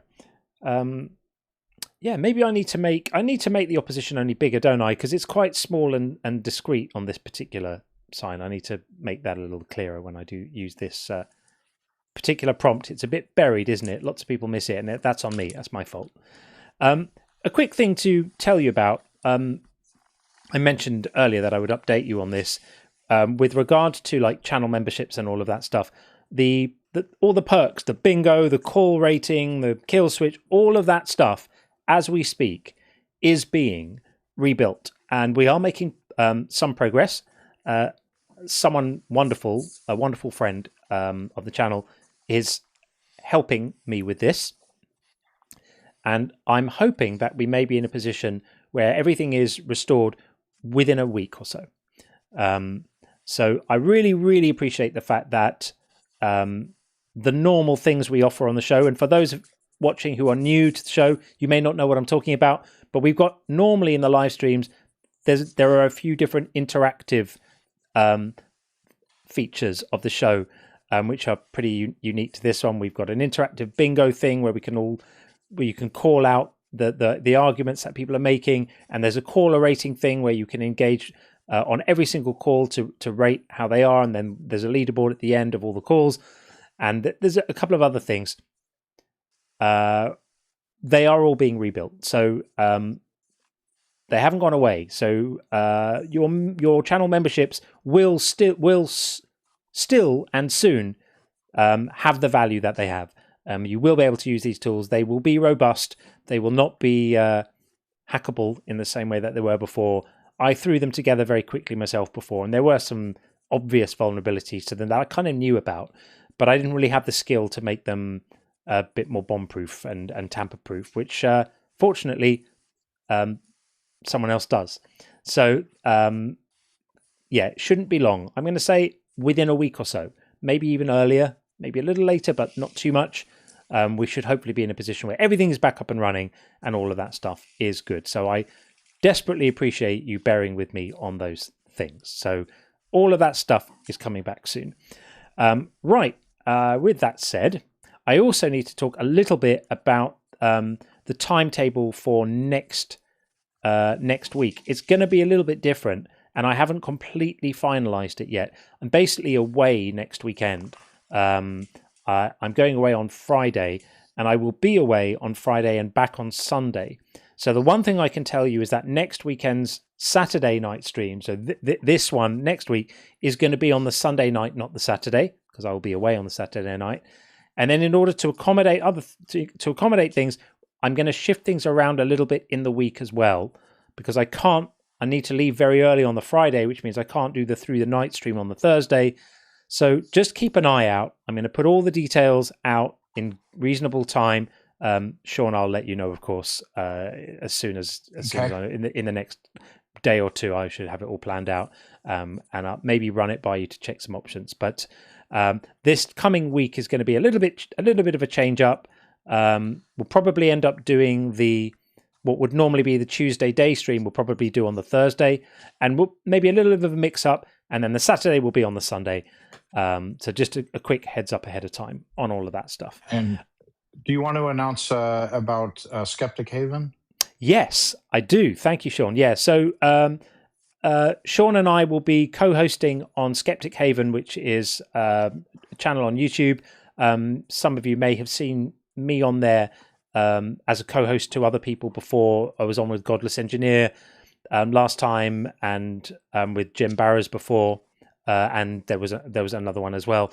We are going to be doing that on September 20th, so it's still a few weeks away, but just a heads up on that. I don't even have the exact times yet, but once it's all completely nailed down, what I mean by that is once I'm a little more organized, I will let you know that. It'll be on the Discord, I'm sure, as well.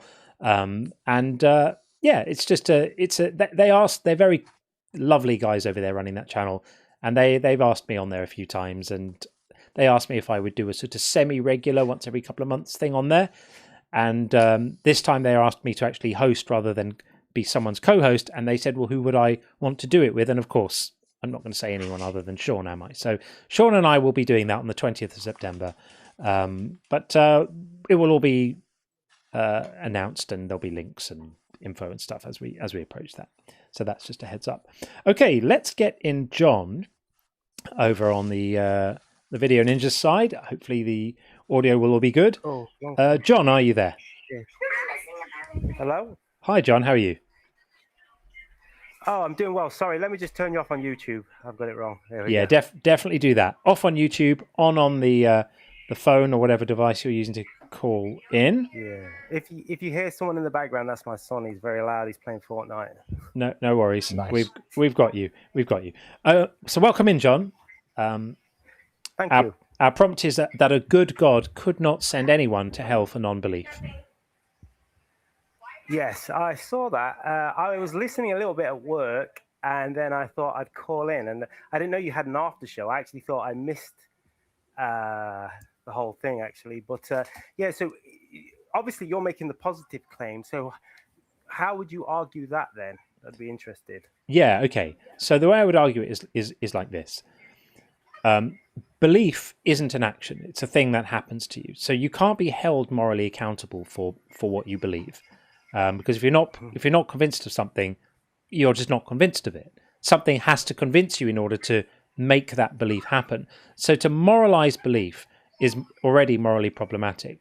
And so if a God sent someone to hell because they weren't persuaded of the right things, that God couldn't be good by any meaningful definition of the word good. Because even if you can't define exactly what good means, good almost certainly doesn't include punishing people for things they couldn't possibly have done differently. Fantastic. So it's basically the issue of culpability, and the way that you're using good is in a reference of the justice. Because in my theory of ethics, I have a very developed theory of ethics. Good encompasses a lot of things, but you're thinking more in terms of justice. That's interesting if you think that you're not culpable for belief. So let me ask you this, for example. Do you think anyone who believes in Nazism today, that they had no choice not to believe in it, and that they're not culpable for just finding themselves believing Nazism is good? Right. So people who believe that Nazism is good have been persuaded of that. Now, we may not like that, and we may consider it a moral duty to push back against that disgusting ideology, and we may try to convince those people that they've believed something horrible, and we may even need to take steps to put things in place to protect others around those people from the consequences of the horrible ideas they hold. But it's not that person's fault that they found something convincing. They didn't choose to find it convincing. They just did find it convincing. If they hadn't found it convincing, they wouldn't believe. So maybe they took some questionable actions in terms of deciding who to hang out with, or maybe they had morally questionable inclinations at the beginning in terms of their values in things that in ways that we would disagree with. But we can't moralize finding something persuasive. You either find it persuasive or you don't. That's interesting. So in my theory of ethics, I distinguish. Okay, I won't give you a whole theory, but let's say Thank this. you. My definition of good is very simple. Anything that does well-being, that produces well-being for a creature, and evil is anything that produces harm for a creature. It gets more complicated, but they're the basic building blocks. Yeah, we're with you on that. Yeah, But John and I are both humanists. But would you agree that nobody should ever be morally culpable, or nobody is morally culpable for something they cannot choose? Well, are you determinists? Do you believe? Oh, you believe that man has libertarian free will? No. But so setting aside I'm determinism agnostic. However, even in a deterministic world, you at least have the illusion of making a choice. Like if I open the refrigerator, I have the experience of choosing between chocolate milk and white milk. And for pragmatic reasons, we hold people morally culpable for their actions. We have to behave in a world in a way where we at least have to go on the presumption of free will, even if you're a determinist. I don't know. I know a lot of determinists. I don't know any of them that say we shouldn't put people in prison for committing crimes, right? Even if we have, let's say we have full free will, belief still would not be a choice. So we're not leaning into determinism. I can no more choose to believe God exists than you can choose to believe Superman exists. So I'll just finish what I was going to say, then I'll get to what you were going to say. So Sure. for me, So for me, like a mosquito, that's an evil creature in a sense towards me because it produces harm, does disease. So I might kill it, not in terms of justice. I'm just getting rid of it, right? Because I don't want any more evil coming from it. But I don't think it's culpable. I don't think it deserves like a severe penalty or anything like that. Going to what you've said, and I'll get back to culpability. People who believe in determinism but still think there should be justice, they might think of it in the same way I'm saying with the mosquito. They don't actually think the people being put in prison are culpable. They just think they should be taken out because it produces less harm. Okay, but there are some people who believe in determinism, and they believe that you can be a determinist, and they call it compatibilism. They believe that free will is compatible with determinism, and moral ethics are compatible with determinism. Now, Yeah, compatibilism. Yeah, I got you. yes. So unless you hold to that position, then if you hold to that position, then your argument that beliefs, even though we're not able to choose them, wouldn't hold, because those people who think compatibilism is true still think there's ethical requirements on people who are fully determined. So unless we're willing to say they're false, then your argument can't carry on. So we have to get rid of a whole... No, we don't. What we can do is we can completely ignore the question of free will totally, because it actually has nothing to do with what we're talking about. Here's the thing. Whether determinism is true or not, you still have the impression, the feeling, the experience. If you're deciding whether you want tea or coffee, even in a deterministic world or in a non-deterministic world, you still have the experience of freedom to choose. Now, it might be the case that if determinism is true, that freedom to choose is an illusion, right? It's just your brain is behaving according to the laws of physics, and you don't really have a choice. You just have the experience that feels like one. Or it might be the case that there is actually some kind of special source, free will thing. But in either case, you still have the experience of a choice, right? You could call it's either the illusion of a choice or the experience of a choice. But when it comes down to belief, this is why I say this argument has nothing to do with free will. When it comes down to belief, you don't even have the experience of a choice. You're either persuaded of something or you're not. If you're persuaded of something, but belief happens to you. If you're not persuaded of something, then as long as it remains true that you're not persuaded, belief is impossible. And even if you perceive, because you were talking about removal of harm, even if God perceives that for reasons our non-belief somehow harms society or what have you, in the afterlife, according to like Christian theology or what have you, once we see God, we no longer believe, so there's no more harm, right? Like we'll be in heaven, we will know God exists, just like all the angels know God exists.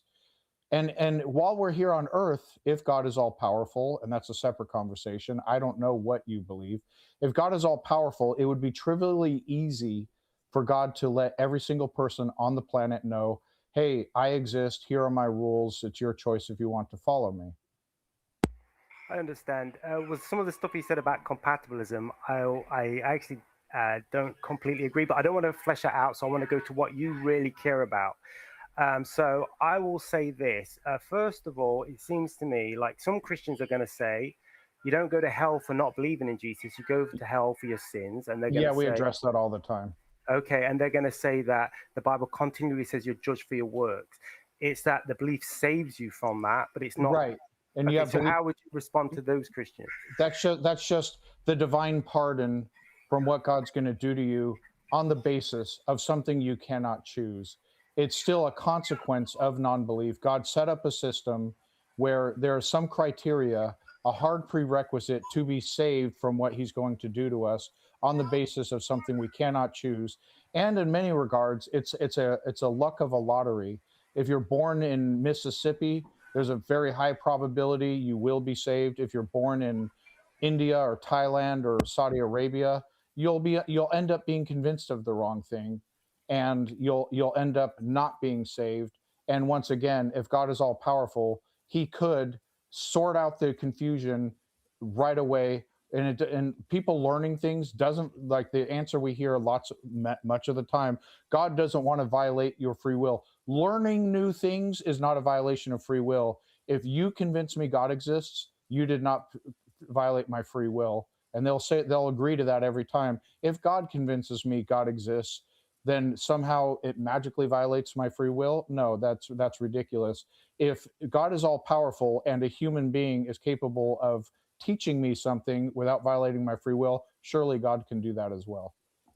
Yeah, I agree that belief in God has nothing to do with violating free will. I will say this: you've changed the definition of good, though, on your rebuttal there, because the first issue was the good being just, but you've changed it to No, good being he didn't merciful. define good as just. He just said it is not good to be unjust. So that's one aspect of it. John and I are both humanists. We like you evaluate the goodness or badness of behaviors with respect to how they affect well-being. Being unjust harms well-being. Sending someone to hell harms well-being. Yes, but on that analogy, remember when I said some Christians believe you're going to hell for the crimes you've committed, right? And now, I but addressed it wouldn't be unjust, because what you're saying is, well, he could stretch out mercy and give me belief, but mercy is separate from justice in the sense of a judge. Let's say a judge, you've broken a load of laws and you've got to pay a fine. You've broken speeding laws. He wouldn't be unjust to make you pay that fine. Now, maybe he has this get out clause where he says, you know what, if someone knows my son, I'll pay for him. That doesn't make him unjust. It just means he's not merciful. Okay, so now you've changed the idea of good being maximally merciful rather than just it would still be God setting up a system where the default is to be punished, and the only way you can avoid the punishment is by doing things that some people are physically incapable of doing. And whether you want to call it justice or whatever, it's still the case that there's no definition of goodness that makes any kind of sense that incorporates that behavior. We are all born with a sinful nature. This is what the Christian theology God tells decided, us. by the way. Yeah, God has decided to impose a sinful nature on mankind and then to offer the antidote to the sinful nature. But the antidote to the sinful nature is not given freely. Like when my son does something wrong and I have to forgive him, or I choose to forgive him, I don't attach conditions to it. I don't say, son, I love you and I forgive you, but someone's got to die first. No, I just forgive him.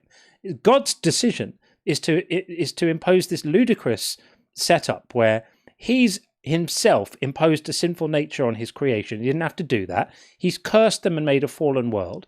So now people are born with a sinful nature, but he offers everyone the antidote. But the antidote is conditional upon you believing the right things. So whether you want to call that unjust or not good, I don't particularly care. But there's no meaningful conception of good that includes doing that. Well, yeah, I wanted to clarify in which sense you thought not good, because let me ask you, because you've brought in so many parameters like original sin, things I don't necessarily believe actually, but I will ask this. Would you say God, let's just say this was the position, God is going to pay back everybody for every act of immorality. There's no get out clauses. And all you know is this message. For everything you do wrong, one day you're going to be brought to justice for everything you do wrong. Would you say God is not good on that message? So if there's no belief-based salvation, I still think eternal, the punishment should always fit the crime. And I agree. Yeah. So basically, if we're gonna, no Christian that I'm aware of is fine with a law that we light someone on fire for petty theft, but they're okay with, doesn't matter how benign, or somebody has normal life transgressions. They cheated on their taxes when they were 25. They stole a candy bar when they were 17. Doesn't matter. Okay, now we're going to light you on fire for eternity. That in itself is absurd. But the whole thing is the way God, now we're addressing, there's different theologies out there. We get that. We address each one individually. But since we're talking about Christian theology, it is the normative Christian theology that Adam and Eve sinned, and God decided a consequence of that will be all future generations will inherit a sinful nature, so they cannot not sin. So 100% of all billions, generation after generation of billions of people all sin because they inherited that sinful nature. And the way out is someone had to die, and now that someone died, you have to be convinced, which isn't a choice, that happened, and have a relationship with the person who sacrificed himself to serve as that loophole. And so do you think are you just like playing devil's advocate here, or are you actually thinking that that's a that is a good and moral system.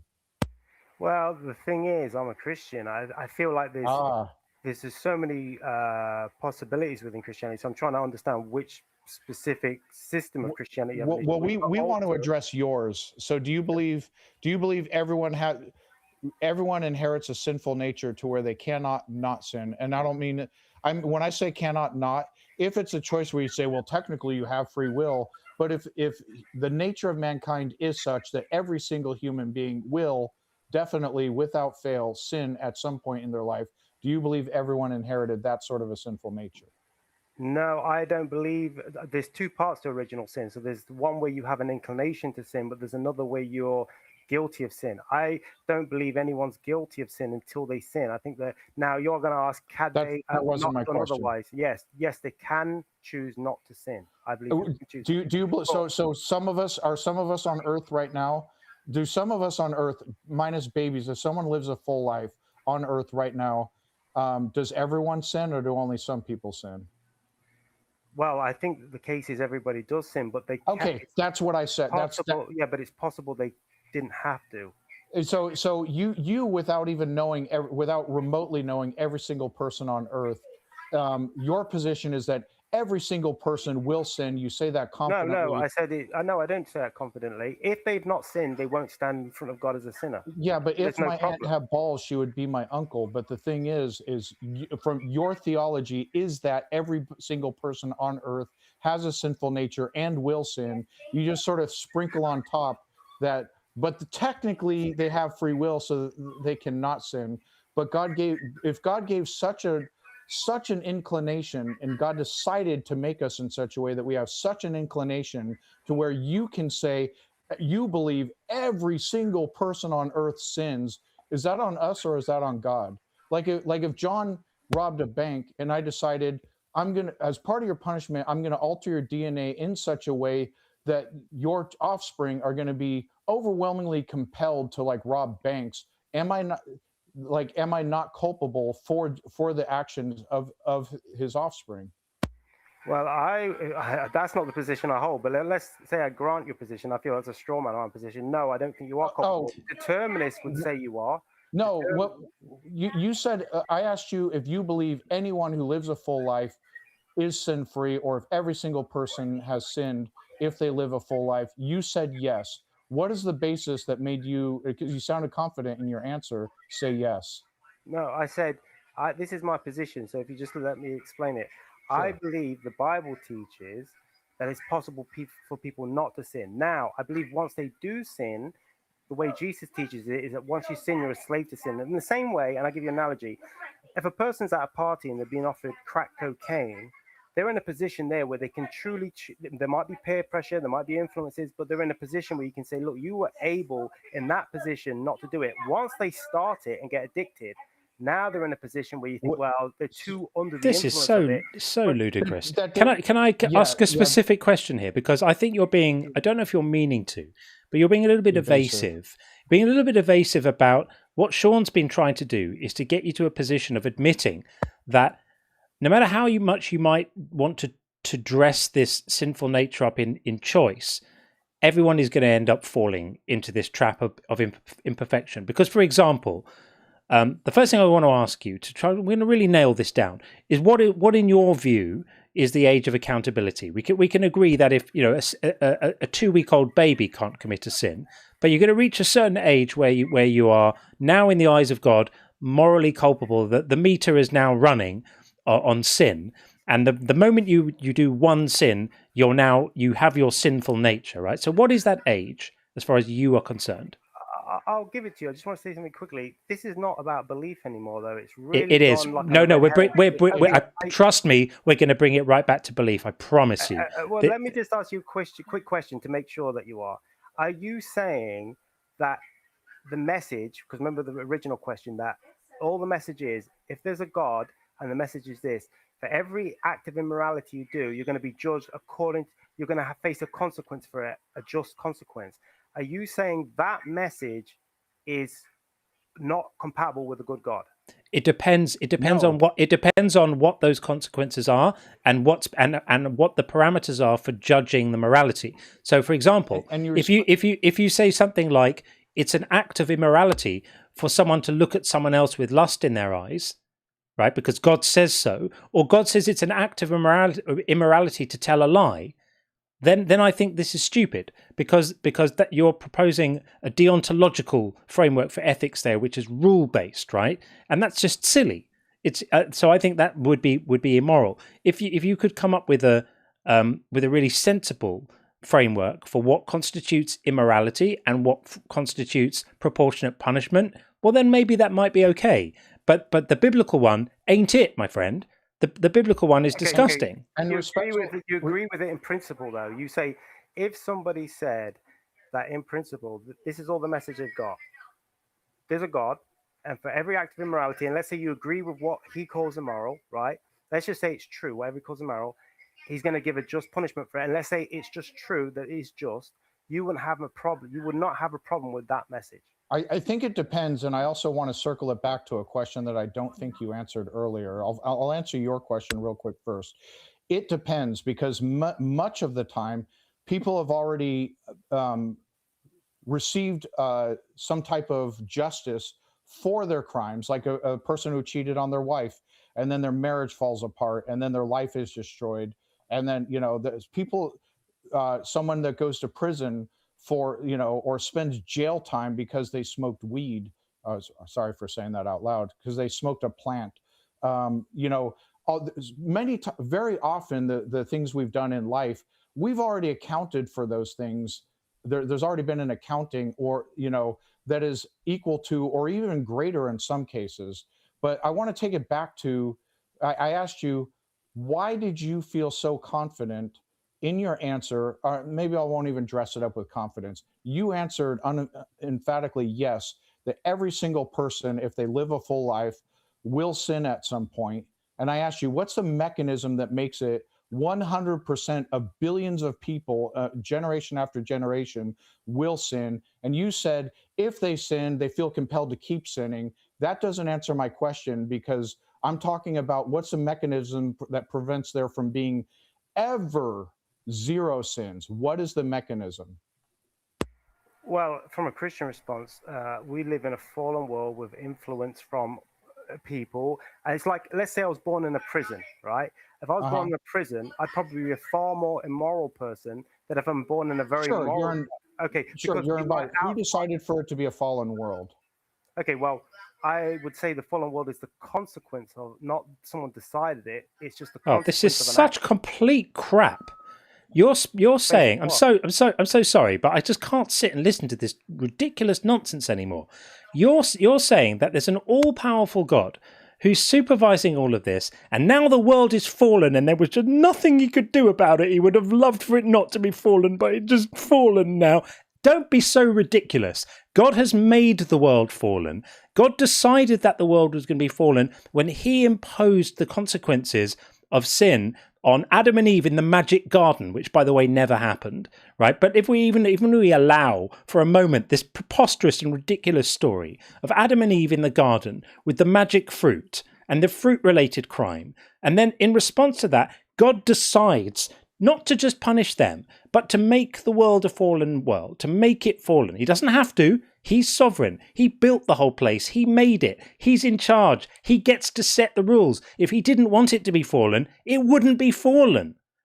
Exactly. So the world is in a fallen state because the world is in a fallen state because God wants it to be that way. And now he's getting all upset because the creatures in the fallen world that he made fallen are behaving in the way that he decided as a result of making it a fallen world. And then the only way that he can that you can get out of the consequences that he's imposing on his creation for this is to believe impossible things, to believe things that people who are using their minds correctly and correctly applying critical thinking to these lunatic stories that we hear of talking animals and parting oceans, only people who are capable of actually believing this stuff get the magic pardon. This is so lunatic. So you wanted to wonder if it was going to get back to belief. Here's where it gets back to belief. If I'm not capable of believing these silly stories, and I'm not, because I have a functioning brain, and we're in the 21st century, and magic is not a thing, and animals don't speak, and sin is not a thing, and information about morality isn't encoded in fruit. Okay, and because I know all of these things, I'm not capable of buying these stories. And so the morality which says that because of that inability on my part, I deserve to be set on fire by the God who set all of this nonsense up in the first place, it is completely preposterous. Absolutely preposterous. So I appreciate your attempts to get at nuanced meta-ethics and all of that stuff, but my advice would be start with step one, which is animals don't talk. Snakes don't talk people into stealing fruit. And all of this stuff is just myth. I appreciate you. You're a very nice man. Do you think anything you said there was convincing? I think it's unlikely to be convincing to you because you're a signed up member of the religion. So you probably just think that the devil's controlling me or some nonsense like that. But what I say is convincing to quite a lot of people.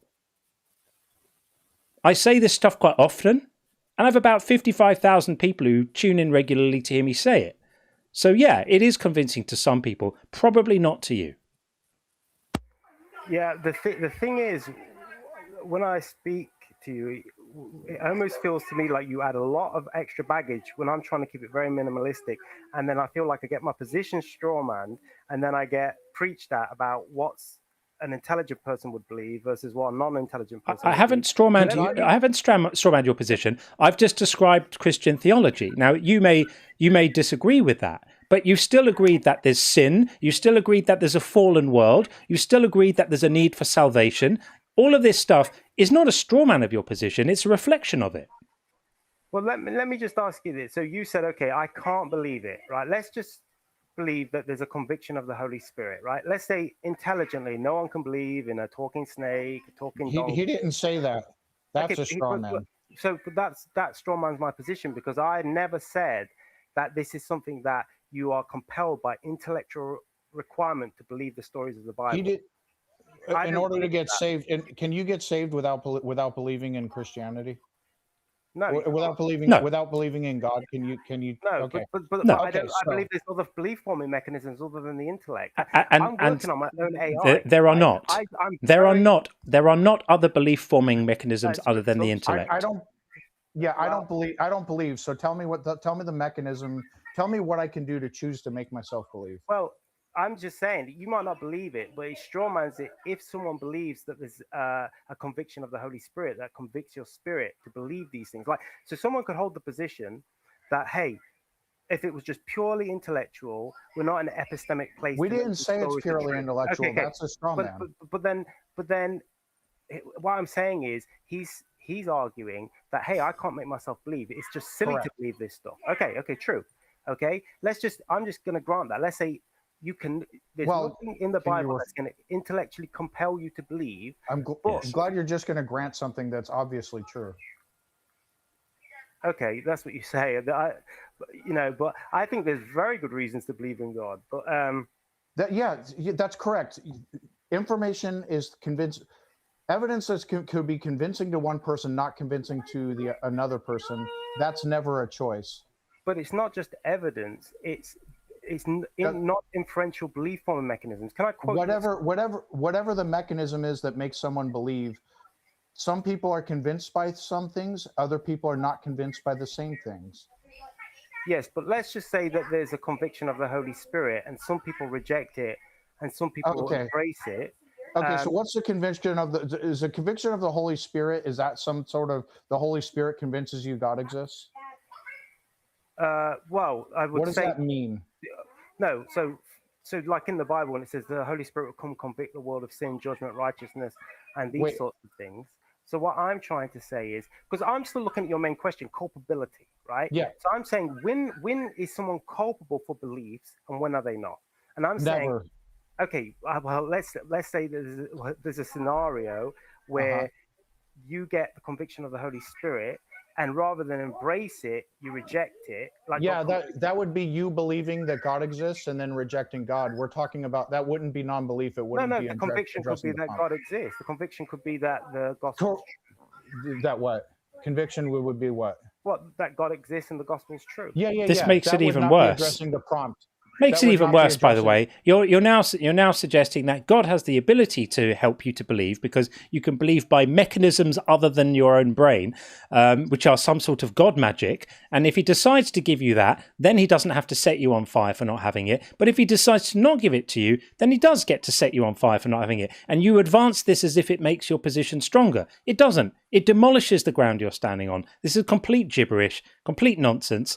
And we're also at the point where I've polled the room.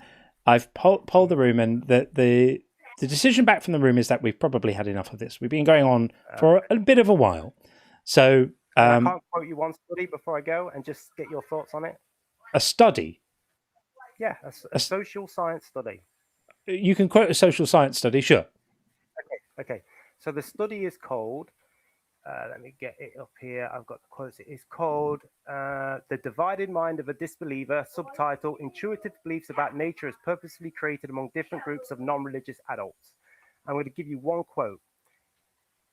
Increasingly defaulted to understanding natural phenomena as purposely made when they did not have time to censor their thinking. Another quote. The tendency to construe both living and non-living nature as intentionally made derives from automatic cognitive processes, not just practiced explicitly. I speak about this often. I was speaking to someone about this earlier. How human brains have evolved to detect agency in nature. This is not agency, this. It's design. They're two different things. No. Agency that's different. To infer agency in nature is something I often speak about. It's something that human brains have evolved to do, and it causes a lot of false positives, which is what that study is alluding to. It's saying that people who haven't been even exposed to specific religious ideas still default to inferring nature, agency and design in nature. It's a false positive that comes from the fact that our brains evolved to do that. I often speak about it, but thank you for mentioning it in the paper. That's helpful.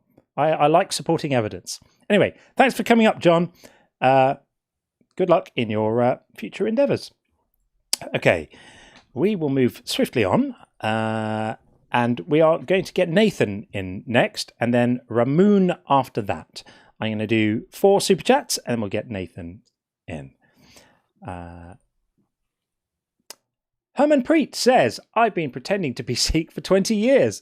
I'm literally at the Gurdwara doing seva right now. Volunteering, still don't believe. It's very common. It's very common. I think it's great that you're doing volunteering, but yeah, very common. I hope that you're managing okay with that. And Buzz said, I'd be happy to have a parent as supportive as the wonderful Mrs. Pastafari. Mine just tells me I'm going to go to hell. Oh dear, I'm sorry to hear that. It is wonderful to have a supportive parent. I am the product of 2 very supportive parents, and I am extremely lucky. Extremely lucky. You could say I won the parenting lottery, or the parent lottery, in that regard. So yeah, I agree. Thank you for that. And Babs said, Terry Pratchett said, when a saber-toothed tiger appeared from the bush, some people said, what a magnificent beast. Others ran away. Which one is your ancestor? Right. It's exactly the point.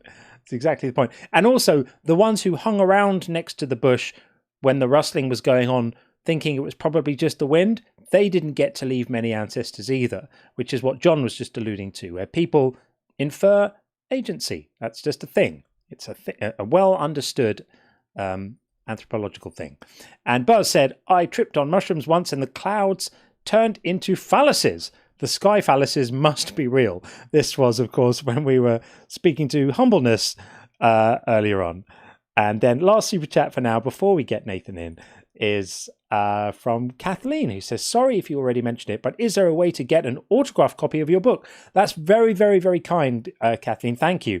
Right now, there isn't a mechanism for this, but I'm speaking with the publishers about sorting it out. It's going to happen one of 2 ways. Either we're going to have an appointed seller, one in the UK and one in the US initially, who have signed copies of the books that they sell. And if that doesn't work out, or if it's not possible to get that in time, then we'll have basically book plates, which means you just order the book, and then you'll get sent a little like signed thing to put in the book, like a sticker thing that goes in the book. We are going to work it out. Watch this space. A few people have asked. I'm massively humbled that anyone would ask, but quite a few people have. So I am going to make it happen. And thank you so much for asking. That means a huge amount. Thank you.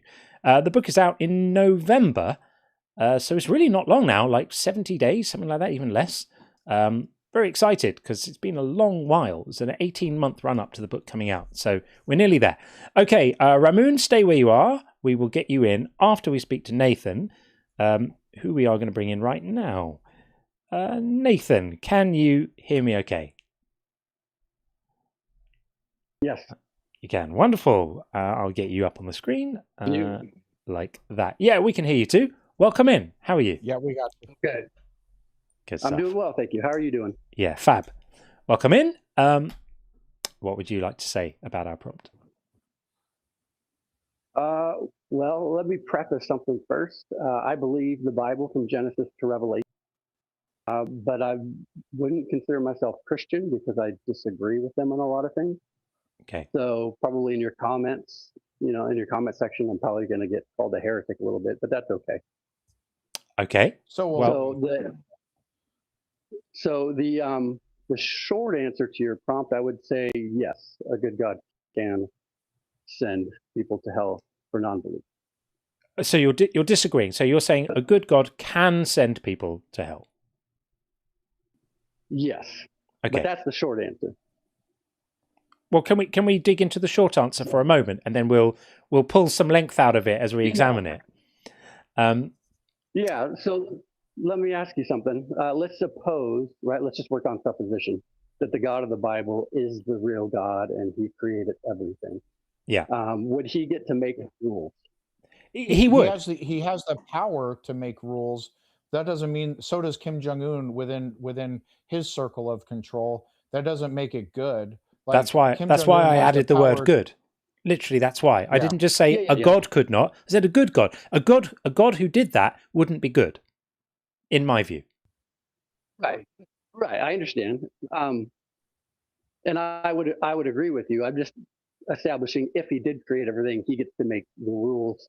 Yeah, but he could be making bad rules. I mean, Kim Jong-un has made some rules that say people he doesn't like get shot with anti-aircraft guns, right? And if you have the wrong haircut in that country, etc., etc.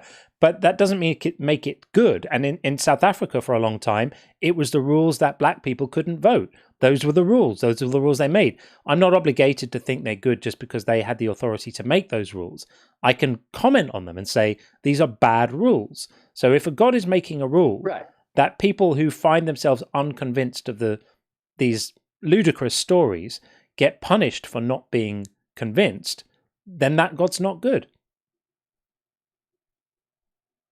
I would agree with that. Yeah. So then the next question is, though, would a good God send people to hell for eternity? No. And to that, I would say no. The answer is no, and I believe the Bible says no. But they're going to start calling me a heretic. But a good God couldn't instantiate any punishment, whether it's eternal or not, for non-belief, because belief isn't a choice. It's basically the contents. Like, imagine, and I know this might sound silly to you, but would it make sense if there was like an Irish God? I know that's a silly concept that's going to punish you because you are unconvinced leprechauns exist. Does that make sense? Does that make any moral sense? Right. And I can no more just decide I want to believe in God, ding, and I believe, then you can decide to believe in leprechauns. And no matter how much you read about leprechauns or listen to, I guarantee you the world's a big place. Some people believe in them, listen to their arguments or what have you. You still are unable to be convinced leprechauns exist. That's what I experience as a non-believer. We go on these lives hour after hour after hour. I hear the contingency, the Kalam argument, the argument from fine tuning is very popular, et cetera, et cetera. None of that is convincing to me, and I can't choose for those things to be convincing to me. I agree with you 100%. Okay. We agree on that. I just believe that the Bible does not teach that people are going for eternity. We don't I care. don't care if it's eternity. I can reframe If this it's for if you. it's I can reframe this yeah. for you in a one that might clarify things. How about, Nathan, if I say a good God could not impose a minor inconvenience as a punishment for non-belief? Let's say that. Yeah, you could say that. I watched, you were talking another time, you were talking about punishment without purpose. And so that's where we would disagree. I believe that the punishment is with a purpose. But Because you seem, eventually, but a minute ago you if the- seemed to be fixating on whether the imposition of hell was eternal or not. I'm saying I don't care about that. Let's just focus on the moral principle, not the details of the punishment. If instead of hell it was a minor slap on the wrist, then the moral principle here would still pertain. A good God could not give someone a minor slap on the wrist for non-belief. You could hold to that, sure. Do you agree what with me? would if you disagree, why? Well, being that I do believe in God, I believe that there's a project going on. I believe there's a plan, and that in the end, everything is going to be made right. So I don't have to agree or disagree. I can agree with you that it doesn't seem good, but I also believe there's a plan, and the end result is good. Is God powerful enough to instantiate his goal, his plan, the greater good, without the suffering, without the punishment? No, I don't think so. So he's not all powerful. Like if you Really? No, that's not what I'm saying. So I'm not saying he's not all powerful. If he's not I'm powerful, saying- if he's not powerful enough to do that, that would fall under the set of all.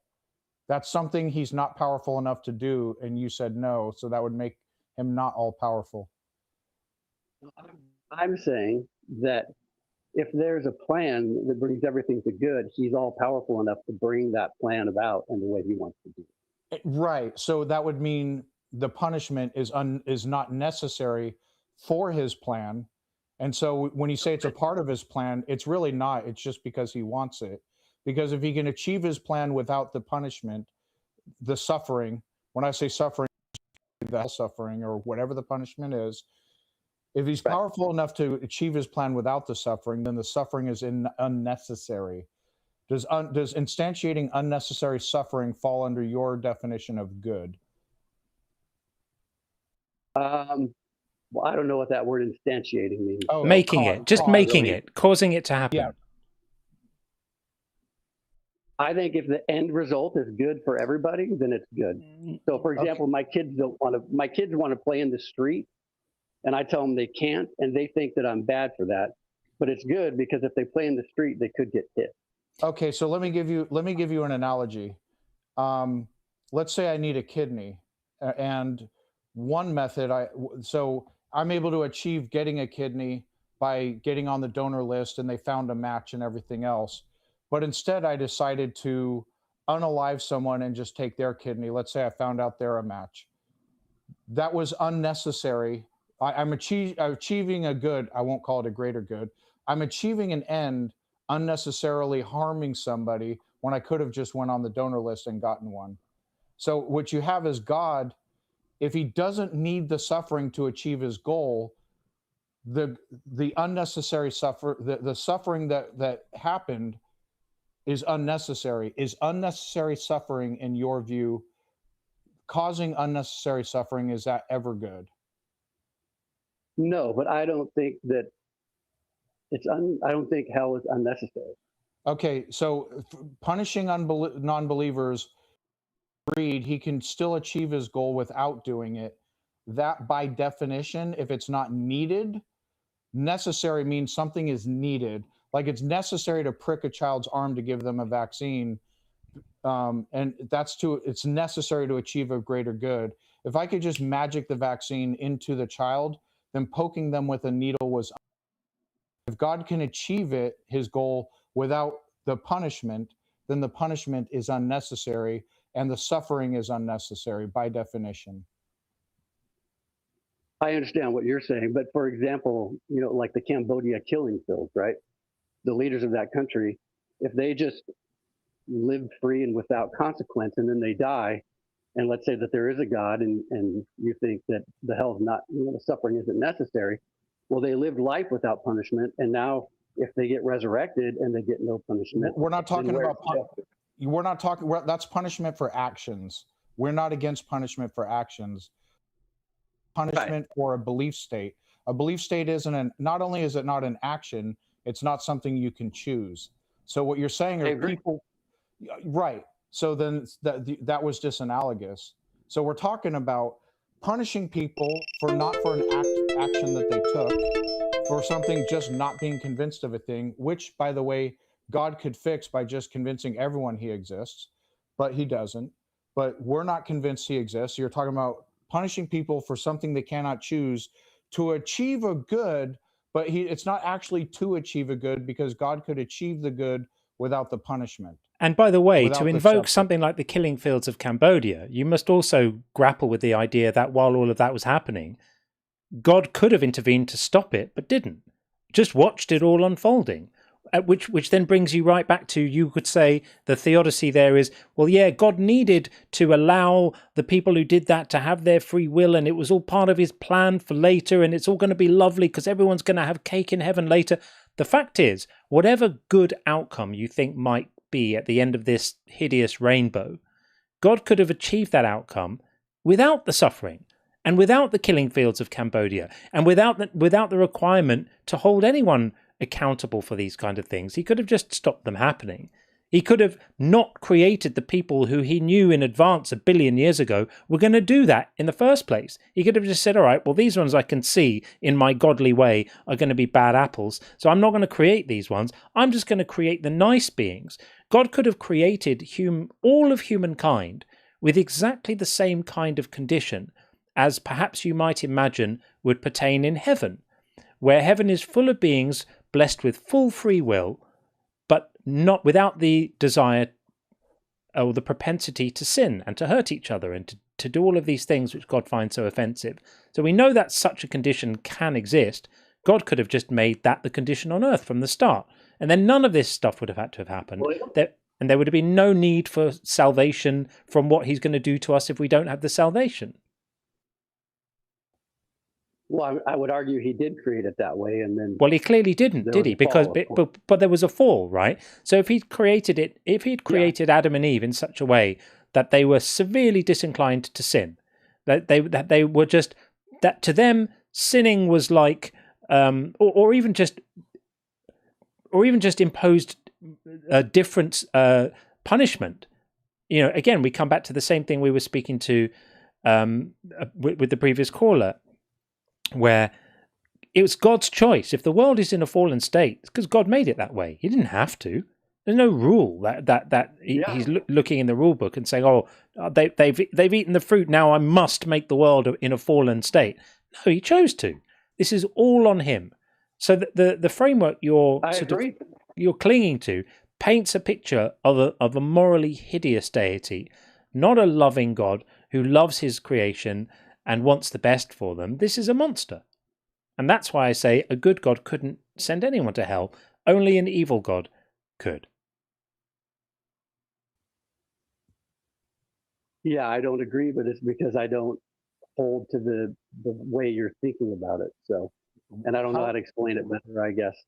Yeah, I mean, if you can't explain it, then that's I guess that's what it is. What if you disagree with our line of thinking, I would just like to know why, because from our perspective, the logic seems solid. Right. Well, I guess because it's perspective. So we all have the same data and we all interpret it differently. So you look at it and you see it from one angle, and I look at it and I see it from a different angle. So the way I see it is that God didn't want robots. Well, right? he didn't say anything about robots. Like, no, but what I'm saying is, like if he created Adam and Eve, right, like you were saying, without the ability, then we would never know that. Without what? The ability to choose to that wasn't what we suggested. Yeah, you're suggesting that the only alternative to a world in which his creations have a propensity to sin is robots. And I'm saying if I was a god, I would create creatures who had full free will and were very, very much not robots. They just didn't like sin. In the same way that, we use these funny examples of, we don't like eating excrement. That's not a restriction on our free will. We just don't like it. So God could have. I agree. God could have made his creation such that anything sinful was horrible to them, and that way they had the free will to do it. They just didn't like it. There's lots of things that we could do but we don't do. Eating excrement is one, and we could easily, trivially name you another 100 immediately right now. And the animal kingdom is full of them. I'm a cat lover, so I often use the example of cats. Cats won't eat where they crap. Right? They won't do it. And it's not because their free will is constrained. It's because they just have a strong instinct not to. God could have made all his creations with a strong instinct not to sin, and then there never would have been a problem. And he wouldn't have had to have decided to make the world fall. And then there would not be this ludicrous requirement to pretzel ourselves into believing complete gibberish in order to stop him setting us all on fire. Totally ridiculous. Anyway, there we are. My friend, we're going to move it on. So that we don't get bogged down in a long discussion. Thank you for calling in. You're welcome. Have a great day. And you keep well. Thanks. Bye. Bye-bye. Okay, there we are. Scripture Journey. I wonder if Scripture Journey disagrees with us. I suspect they may. So we're going to get Ramoon in first and then Scripture Journey after that. We'll just move straight along and we won't... dilly-dally. We'll do super chats after this. We'll keep the velocity going. Maintain that, rather. So bringing in Ramoon right now. And Scripture Journey, stand by. Stay where you are. We'll get you in next. Hey, Ramoon, how are you? Hi, how are you? Very well indeed. What's up with you? Fine. Okay. I'm Muslim. I believe that God doesn't made us sinful and doesn't send someone or not convinced to hell, just someone who convinced but refuse God's word. That's not what the Quran says, though. The Quran says that that there are special punishments awaiting non-believers.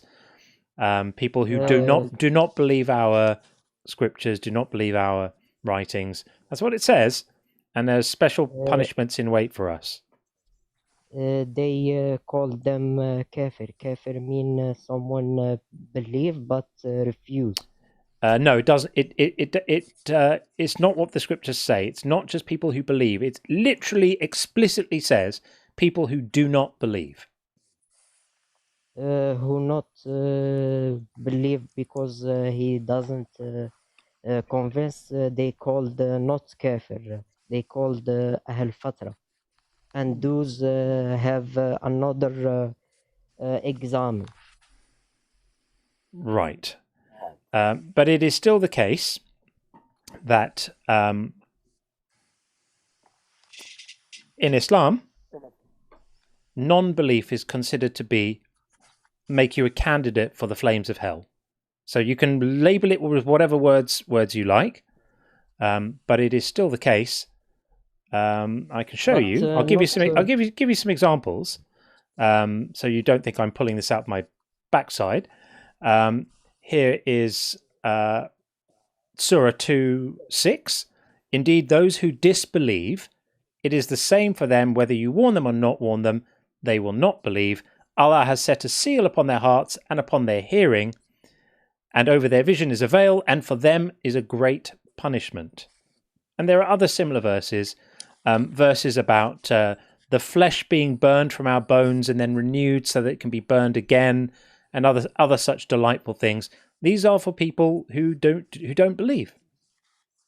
But it is wrong to say kafir mean not believe. As I said, I'm not telling you what the word kafir means. I'm just telling you what the scriptures say is going to happen to people who don't believe. You can label it anything you want. In Arabic, kafir means someone know that God exists. I'm know delighted that for you, but it's still the case His word. it's still the case that people who don't believe the stuff are, according to the scriptures, going to be punished. And then the cutouts, the clauses are things like it doesn't apply to people who've never heard. Fine, okay. Well, what about people who have heard and they just don't find it convincing? Or another question for you: people who were Muslims and then decided that they, on reflection, don't find this stuff convincing anymore. And I say decided, I don't really mean decided. I mean, they became aware that they don't find this stuff convincing anymore and they became apostates. What's supposed to happen to them? As I said, if they all not convinced, God not send them to hell for just not convinced. He Right. tests him. Yeah, we're going to bring in our good friend, Mikhail. Hi, Mikhail. Hello. Mikhail, what happens to apostates in Islam? They get killed. They get killed. That's right. And even Abu Bakr did it in front of the Rasulullah Sallallahu Alaihi Wasallam. I can give the hadith that shows that. If you need me to pull up on the screen, you can do that. They get killed, Ramoon. In fact, you know what? I'll do you a favor. John, like the same, again, could you do me a favor, John? Could you go ahead and pull up 850 of the Quran? The same one as before in the last time. Quran 850. The one that you read before. Yeah. So it says, show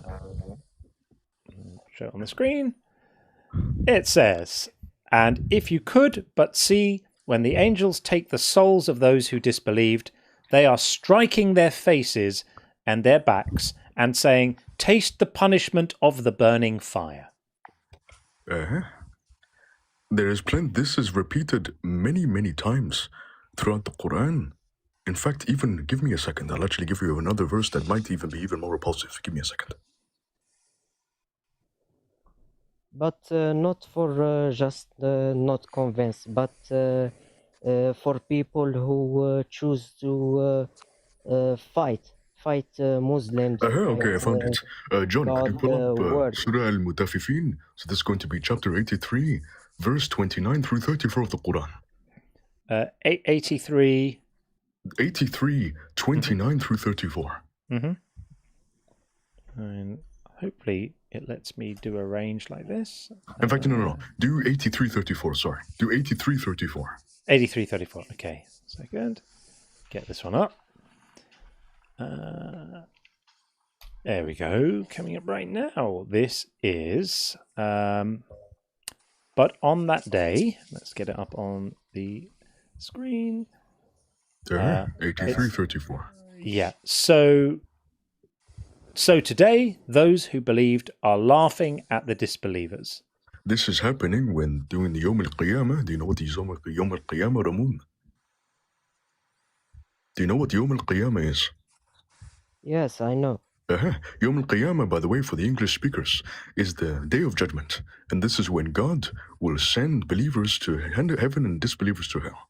So during Yom Al-Qiyamah, when the disbelievers are being sent to hell, the mu'mineen will be laughing at the kafir. Laughing at them burning in hell. But kafir not mean disbeliever. Yes, kafir is direct. Kafir literally means disbelievers in Arabic. What are you talking about? It's mean convinced, but he say I'm no, not. Kafir again. Kafir literally means disbeliever in Arabic. What are you talking about? No, Ramoon, do you speak Arabic? Yes, I'm Arabic. Okay. So can you tell me the difference between a mulhid and a kafir? Can you tell me the difference between a mulhid and a kafir? In fact, could you first, could you again, Habibi, number one, could you define what a mulhid is, number one? And number two, can you tell me the difference between a mulhid and a kafir? Go ahead. Mulhid and kafir the same. What is a mulhid? And can you tell me the difference between a mulhid and a kafir? Can you do that? Mulhid doesn't mean atheist. Mulhid is literally an atheist. What are you talking about? Mulhid literally means a person who has deviated again. Mulhid literally means deviated from the straight path. I can even show you the lexicon in which a mulhid literally means someone who has deviated from the straight path. Do you want me to do that? Yes, do that. In fact, do me a sec. John, can you put me up on the screen if I can? If you need, or if not, I can just send you something. It won't go to YouTube, so it will only. Okay. Yeah, it won't work. Can you? If I send you something, if I DM you something, would you be able to show it on the screen? I can try to grab it. Not to be honest, not quickly and easily to pull a DM out of TikTok DMs and into here. In fact, you know what? I'm going to send you a word on TikTok. Can you translate it on your computer and then show it there? Yeah, I can do that. Okay, I'll DM it to you and then you can translate it there. By the way, Victoria in the chat said mulhid means atheist, and I know she speaks Arabic. Great. So can you translate that word in English to the screen? Where did you send it on a DM? On TikTok. Let me just grab it. 1 second. Just give me a second. I'll grab it. Just take me a second. There we go. TikTok. I'm going to grab it right now. Bear me a second. Messages. And I see yours there. And okay, so am I going to be able to... Will I be able to copy that? Yeah, I think I will. So let's copy that. And then I'm going to put it into translation. Translate. Maybe I should use Google Translate or something. You can even use ChatGPT. Okay, I can do that. Or you can even look it up and ask for the English in Google. Yes, ChatGPT, fine. The word is translating right now. It's thinking about it, and it says it means atheist in Arabic. Mulhid. Because the root word refers to a person who has deviated from the straight path. So now now that we've established your lie again, now that we've established that you've lied about the Arabic, can you tell me the difference between a mulhid and a kafir? Do it in ChatGPT. That was ChatGPT will tell you the same thing. ChatGPT will tell you the same thing. It was. That's where I looked can you at tell it. me that now? Can you honestly tell me the difference between a kafir and a mulhid? Can you do that? Kafir. No, you cannot because they're no, you're not because in Islamic fiqh they're considered the same thing. Someone who does not disbelieve in God, someone who disbelieves in God, an atheist, and somebody who has disbelieved from God is also called an atheist. So an atheist and a mulhid and a kafir are all the same thing under Islamic fiqh, under Islamic jurisprudence, under Islamic theology. So why are you lying? In Islam, anyone in your religion who does not believe in Allah is considered a kafir. That is what they are. A kafir literally translates to a disbeliever. So it is an umbrella term. It can refer to mulhid, it can refer to anyone who's a Christian or anyone who is a Jew. So can you stop lying about the Arabic and stop deceiving the people here? Yes, you are lying. You initially said that mulhid did not mean atheist, and then when I asked the host to translate it into the ChatGPT, what did ChatGPT say, atheist? Host. What did ChatGPT say? It literally just said, "I'm looking at ChatGPT right now. I'm looking at ChatGPT right now, and I pasted the word in and said, please translate this, and it said, atheist." Atheist. So stop lying about the Arabic because you clearly do not know what the word means. Now let's go back to the topic. Can you please remind me what Ramun said about the prompt? Go ahead. What did you say? Can you tell me what's the prompt? Can you tell me what you said to the host about the prompt? I said God doesn't set someone for not convinced to hell. Yes, he does. Someone who refused to follow his word when he was convinced. There are plenty of instances where Allah has sent people who do not have a choice in believing in Him to hell. There are plenty of instances in that.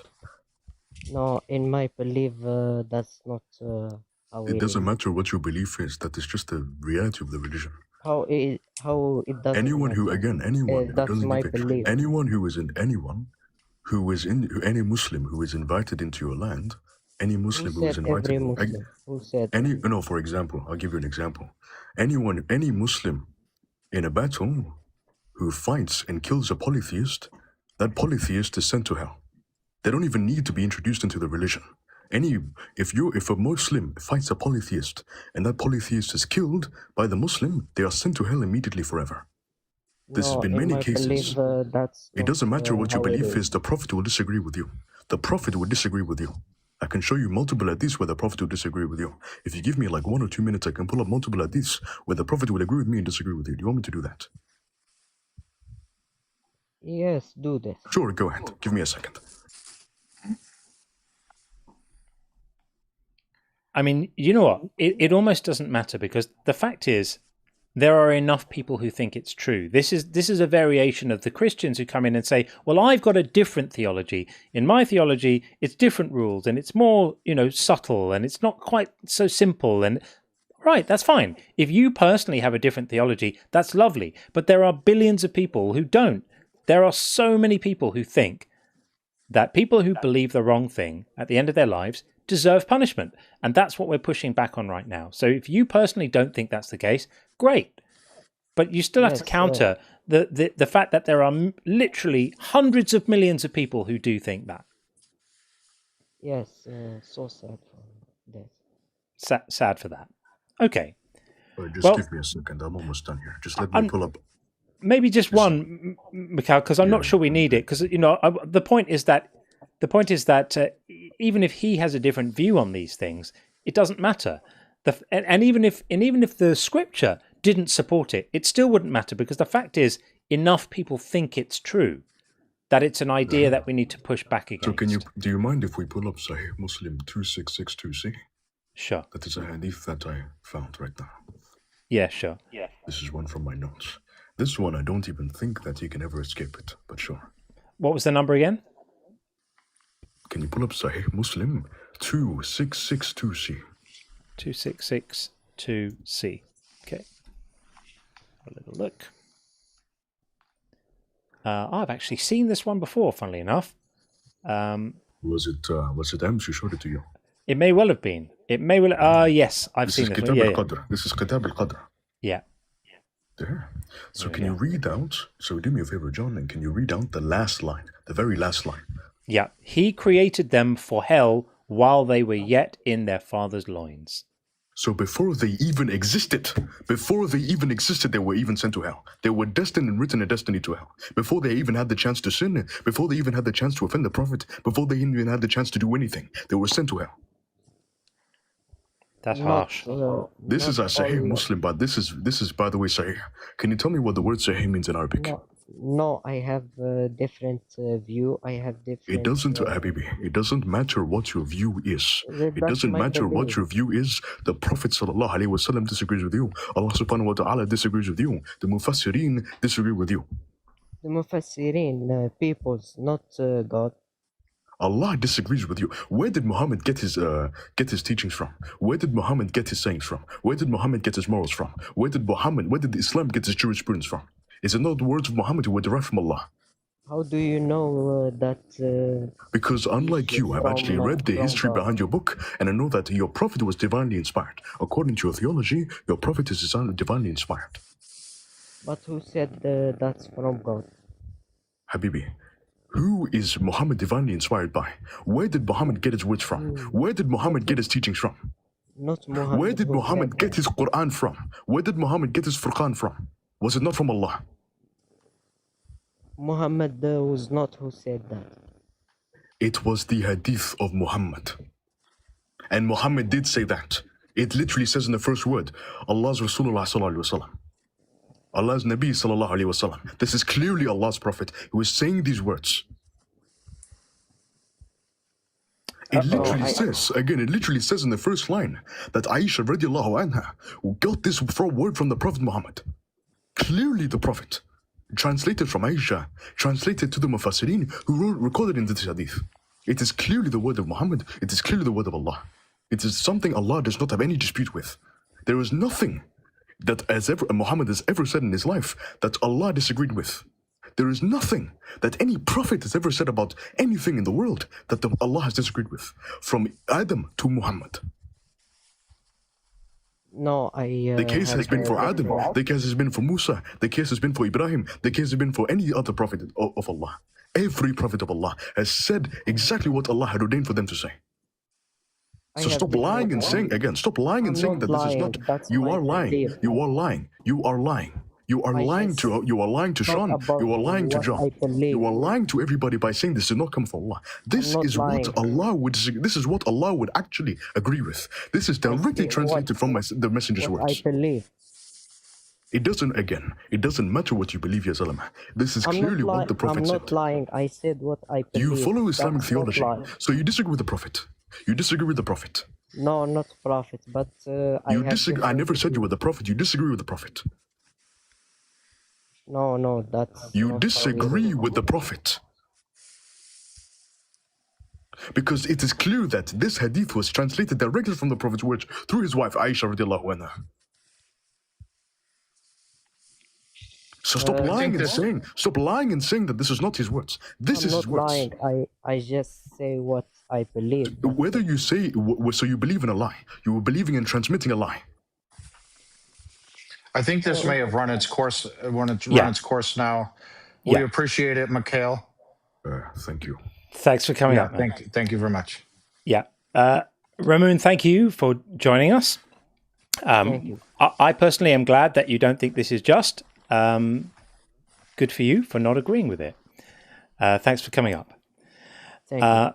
Okay, there we are. That was pretty savage. We're going to bring Scripture Journey in next, as promised, and we'll all hopefully go on a lovely journey together. That'll be fun. So let us do that. I just need to quickly check, get that out of the way there so that we can all see what's going on. Right, bringing in Scripture Journey. Scripture Journey, are you there? I'm here. Can you hear me? I can. I'm going to get your name up on the board so that we all know who we're speaking to. Scripture Journey. We have spoken before. Welcome back. Yeah, we did. Thank you. What have you got? So the prompt went away again, but I want to say it was a good God would not allow... Could not. A good God could not send anyone to hell for non-belief. Yeah, I would disagree. Okay. I think maybe we need to get our definition straight. When you say hell, what do you mean? Any kind of imposed consequence as a result of the non-belief, any kind of punishment, no matter how mild, imposed on people as a consequence of their non-belief. Okay, because I just want to, like, a lot of Christians get this wrong. In the Bible, hell talks about the Hebrew word is Sheol. It means the place of the dead. Hades in the Greek is the realm of the dead. And then there's also Gehenna, which is called the Valley of Hinnom, which Jesus refers to as destruction for the wicked. Okay, so capital punishment, can we summarize it? Capital... No, because we can't, because there's different terms. Okay. Like this could get really boring really quickly. So to stop that happening, let's just say, instead of the word hell, I'm going to redo my prompt. I'm going to say a good God could not impose any punishment, no matter how mild, on anyone for non-belief. And let's do that. That way we don't have to spend time talking about what we mean by the word hell. I'm saying that the point of this is to demonstrate the moral principle, which is at the heart of everything we do here, which is that belief isn't a thing you do. It's a thing that happens to you. If it hasn't happened to you, it hasn't happened to you. Yeah, well, I think naturally then, I mean, hell could mean the place of a grave. So once you die, that is hell. So is that... yes. Yeah, so basically everyone else continues on with life, and then the place of the grave, they remain dead. Yeah, I mean, so capital punishment. Got it. So it's the wages of sin is death, but the gift of God is eternal life. So a gift, he doesn't have to give us this gift if we don't want it, and he's not going to force you to have eternal life. Why did he have to make the wages of sin death then? Why not just give everyone eternal life? Well, do you want a bunch of Hitlers running around for all eternity? Are we talking about Hitler, or are we talking about people who just remain unconvinced that God exists? Well, here's the thing: is if you live for eternity, not following the ways of God, you will end up resulting in something far worse than a Hitler. Yeah. So in eternity, so you keep sort of what do you call it? You're describing this in sort of disingenuous terms. So we're talking about people who are just unconvinced a God exists. And because earlier you said, well, if you choose not to be with God, are you choosing not to be with Superman? No. Okay, right. So if it turns out Superman's actually real, did you reject Superman, or were you just unconvinced Superman exists? I guess if you are unconvinced that God is not good and that he doesn't know what's best for you, and you don't want to live forever with him. That's not what I asked. You don't believe are you rejecting Superman, or are you just unconvinced Superman exists? I guess I'm unconvinced he exists. Okay, so if somebody is unconvinced God exists, the same principle applies, right? You don't have a double standard. So people who are unconvinced God exists, they're not rejecting God necessarily. They're just unconvinced he exists, right? Yes, but he will show them eventually. If the Bible's true, then he will show everyone, including John. Before we die? Some before and some after. Okay, so let's say, well, some after or everyone after? I believe everyone. Okay, so if I remain an atheist until I die, then in the afterlife, it doesn't matter, because God's going to say, "Would you like heaven or would you like hell?" So, yes, is that what's going to happen? So I do believe that's true, and so I'm not too worried for you guys right now, unless I do convince you, and then you guys go on to start up believing in accepting Jesus Christ, but then you fall away. Then there is some negative. What do you mean if we fall away? So Sean did used to the believe question. in Jesus and fell away. Yeah, I did, and I fell away. So here's the question for you, because what you described, and correct me if I'm wrong, is that after we die, people who either believed in the wrong religion, the wrong gods, or no gods, are going to be shown Jesus and then given a choice. If that's the case, then in this life, belief or non-belief in Jesus is inconsequential to whether or not we go to heaven. Is that your position? And if not, then the same problem appears. I guess. So is that what you believe? Let me just say that, or let me just make sure that I believe. You're saying belief in this life isn't required for eternal life. Is that? I'm going by. I'm trying to steel man, because I don't want to misrepresent your position. Because what I had asked you is, if I die an atheist, it's not going to matter, because Jesus is going to rise me up and say, "Oh, by the way, you're stupid. See, here I am. I actually exist.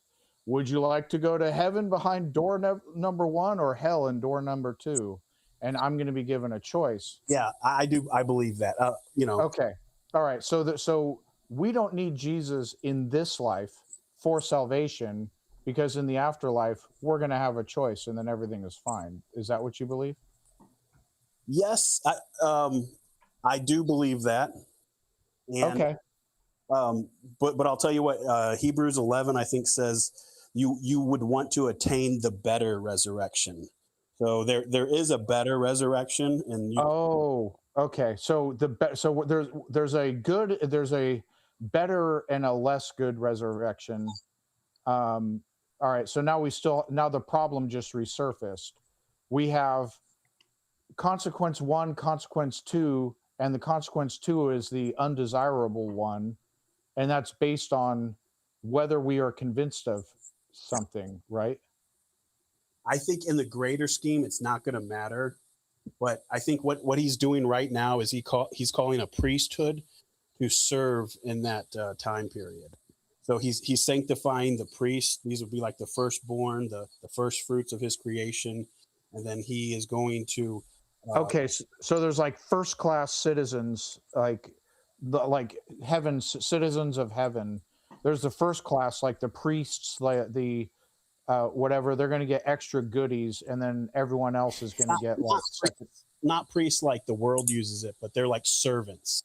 Okay, they're just servants. So it's not like they're higher above. They're just all right. And what's the difference between the good resurrection and the resurrection? What's like the actual differences between those? They call it the bride of Christ. So like they would actually, let's see, you guys are probably gonna make fun of it, but like there's a term. It's like these people are here on earth. They're going to be married to Jesus Christ. So, yeah, but I mean, what's different, like substantively?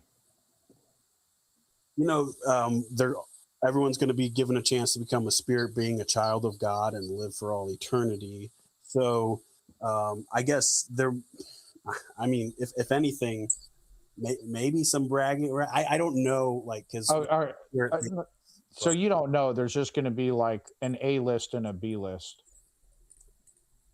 Yeah, you kind of make it sound. If you have a choice, you would want to be part of the first resurrection. If not, you're going to be happy to be there. No, I got you, but you don't know like what the substantive differences are. And by the way, I am tongue in cheek a lot, and it's not meant to be disrespectful. I like to break things down into plain language so everyone can just cut out the fluff and like understand like the logic behind everything. So there's an A list and B list. You don't quite know the difference. You just know the A list, that's where you want to be. I don't know. But the important thing. Let me tell you a difference. It talks that Jesus is going to come and reign for 1,000 years and his saints with him. So that would be these first fruits. Get to spend an extra 1,000 years reigning on earth with Jesus Christ before the greater resurrection. Scripture Journey, are you getting this? Are you getting this from the Bible? Yes, straight from the Bible. Nowhere else. Why would you think that the promises made about what Jesus is going to do in the Bible are trustworthy when there are so many other promises made in the Bible about what Jesus is going to do that he singularly failed to do? This is a little bit like the Jehovah's Witnesses, who keep on assuring us of the end of the world, and then the date comes and passes without event, and they're like, yeah, I know, but that didn't work out, but the next one is really going to be the one, and everyone goes, ooh, and then that one passes without event, and then they go, but the next one is really going to be the one. This is a bit what it's like. I mean, the Bible is full of broken promises. Jesus himself promises his disciples that everything's going to end, the world's going to end, and a new dawn is going to happen, and accountability is going to come, and the angels are going to come out of the sky, and the stars are going to fall, and the sun's going to lose its light. All of that stuff's supposed to happen in their lifetimes. It didn't happen. So why would you think that if he's so quick to promise things that didn't happen, that these other promises are going to happen?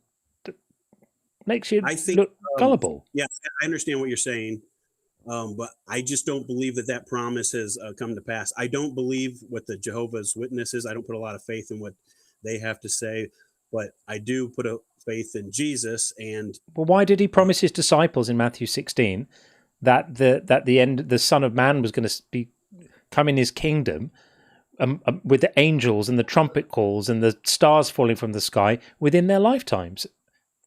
It didn't happen. I think that's going to happen soon. No, but he promised them it was going to happen in their lifetimes.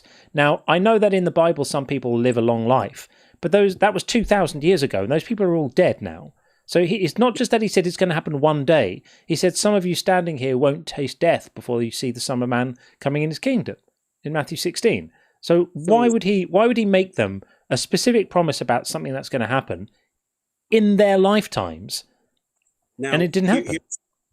If you look in the book of Revelation, John, who was there for that conversation with Jesus, he actually got to see through revelation, through vision, the Son of Man coming in his glory. And I believe that's what he was talking about. He wasn't talking about a vision. He was talking about it actually happening. Well, how do you know Jesus spoke in parables and riddles to disguise?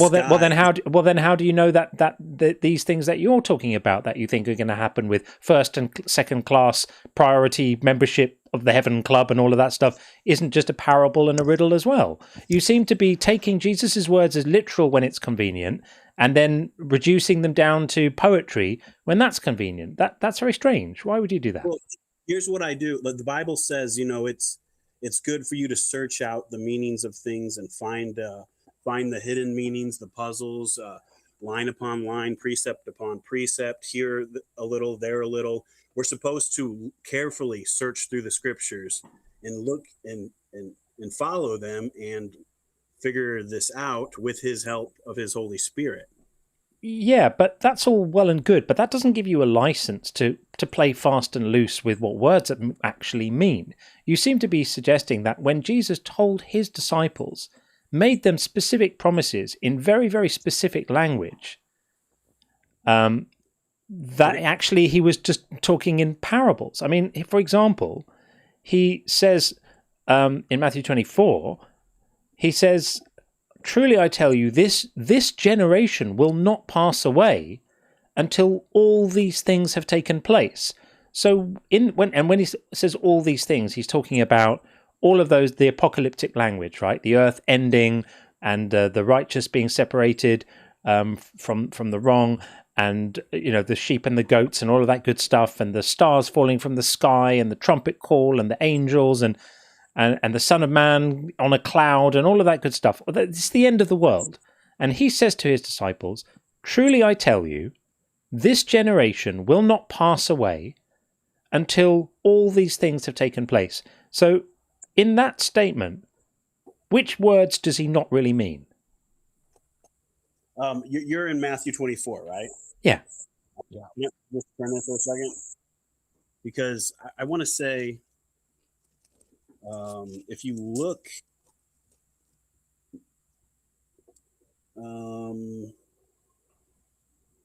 okay, in verse 2 it says, "All these things surely I say to you, not one stone shall be left upon another that shall not be thrown down." I think if you go back, his disciples are asking, when will this when will this happen? Like, when will the temple? His disciples came up to show the buildings of the temple. So he's showing him the temple, and he's saying that this is going to be destroyed. And that did come to pass in their lifetime. No, he's not talking about the destruction of the temple. He's talking about the Son of Man coming in his kingdom. And he said it in other places too. Like he said, you will not finish going through all the towns of Israel before the Son of Man comes in his kingdom. So when he said you will not have finished going through, when they persecute in one town, move to the next, right? I can't remember off the top of my head which verse it is. We can find it for you if you want me to. But he says you will not have finished going through the towns of Israel before the Son of Man comes in his kingdom. Well, which words there didn't he really mean? Can I answer that? Let's see. In the Epistle of James, he says this is written, verse 1, to the 12 tribes which are scattered abroad. So Israel's made up of 12 tribes and not just Judah. And so a lot of people just think Judah is Israel, but it's actually 12 tribes. You have Levi, Benjamin, Joseph. There's 12 different ones. So these have all been scattered abroad, and that's what James is saying. So, with respect, you're not addressing what I'm telling you. I'm going to show you the same verse I showed you before, but with a bit more context, because you were suggesting that he was talking about the destruction of the temple. He wasn't. He was talking about the end of the world. So let's look at Matthew 24 again, but from a little bit before, right? So here he is talking about the coming of the Son of Man, and you'll understand this is a reference to Daniel, isn't it? Book of Daniel, right? Yeah. So. Yes. This is immediately after the suffering of those days.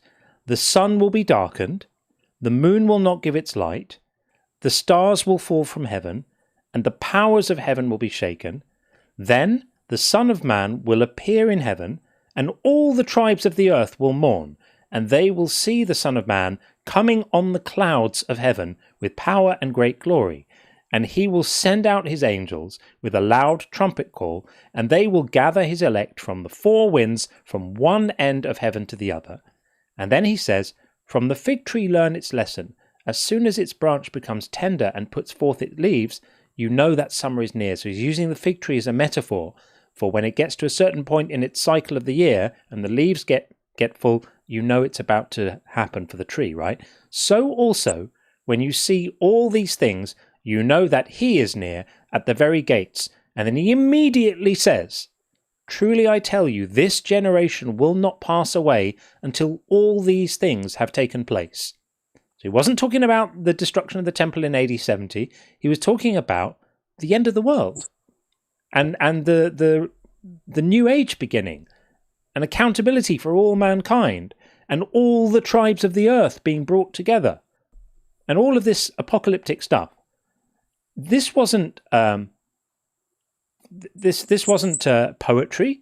This wasn't a parable. This wasn't a metaphor. This was him telling his disciples that certain specific things were going to happen before this generation had passed away. Now, have those things happened yet? Can I? Yeah. So in verse 32, it says, now learn this parable from the fig tree. So it is a parable. No. And He's using the fig tree. He doesn't say learn this parable. He just says from the fig tree, learn its lesson. He's just using the fig tree as a metaphor for how soon we are to this happening. Just another way of saying this stuff is just around the corner. It's going to happen super soon. So I'm going to ask you again, have these things happened? so I want to say that when we start to see these That'd be yes things or no, happen, my friend. Have these things happened? no, No. Did he promise them that it was going to happen in their lifetimes? no. I beg your pardon? So when he says, truly I tell you, this generation will not pass away, which bit of that does he not actually mean? I think when he's saying this generation, he's like, you're going to know, just like you know the seasons, you will know when these things start to happen. And Right. that generation Which generation is he? Which generation is he referring to when he's speaking to his disciples and he says this generation? What does he mean by this? I think he's talking about the generation that's around when these things start to happen. He's talking about the generation that's around at the time he's talking.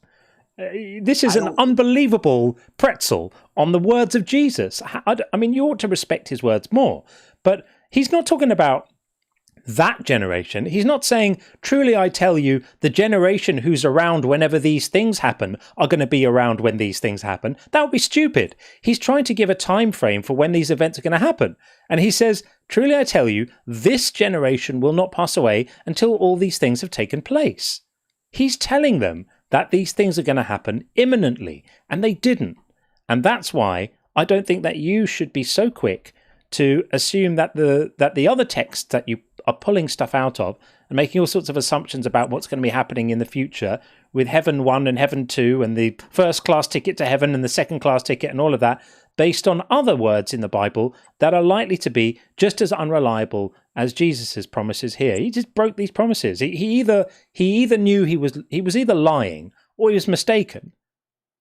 I mean, I think it's more likely that he was mistaken. It's more likely that he thought that he was the dude and he thought all of this stuff was going to happen. And even Paul afterwards is telling people, don't make plans for the future. It's all going to happen now. All that messaging is it's all about to happen. If you read this stuff, it reads as imminent. All the stuff is imminent. And 2,000 years passed and people are still going, any moment now. But this is not to be taken seriously. This is obvious nonsense. I believe that it's good to feel like it's imminent, because then it forces you to action instead of right. Complacent. Yeah. Meanwhile, 2,000 years pass and absolutely bugger all happens. At some point, you've got to start wondering if people are playing fast and loose with the word imminent, don't we? Imminent doesn't mean any time in the next 100 million years. It means like soon, especially when you tie it down to the lifetime of a specific generation and saying, you guys, some of you standing here won't have tasted death before this happens. That's a very, very specific claim. There's a verse in the Bible that says a day is like 1,000 years to God, Yeah. and 1,000 years like That's a day. all lovely. But he says this generation, and he says some of you standing here won't have tasted death. Both of those things did not turn out to be true. So I think we've demonstrated that the words of Jesus here are extremely unreliable, certainly nothing to make any plans on. I certainly wouldn't be making any investment decisions based on these promises or any decisions about anything. I mean, we just kind of disagree on this verse, but Yeah, because I think words mean actual words, and you want them to mean something else. But unfortunately, they still mean what they mean. okay, I'm bringing an alternative theory that I believe that he's talking about. You're going to see these signs, and then once you start to see them, it's not going to be far off. It's not going to be hundreds of years. It's going to be coming up quickly. Yeah, and then they all died, so and quickly. 2,000 years later, none of that stuff's happened yet. Well, like I said, I think that God's got a timing.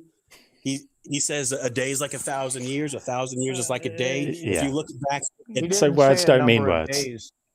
He didn't say a number of days. He said some of you standing here will not have died, will not taste death. Yeah, it's very specific. When it happens. John, so all of Patmos, and he saw all of these things taking place. These things haven't taken place. The world hasn't ended. It's still here. The angels have not come out of heaven to separate the sheep from the goats. It's not happened. The sun still gives its light. The stars haven't fallen down to earth. By the way, that's idiotic. Stars can't fall down to earth. Yeah. They're millions of times bigger than the earth and a very, very long way away. All of this is complete nonsense.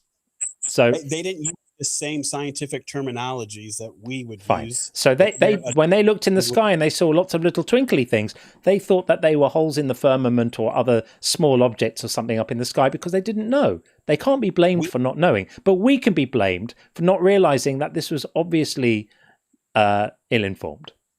Do you ever look up at the sky, see look, I just saw a shooting star? Have you ever said that? Yeah, I might, but it's just a terminology.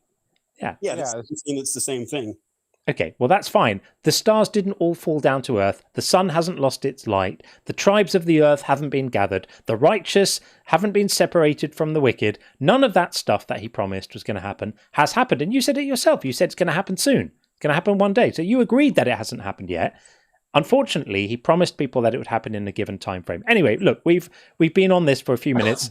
We don't need to keep on beating this horse. It's well and truly dead. In fact, it's not even a horse anymore. It's just a pile of horse-shaped ashes at this point. So thanks for coming in, and good luck on your continuing scripture journey. Hey, thanks for having me. All right, keep well. Bye-bye. All right, there we are. That was the end of that particular journey, and the beginning of me continuing to read some super chats. I've singularly failed to get on top of the super chats today. I'm so sorry. I've been a bit remiss. Normally I try to be a bit more on it. I've let us get pretty behind, so I'm going to do a better job and be better. So starting right now, Tracy said, "How much is that, Shawnee, in the window?" Oh, Sean, you're just so well presentable. Everybody loves you, Sean. Love it. I love it. I love seeing you get the love. It's wonderful. And Tim says, X Young, you can choose to investigate to get information, but the moment of becoming convinced is something that happens to you. Couldn't have possibly said it better at all. Very, very well said indeed. And David, thank you so much for the super chat, David. First live stream, great stuff. Some of these callers are a lot more frustrating live at 1 times speed than clipped at 2 times speed, I have to say. Well, I do know. One of the benefits of watching the streams back later or watching the clips is you don't have to sit through the agony of it all. Like, I get it. But I'm really, really happy that you're here with us, David. If you're still here in the chat, it's wonderful. I always say it, my favorite thing is people coming to the live stream for the first time. It makes me very, very happy. And Tim said, we meet the theatre where they are, and the airfare is killing us.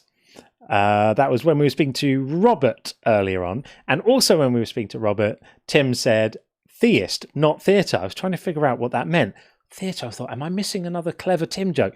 We meet the theist where they are. Right, that's it. That completely makes sense. Because we respond to the claims they're making. So the fact that there might be other ones who have, I don't know, more subtle interpretations or a different way of thinking about things, great. We're engaging with the ideas that people actually have. And not the Bible Jason said, I'm the Bible foreskin wizard and I solve everything with blood. And I'm also slightly concerned with yeast. And I created the entire cosmos. By the way, lol. I love that. That's absolutely brilliant. Some of these comments are just completely lit tonight, I would say. And Hayden Walton says, I think there are many layers of agency in relation to consciousness. Reality is complicated. I would agree. All while we were speaking to Robert.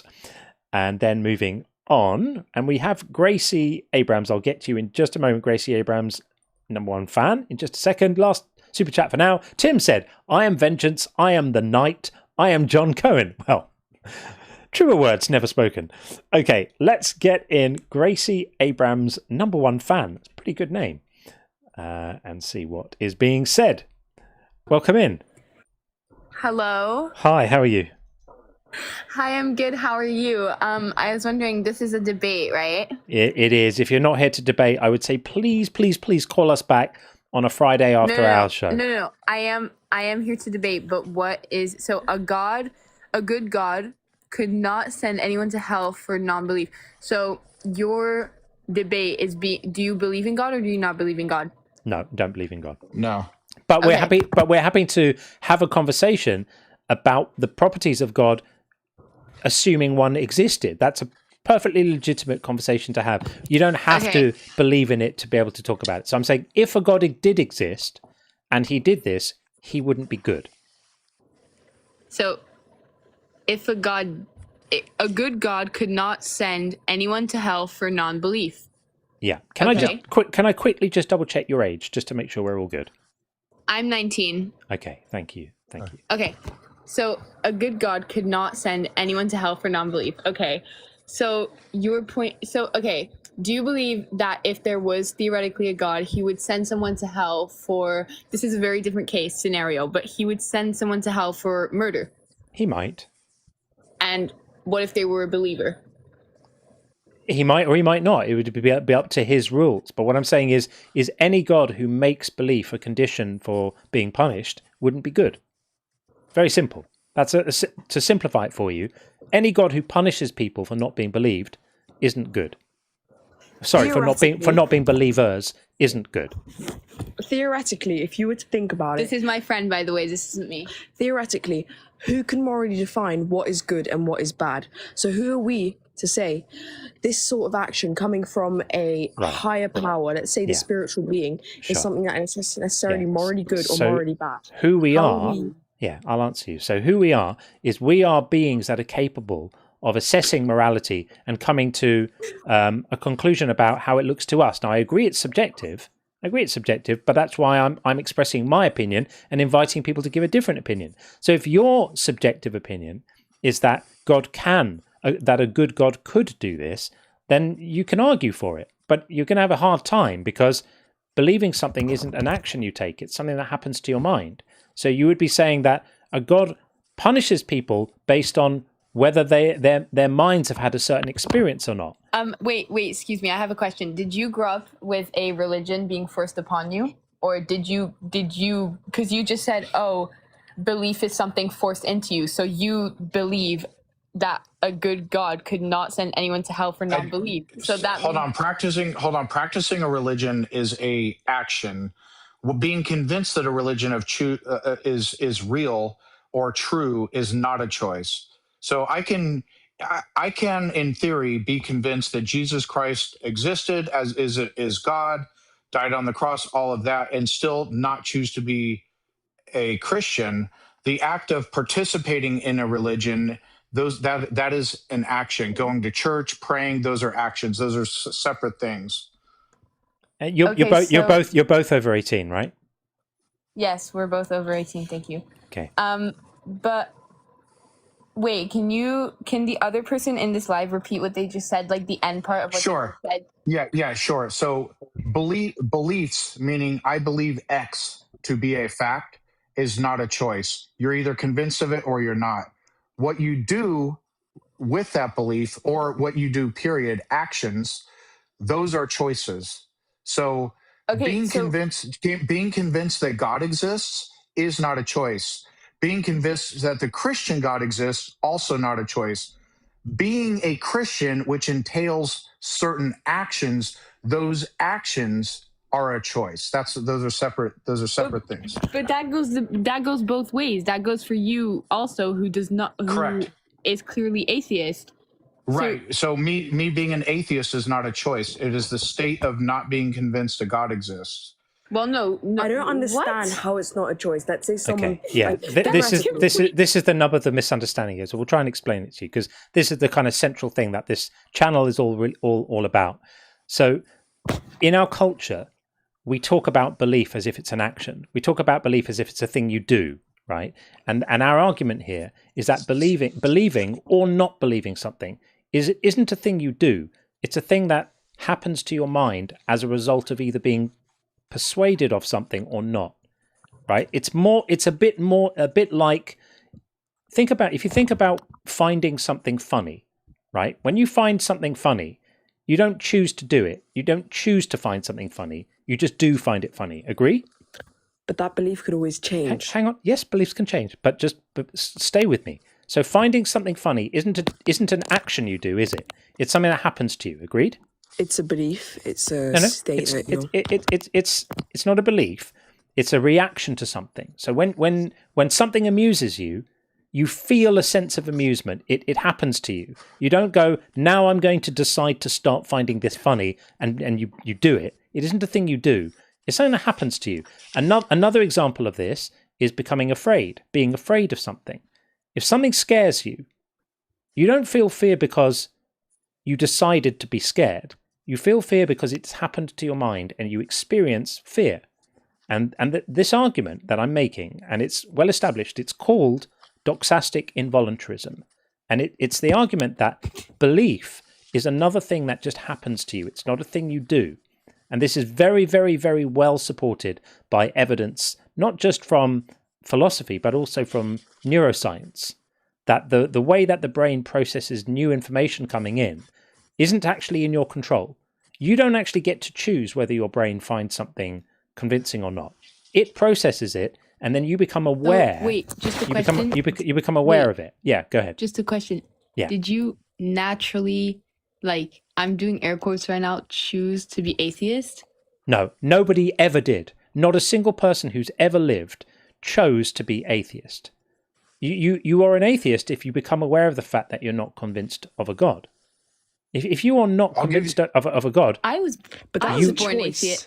My parents, I was born atheist. Everyone is born atheist. Nobody chooses to become an atheist. You can't choose to not find something convincing. You just become aware of the fact that you don't. So let me give you an example, Gracie. Maybe this will help you. Can you choose right now to believe leprechauns exist and actually be convinced of it? 100%. Okay. Go ahead and do this as a thought experiment and let us know when you start believing leprechauns exist. Right. Okay, let me put this in my mind. Okay. Okay. Yep, I think leprechauns exist. Okay. All right. So I don't believe you on that one, but let me give you a better one. Choose to believe right now the structure you are sitting in right now. Are you inside of a structure like a house or apartment or office or something? Yep. Yeah. Choose to believe that in 1 minute the structure is going to collapse in on you, and let us know when you actually believe that. I mean, if you indoctrinate that fear into my mind, then there is a way that I could. No, you're saying it's a choice. Choose it right now, or is that impossible for you to choose to believe? If you were to give me an argument that said to me, okay, we're not saying that no one can ever be convinced of something. That's not the claim. The claim is not, when we say belief isn't a choice, we're not saying beliefs can't ever change. We're saying what changes them is compelling arguments, compelling evidence, something which is persuasive to you. And then when you come into contact with that, you have no choice but for the belief to change if it's compelling. That's not a choice either. What we're saying is that you can't just decide to find something convincing that you don't find convincing. It's really obvious, actually. When you think about it, it's obvious. There's a point where at the beginning where it sounds like we're talking complete crap, but actually once you realize it, once it clicks, you can never unsee it, right? No, you can only believe something if your mind is convinced it's true. And so something has to convince your mind, true or likely true. Something has to persuade you. Something has to shift in the way you think about it so that you now find it convincing. And if that's not true, belief is impossible for you. You can declare it, you can say you believe it, but you can't actually experience the inner condition of legitimately thinking it's true, which is what belief is. But wait, excuse me. I don't understand your point of like, so you're telling me, okay, no one is born atheist. Everyone is born atheist. Everyone is born atheist. An atheist is someone who is not convinced that any gods exist. Are babies born being convinced that God exists? Well, no, they're a baby. That it goes same ways. You can't be born being atheist. I don't think, obviously, if we take a baby, obviously I don't think a baby has the intellectual power to think, okay, there's a higher spiritual being above me. But let's say you take a 2 or 3 year old. So by definition, they are atheists. An atheist is someone who does not believe in the existence of a god or any gods. I don't think a baby's like physically able to be aware of anything except think about it like this. Think about it. We're not suggesting that we're not suggesting that that babies are born contemplating the non-existence of gods. That would obviously be stupid. But think about it like this. Think about it like this. The entire population of the world is separated into 2 groups, and this is called a true dichotomy. It means it's exhaustive and there are no exceptions, right? So everyone in the world is either a theist, which means they believe in a god, or they're not a theist. There's no one who doesn't fall into one of those 2, right? Someone who hasn't made up their mind yet isn't a theist, right? So everyone in the world is either a theist or they're not. A baby isn't a baby isn't a theist. A newborn baby is not a theist, and therefore we have a word for that. They are an atheist. They're not a theist. Now, if it bothers I understand your point. I get what you're saying. Great. So now we've established that everyone in the world is born an atheist, and then some people become convinced of a god for various reasons, but nobody chooses to become an atheist. Nobody says, I believe that gods exist, and now I'm going to choose to not find that persuasive anymore. That's just not a thing that happens to anyone. So what do you think about agnostic people?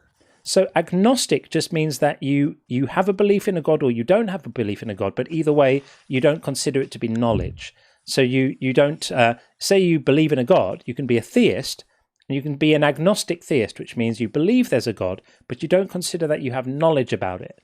Or you could be an agnostic non-theist or atheist, which means you don't have a belief in a god, but you don't claim to have knowledge about there not being a god. You just don't have the belief. It was nice talking to you guys. Thank you. We understand. You so much. We understand. We understand your argument. We're just we disagree, but we're just trying to get it through. But I don't think it managed to work. Yeah. But thank you. Nice talking to y'all. Bye. Take care. Have a good night. Peace. And you. Dear. We understand your argument. We just don't agree with it, but we can't explain why. I love the incredulity when like nobody chooses to be an atheist. What? I know. It's I great. like the reaction. It's brilliant. Glad they were introduced to that concept. It was awesome. Okay, we're going to get Believer in next over on the YouTube side. Let's try this. Believer, are you there? Hopefully, maybe we need to do a little audio jiggering. Let's try this. Try and reset your iPhone microphone. Let's try that. Believer, are you there?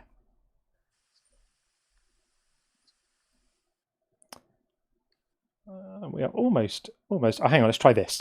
How about that? Believer, are you there?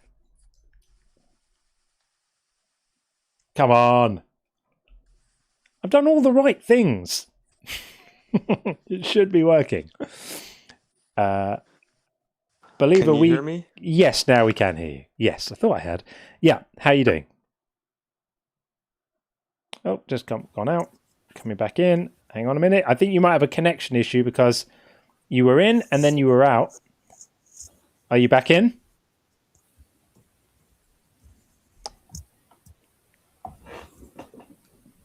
Believer, are you there? Not great, is it?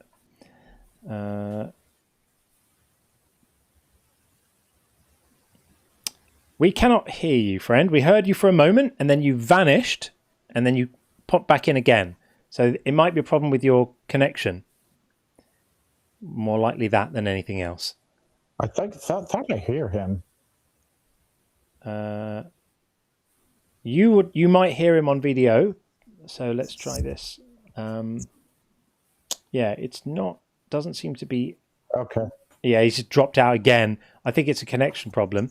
So I'll keep on reading super chats, and if he comes back, we'll try him again. But for now, believer is not to be believed. Oh, there he is. Okay, we're going to give it one last try. I'll just quickly read the super chat. Me, voice ogre artist. I love that name. Sean, how do you like to keep fit? I can't erase the tank top stream from my mind. You got them guns from somewhere. Do you work out, Sean? Yes, I run, do power walks, pull-ups, push-ups, like that sort of thing. There you go. That's the one. That's the one. Okay, let's try believer once more and see if it's going to work. Third time lucky. Believer, are you there? I am here. Yes. Perfect. Okay. Can you hear good. me? Yep, we've got you. Wonderful. Good. What's your name, by the way? John? I'm John, and that's Sean. John, I can't hear him, you. so Okay. I'm going to leave and come Cool. back. Yeah, do that, Sean. Go out and come back in. Okay. All right. Right. So, believer, our prompt is: a good God could not send anyone to hell for non-belief.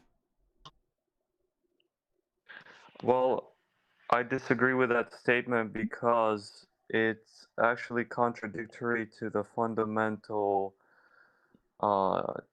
nature that's depicted in the Bible. As an example, when we talk about God being good, we're not just talking about a moral goodness. Biblically speaking, God is holy, and that God is not just a human being just like us. He's described as a spirit, as John 4:24 depicts him. He is a spirit and he's holy. So by his very nature, he is without sin. He is without corruption.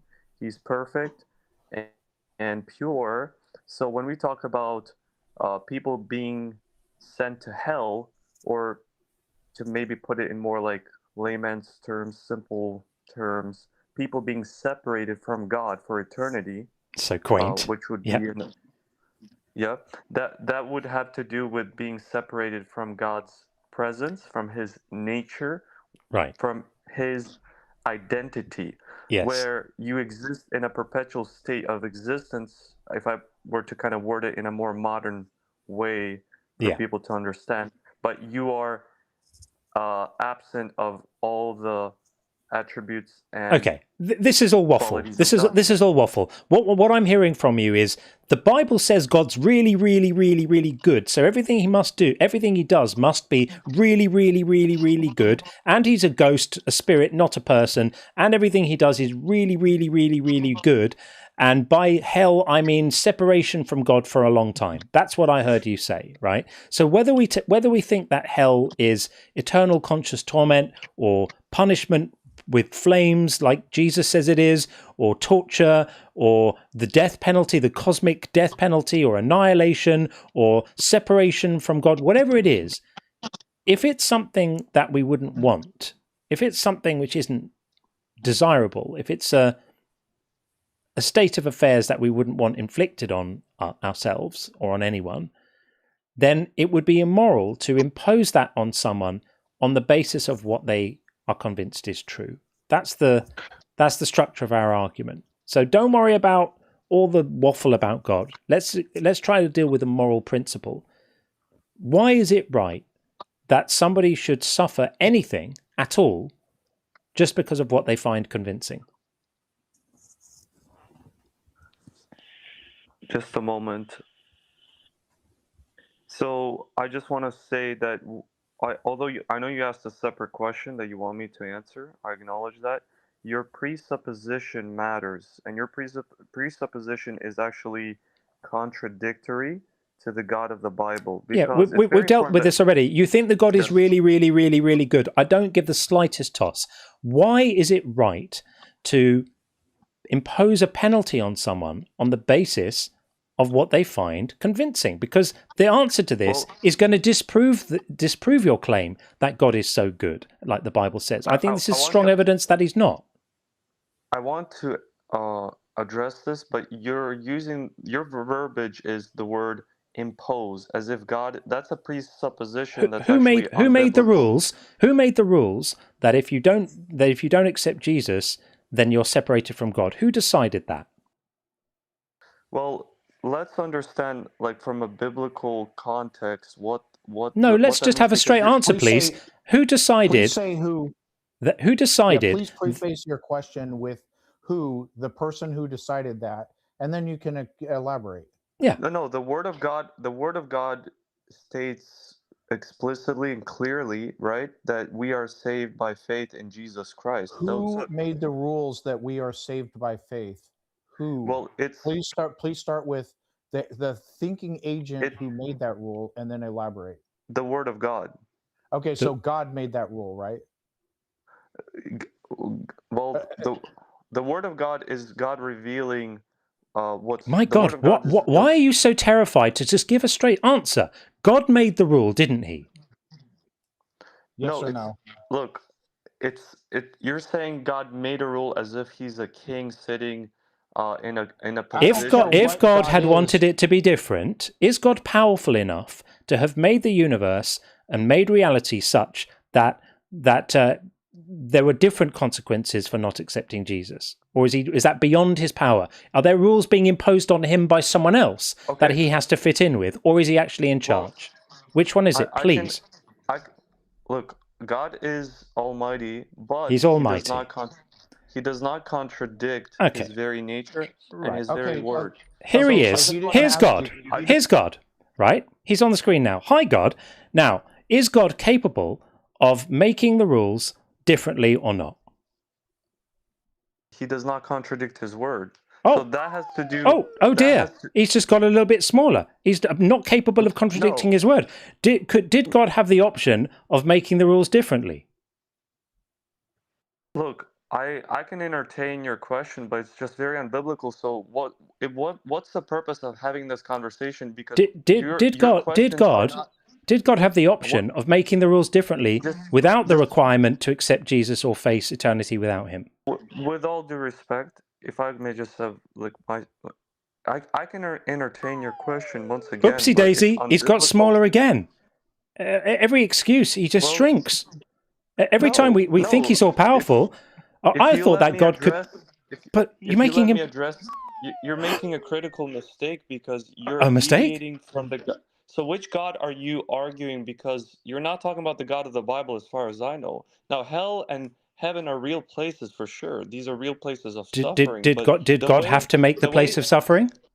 Wait a minute. The way you define. That's a yes or no. That's a yes or no. Oops. Look, you misunderstand the context and the nature of God. It's not that God. Okay. Stop for a second. You keep saying we misunderstand. We are asking. Hold on. We are asking direct questions to try to understand. Some of them have been yes or no answers, and you keep waffling and not answering the question. John and I hold ourselves. Answer yes or no answers if they're in line with the Bible. If you're creating a God of your own imagination. We're asking about yours. No, the yes or no questions are for us to learn about your God. Could God have made a different rule? Yes or no? That's a true dichotomy. Proposition: God could have made a different. Could have made a different rule. Hang on. Let me finish. That's a true dichotomy. Proposition: God could have made a different rule. that is either a true proposition or a false proposition. Which is it? In the context of the God of the Bible, it begs the question: which rule are we talking about? And secondly, Yes. Hold on. I'll explain which rule. Let me answer we have that. to be more specific. If it includes his very nature, which is, let's say, God is holy, could he make himself unholy? The answer would be definitively no. I also want to clarify. I want to clarify something because So God made the. If it's in His nature to make John, the. Hold on. Let me give you an out. If it's hold on. You guys are respectful, I think, but you guys are very, very Insistent you that lack knowledge. the interlocutors answer the interlocutors answer the question. So I get what you're trying to do here. You're trying to remove culpability from God by saying God can't do whatever's not in his nature. That's what you're trying to do. So if he can't contradict what's in his nature, it does not change the fact that if God made the rule, he made the rule, which you wanted an out from too. If God made the rule because that rule is in his nature, he still made the freaking rule. So who made the rule? Circling back. You missed the point completely. I'm asking. That's not what I was trying to say at all. I was actually saying that what you're doing is like asking, can the sun, what we today consider or define as the sun, right? Could the sun no longer be the fiery ball of fire that it is and just be like a place of cold? The sun is not a conscious agent. The sun is not is the sun is it, the sun is no you can't. The sun is not, we're told, a conscious being of infinite power, able to configure reality any way he wants to. Look what you've done to your God. He's going to be furious. You've shrunk him down to the size of a mouse. Every time we asked you a question about whether he could do anything differently, you just made excuses for why he couldn't. Look what you've done to him. I'm sorry, John. With all due respect, Sean was the one that was actually addressing. Well, John is the host. John is the host of the show. He can do what he wants. I'm going to circle it back to the original question. You would not answer. As the host. Sean, wait a minute. Sean, no. The question's going to come out again until you actually start answering them. Who made the rule that if you don't believe in God, you will be separated from God or face some type of punishment? Who? That is a rule that you established exists. Someone made that rule. Now, if you want to say God, but God did it because it was within his nature, whatever, go ahead and elaborate. But somebody freaking made that circumstance. Who was it? Okay, I will elaborate on this because... Well, start with an answer and then elaborate, please. Yes, it has to do with God, and it does have to do with his very hold on. I'm not going to allow mealy sort of mouth answers. I didn't ask who it has to do with. Who made the law? And then you can you don't have to give a one-word answer, but start with who made it and then elaborate, please. I will answer that it has to do with God's nature. That's why the law is in place. So God is the one who made it, right? And his nature was imposed on him. His nature was imposed on him by someone else, I guess. No. Who chooses God's nature? Who chooses God's nature? Guys, this is so easy if you let me speak. Wow, just please, patience, please. Listen, God's very nature is described in the first books of the Torah, the Old Testament, and he is the self-existent I am. Now, his very nature is the law itself. God made the law because it was in his nature, right? Yes or no?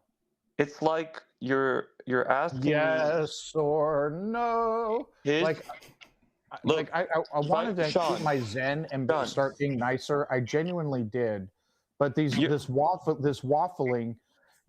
Did God make the law?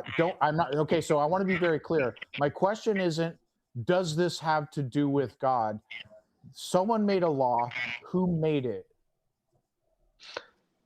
God's nature is the cause.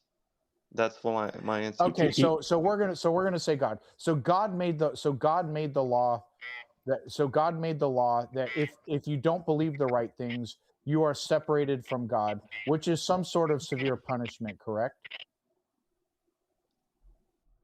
It is a severe punishment, correct? Okay. Does it make moral freaking sense to punish someone for something they cannot choose? Yes or no?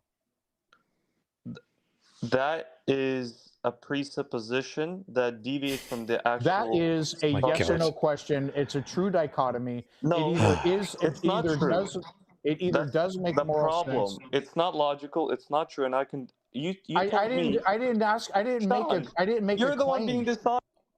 I did not make. So you said that's not true. A question cannot be untrue. That's. I asked you. I'm asking you for the answer.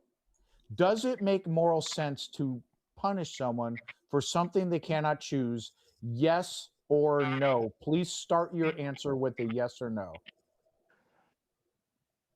Your previous statement is untrue because the question, if it's my previous statement isn't true. We're going to try again. This is a really straightforward. I mean, you are really, really evasive. Okay. First of all, look at what you've done to your God. You've shrunk him down to like a lower tier employee of the organization. All of these rules and his nature. And if I had a God, my God would pick his own nature. My God would be able to determine how things were, and he would be able to legislate any way he wanted, and I wouldn't even hesitate to say it. I would say, my God is the sovereign, he can make any rules he wants, he's actually in charge. I wouldn't start shrinking him down into some pathetic trainee level employee. Look how tiny he's got, and he's got to fit in with his nature. Someone told him that. This is ludicrous. And now we're trying to ask you a question which gets to the heart of what's really, really here, which is it ethical to punish someone for something they couldn't do differently? And rather than just give a straight answer, yes, it's ethical to do it and here's why, or no, it's not ethical to do it, you have to pre-qualify your answer with waffle. Just have the courage of your convictions. Answer the question. Is it ethical to punish someone for something they couldn't do differently? I mean, with all due respect, I will answer the question, although it's unrelated. No, it's not ethical.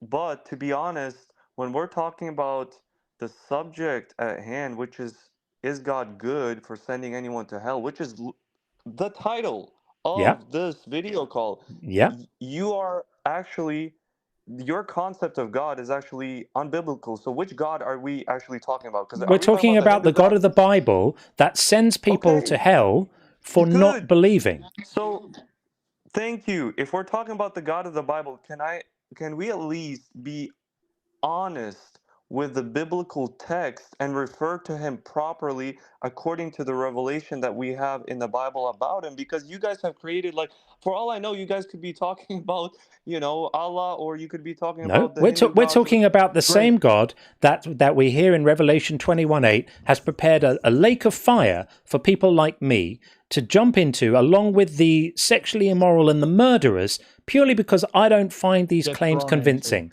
So as you agreed with us, it's not moral to punish someone for something over which they have no control. So it doesn't matter what the Bible says about God's properties. All of that is just irrelevant waffle. It was irrelevant at the start, and it's irrelevant now. That's intellectual dishonesty. I'm How calling you so? on this intellectual, because How so? you said your blanket statement is it doesn't matter what the Bible says about God's nature, whereas when it comes to intellectual honesty and when we are talking about the pursuit of truth, if we want to find out if something is true and logically consistent, it does matter for the context of this conversation. It does matter for the hearers of this live stream that we can define properly what it is that we are actually discussing. Therefore, I just want to challenge you and Sean and all the listeners, please read the Bible more, because you can't just read take it one more. verse from Revelation. When he said, hold on, when he said it doesn't matter what the Bible said, he's saying it is immoral to punish someone for something they cannot do, irrespective of what the Bible says. If Bible says torturing babies is moral, I'm not going to consider it freaking moral. So that's what he said. That's what he meant when he said it doesn't matter what the Bible says. Yeah, and the reason I said that. The reason I said that is because at the beginning you started talking about how God is defined as being good and all of this stuff. So he it's in our presuppositions that he can't be not good and all of this. I don't care. We judge someone to be good or not based on whether their own holy book labels them as good. We judge them. We judge them based on their character and their behavior and what is revealed about them by the kinds of laws they make or theological principles they invoke. And this one, you agreed with us, is immoral because you can't choose to be convinced of something if you're not convinced of it. Therefore, you can't choose to believe if you're not convinced of it. And it's not just Revelation 21. It's Mark 16:16 as well, and John 3:18, and other places where the apistos are vilified as being morally blameful for not having religious belief. Well, actually, when we talk about different verses, I'm glad you actually went outside of Revelation, because that would be just cherry picking. When you read the Bible, you actually have to read it holistically. And then, Yeah, I've done that. I've done that. Yes. So if we do that from Genesis to Revelation, and I think good things of you, John, that you are actually just, you have a live stream, but you actually want to find the truth. When we look at the Bible holistically as a big picture, we have to understand who it is that we're talking about when we say the word God, and what his nature entails, and what it attributes to being God. So God, by nature, according to the Bible, he does not exist within the realm of time. He is holy. He This is is all pure. just preaching and not addressing the I points at apologize. I hand. apologize. You're right. You're right, Sean. But what I'm saying is, when you make a question like, did God, as an example, did God make this law? Your presupposition is that you are now questioning a God that you've No. conceived. When I asked, did God make this law? I'm responding to the Bible that tells us God made the fucking law. So when Moses says to the people that he's speaking on behalf of God, and he says words like, so saith the Lord, or when Jesus claims to be speaking and saying, you can't come to the Father but through me, or when other people in the Bible, the prophets and other people, and Paul and whatever, claim to be telling people what God wants, I'm just taking it at face value. I'm not imposing anything of myself on it. I'm reading the words in the book. It's not my fault that it says this stuff. I'm just responding to what's there. And more importantly, he wasn't even saddling his own interpretation of the Bible onto you. Literally asking you your freaking position is not presupposing your answer. It is giving you an opportunity to answer. Okay, so John, I like what you said. Did God make the law? Yes or no? John, I liked what you said to reply to John. You said you're just responding to what God has said in his word. But you have to be honest with us here, with Sean and me, that it's not just you cherry picking specific verses that you're responding to, but It's not. actually the Bible. It's the basic Bible in its Christian entirety. theology, my friend. It's basic Christian theology.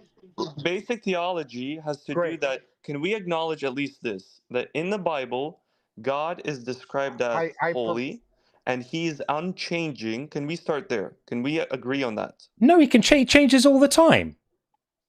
Okay, wait a minute. Do you believe, according to the Bible, that God can change his nature? That he can go from he changes holy into a man when he feels like it. He changes into a spirit when he feels like it. Not change. That's a manifestation. That's the incarnation.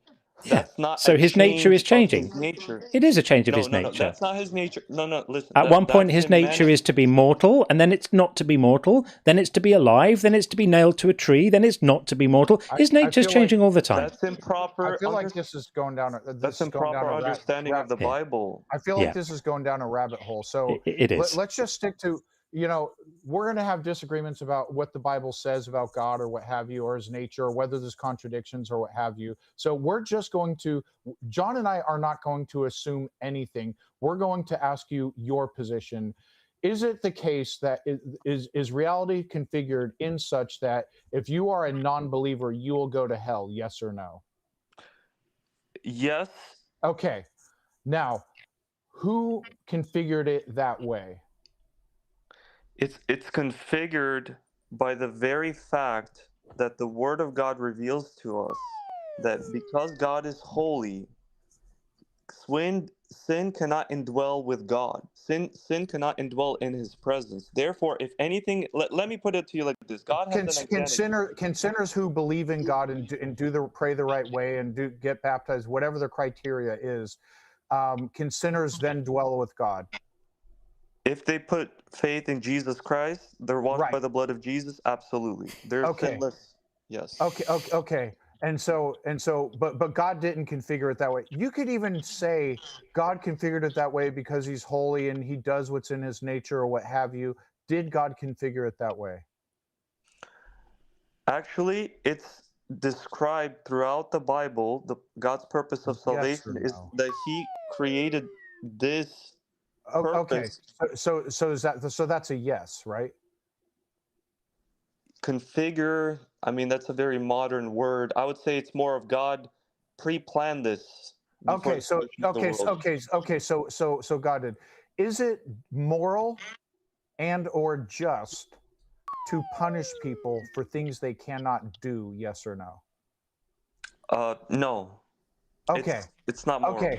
Okay. What if I told you? I wish I could. Hold on. I can't do impersonations, but I'm Morpheus right now. What if I told you belief is not a choice?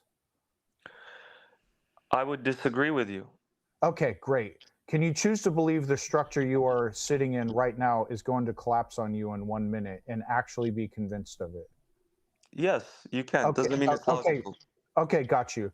Please, I don't agree with you, but we can test the hypothesis.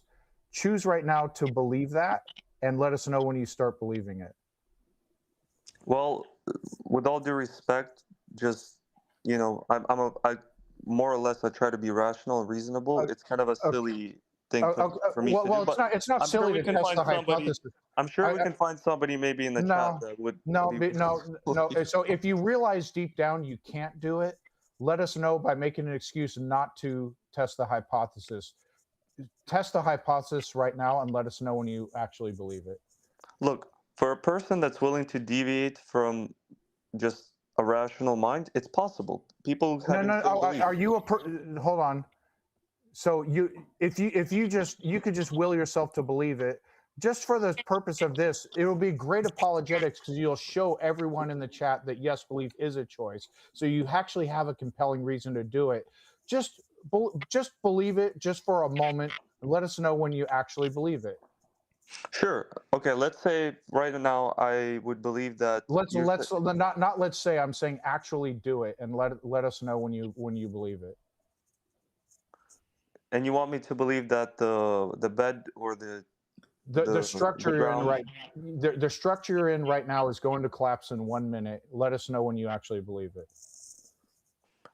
I mean, if you want me to abandon rational mind. Yep. Just for the purpose of this, actually do it. I'm not asking you if it's possible. You already gave your answer on that.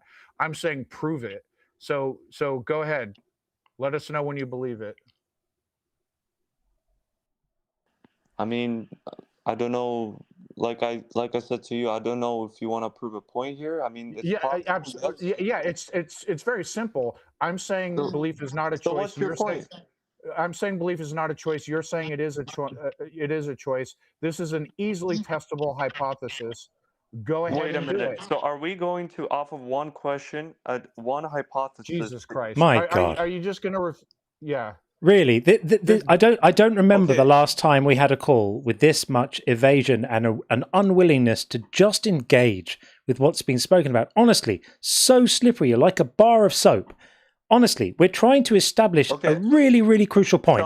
Sean, you're arguing that belief can be chosen. We're explaining to you that it can't be, and we're trying to see whether you can put your money where your mouth is. So if you really think that belief can be chosen, then choose to become genuinely convinced right now that the building you're in is going to fall in on you in 1 minute's time, and let us know when you become convinced of it. Okay. With my response is I concede to your point, but I do not agree that if you use one hypothesis like this, that it is in any way that connected to what is being talked about in the Bible when it comes to choosing to believe. Because when the Bible talks about faith and belief, it's not just one hypothesis where you have to convince yourself of a very difficult thing to believe. It It's actually has to exactly the do. same thing. It's exactly the same It's thing. not. The reason No, why that's not what the reason why you can't believe that the building's about to fall in on you is because the evidence doesn't persuade you of that fact. The reason why I can't believe that a magic person created the entire universe, impregnated his own mother, and then got nailed to a piece of wood just for me is because the evidence doesn't convince me. It's exactly the same. The cognitive mechanism is identical from one claim to the other. Identical. Actually, that's a very, very, very weak argument because you're basically taking one question, a hypothesis, and if, of course, it's going to be in your favor, but if you actually look at the definitions of what is considered to believe in God in the Bible properly, you will understand that your question, which I conceded to, by the way, respectfully, is not actually connected to what we're being, what we actually talk about in the Bible as belief or choosing to believe. So it's just unrelated. Look, guys, with all due respect, I get it that you're trying to find like a lot, like you're trying to take More me word onto this salad. plane More word salad. of John. Just Hold on a minute. Can I finish? unnecessarily complicating things. No, This I is just just see that gibberish. Here's Look, what I mean by hold on. Here's Sean. what I mean by believe. To consider something to be true or accurate. I'm unable to consider it to be true or accurate that a God exists. That you seem to agree is not all that's required, but a requirement in order to get into heaven and avoid hell. That's what we mean by believe. That's not a choice. Do you concede that is that a choice, yes or no, to consider God to be true or accurate? But that's not connected to belief that's being discussed in the Bible. That's your own version of belief. That's what I mean by belief. It's the Let same me ask you thing. this. We're coming full circle to the point of, I think, with all due respect, again, both of you, I respect you, but hold you on. lack knowledge of what the Bible actually I have an teaches. important question for nonsense. you. I have an important question for you. Forget the word belief since you want to like tap dance.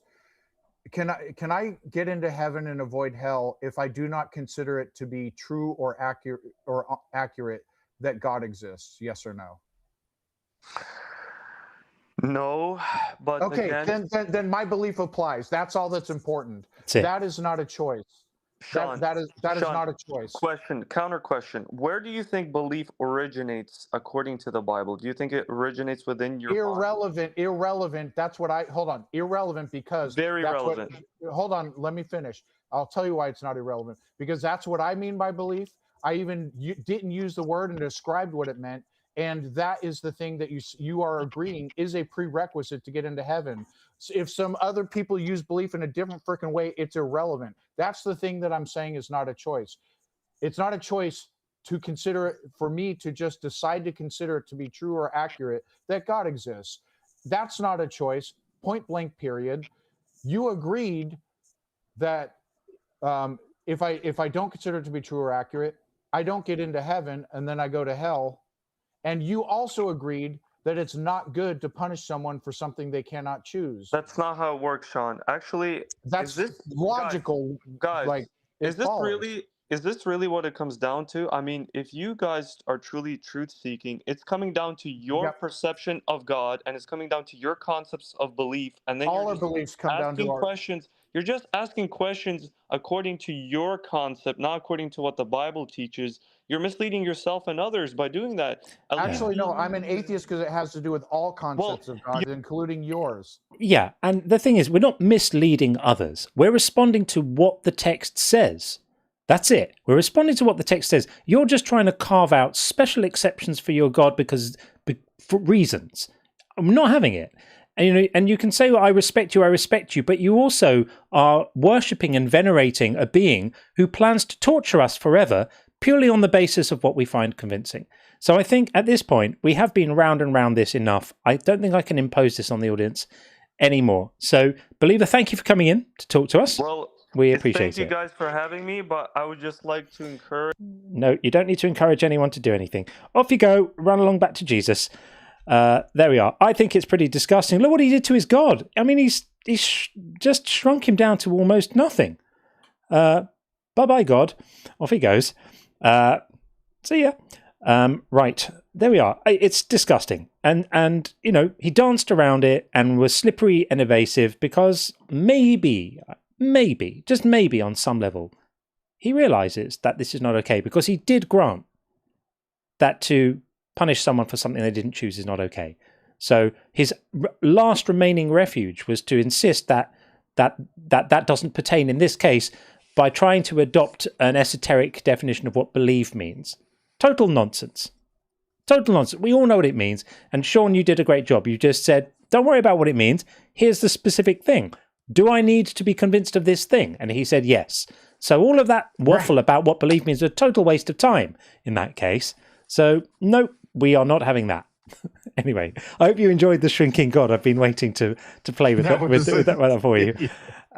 You should you know what? You should have a moral one and a powerful one. Like depict them in like power and depict them with morality, and then shrink one as you grow the other. What do you think? I've got all sorts of things in the pipeline for that.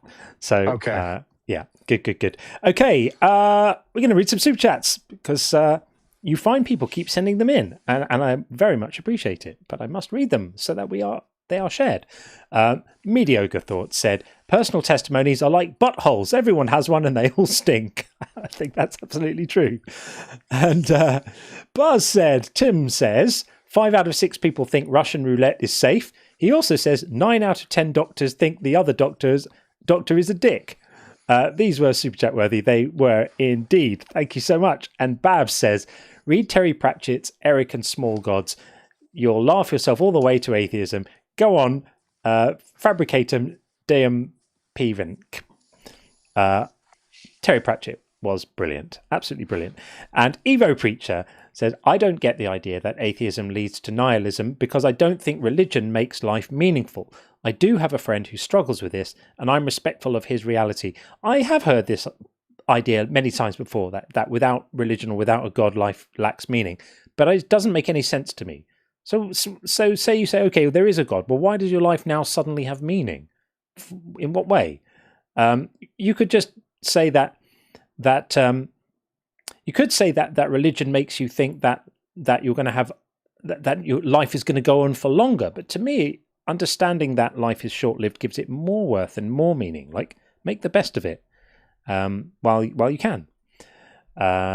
Mediocre Thought said, Anthony must be Ric Flair because all I hear is woo. There was a bit of woo going on there, I must admit. And Zeitgeist Omega said, all aboard Anthony's woo-woo train. Next stop, Crazy Town. Yep, unfortunately, that was a bit of a woo-woo train, wasn't it? There's always one in every live stream, although there were many more in the stream on Thursday, so I'm quite pleased. This has been more like a normal stream, hasn't it, Sean? Your mic. I was muted. Yeah. Yep. Yeah, I'm relieved. Sean and I were messaging earlier, and like Thursday was a bit of a weird one. I hope tonight's a bit more normal. Tonight's been a bit more normal. And Golden63 again, thank you so much. Says laughter is indeed the best medicine. Thank you, Dr. John and Dr. Sean. Love you for that. And laughter is important. And actually, there's a lot of stuff in the psychology literature about laughing at traumatizing ideas, which is why I often will adopt what some people think is an overly irreverent kind of approach to this stuff. They think I'm trying to offend. I'm not trying to offend people, but these ideas are so ludicrous they deserve to be laughed at, and actually laughing at them makes them less traumatizing for some people. And exactly, Davius has extremely generously gifted out 20 Unconvinced gift memberships. That is absolutely amazing. That is really, really, really kind. Thank you for that. That is super kind. They will have long ago been distributed to people in the chat, so that's amazingly generous. Thank you. And Buzz said, let me sum this all up. This was when we were speaking to John earlier. All these shows, believers, look here. If God exists, it's a rotten arsehole. Yeah, I think that's fair. Yeah, it's fair enough. I think that's probably right. Well said, Buzz. And Bethel said, if my auntie had nuts, I almost died of laughter. It was good. Yeah, Sean nailed that one. Yeah, I like that one too. We all enjoyed that moment. And Buzz said, friendly reminder, Palestinians are more often Semitic than Israelis. That may well be true. And Fliberty said the Flurf mocking royalty was Simon Dan. I did not know that. Did we have Simon Dan here? That's awesome. Brilliant stuff. Well, we like it when royalty visits. That's awesome. And where is Waldo? Thank you so much for this. You can walk him up to it infinitely. This was when we were speaking to Nathan earlier with the beard and the thing. You can walk him up to infinitely. He'll always choose ignorance. I think he's too afraid of death being death and humans not being special. I think that's right. And I think that fear, try to be compassionate about it. I think that fear is at the heart of a lot of the resistance to the things we say. And I grant that. I can totally understand that. We'll keep on going with these because they are plentiful and generously sent. So thank you. Buzz said, yo, people suck. God created this species. Ew. Yeah, some people do. And when Ramoon was on, gosh, that was a bit of a harsh call, wasn't it? Buzz said, people are evidence of no good God existing. I think that's probably true also. Yeah. I think that's probably true too. And then the very wonderful Gordon has sent out, as he often does, so often, in fact, another 5 gifted memberships. Gordon, thank you, friend. That's really, really, really kind. I love watching the membership grow and the community grow. It makes me feel wonderful. Buzz said, one of the funniest fucking things is Christian racist soldiers getting a kafir tattoo thinking it means non-Muslim, but it actually means atheist. Unbeliever. So the soldiers look dumb as shit. That's wonderful, Buzz. Did you see that happen? That would be quite funny if that happened. I can imagine that it did on certain deployments. I can completely imagine how that could happen. And that is marvelously funny. And where is Waldo? Also sent out 5 Unconvinced gifted memberships. Thank you. That's really, really kind. And Buzz said, Arabic degree here. Ems is killing it. Well, it wasn't Ems, of course. It wasn't Ems. Not Ems. It was not Ems. But I absolutely agree. He absolutely smashed that one. Completely did. Mikhail is amazing. And David Burke, always great to see you, David. If God exists, why do juries find women who kill their kids at God's direction guilty, except now and then only by reasons of insanity? Right. Yep. Because if this stuff is true, they would be doing a solid. They would be providing complete immunity from the corruption of the world, potentially costing their children their immortal souls. I completely agree. From that perspective, drowning them all is the only thing to do. Absolutely horrendous, but completely consistent with that worldview. And moving on a little bit more, Buzz said, tell him to go ask his fakir who will lie as well. I guess, and again, that was still while we were speaking to poor old Ramoon. I kind of felt a bit sorry for him. He was not ready for what happened. But, you know, that's what happens. And Buzz said, Arabic is my 5th language and I know it better. Ooh, that's going to hurt. Yeah, fair enough. Good on you, Buzz. And Punta del Este. Congratulations on knowing 5 languages, by the way. Yeah, Buzz is a badass. Buzz is like some kind of polymath, just knows everything and is super clever. We love you, Buzz. And Punta del Este, always great to see you, friend. Please visit us more often, Mikhail. I'd love a panel with Ems and Mikhail at the same time. Yeah, that would be a fool to visit that one, wouldn't it? To try and go up against, well, either one of those two and those two together. I wouldn't chance that myself. And Tim said, the Mehrez is the wait staff of heaven. I don't necessarily get that, but there we are. And Zeitgeist says, Scripture Journey is a prime example of cult indoctrination. It's heartbreaking. It is. I know. I had the same thought, actually, when we were speaking to Scripture Journey.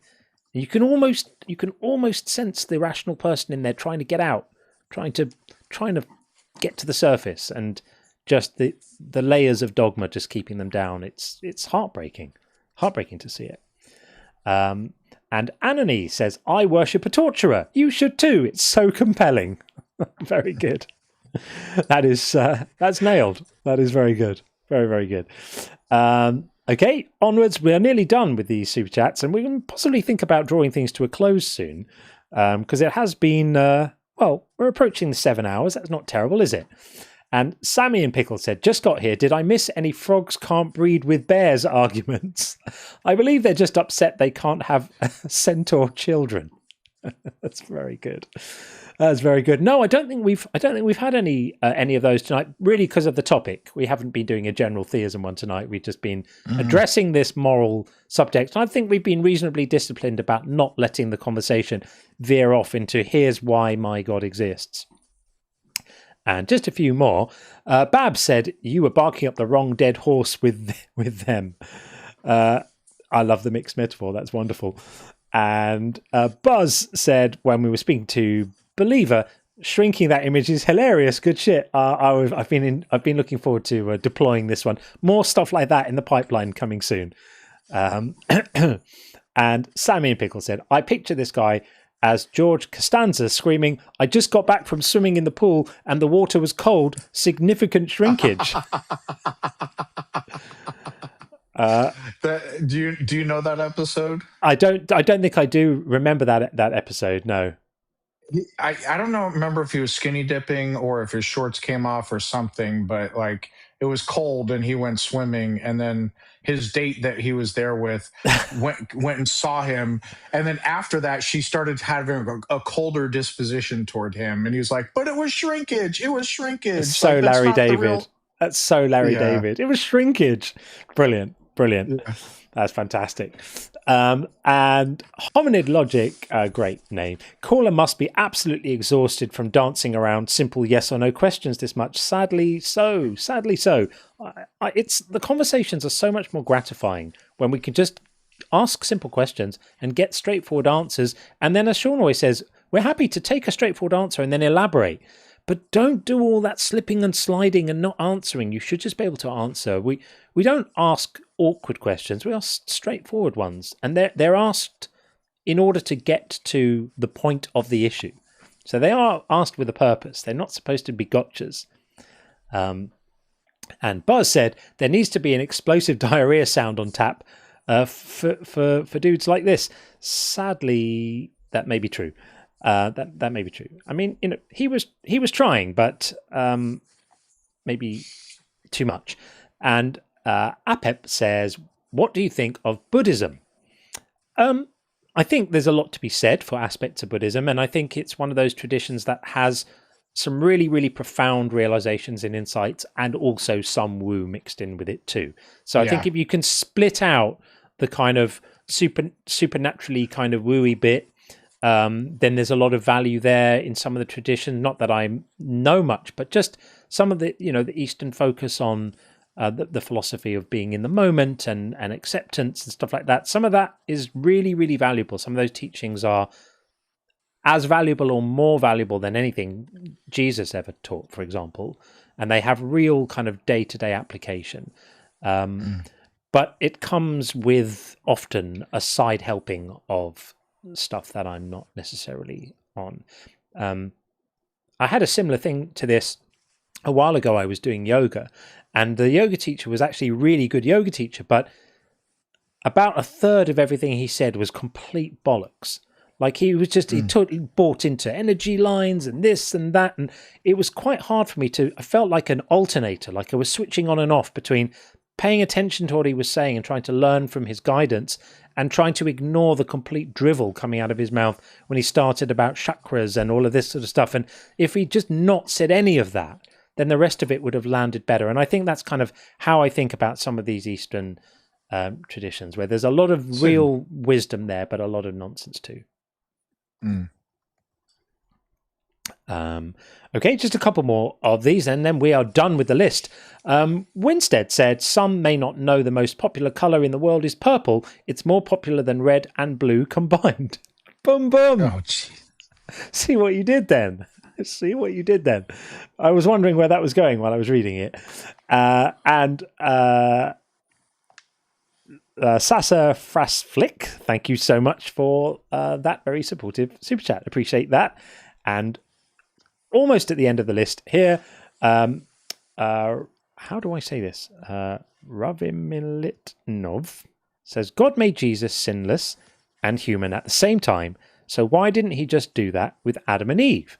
and skip the whole fall of humanity thing. I hadn't thought about it framed in that way. That's a very clever way of framing it. Yeah, he could have done that. He could. And as we always say, it wouldn't have constrained their free will. He could have just made them in a way that they had perfect free will and were just not inclined to sin. Easy. Easy. Just didn't do it. Too much effort. God shrinks again. And the last super chat from Sasa Frasflick says, everyone needs to stop using Mikhail's dead name. Excellent. I love that. People still think people still think that it's Ems, but it's not. We have had this validated now. Mikhail is not Ems. Yeah. 100% not. Yeah, totally not. We know this now. Empirically, we have the evidence. As hard to believe as it is.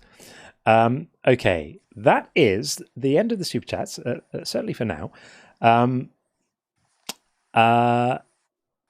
Normally at this time, I'd start doing things like revealing the bingo winners and doing the leaderboard for the calls in and stuff. And I can't do that, obviously, because we're not running that stuff today. But hopefully, as I said earlier, next week we will be. So I think we'll probably ease it towards the end. So we do have Ash in the queue. Ash, I love you, my friend, but I don't feel that we can make the exception just for friends, even though it's the end of the stream. Call us back at the after hours stream, and if I see you, I'll jump you up the queue. But I just think it's a bad look if we start saying no to everyone and then just saying yes to long time friends to come in on debate streams. I don't feel like I would be able to defend myself against claims of being unreasonable if they came in after that. So yeah, we love you, mate, but we won't speak tonight. That may be it. So Believer is back again, but I think Believer, we've had our fill today of that. I think yeah, that went on long enough, I think. So we won't revisit Believer again. And with that said, that may conclude our live for tonight. That 7 hours is a reasonable go, isn't it? That wasn't too bad. Cheers, Ash. Love you, man. I think that's probably it. So am I forgetting anything important? No, I don't think I am. I'm going to clarify everything regarding the timings of live streams this week. I'm going to do my very, very best to not make the total number of streams at the end of the week any less than it would be. I'll try. I'll do my best because I love it. I don't want to miss out. Slightly annoying that I have to be away for Friday and Saturday and Sunday, only coming back on Sunday evening. But the thing to know is there won't be a live stream there won't be anything on Friday or Saturday. There will be a live on Sunday, and then the week in between now and then, I will clarify in the next day or so for everyone, and particularly for you, Sean. Thank you, my friend. Thank you. Brilliant. Huge thank you to the wonderful, wonderful mods in both chats. You're all amazing, and I am always incapable of expressing my gratitude enough. So thank you for all of that. And in the meantime, be happy, everyone, and don't worry about hell or sin or anything like that. It's all rubbish. It's all nonsense. Have a good life and enjoy it. Enjoy your lives. Have fun and see you very, very soon. Cheers all. Thanks, everyone.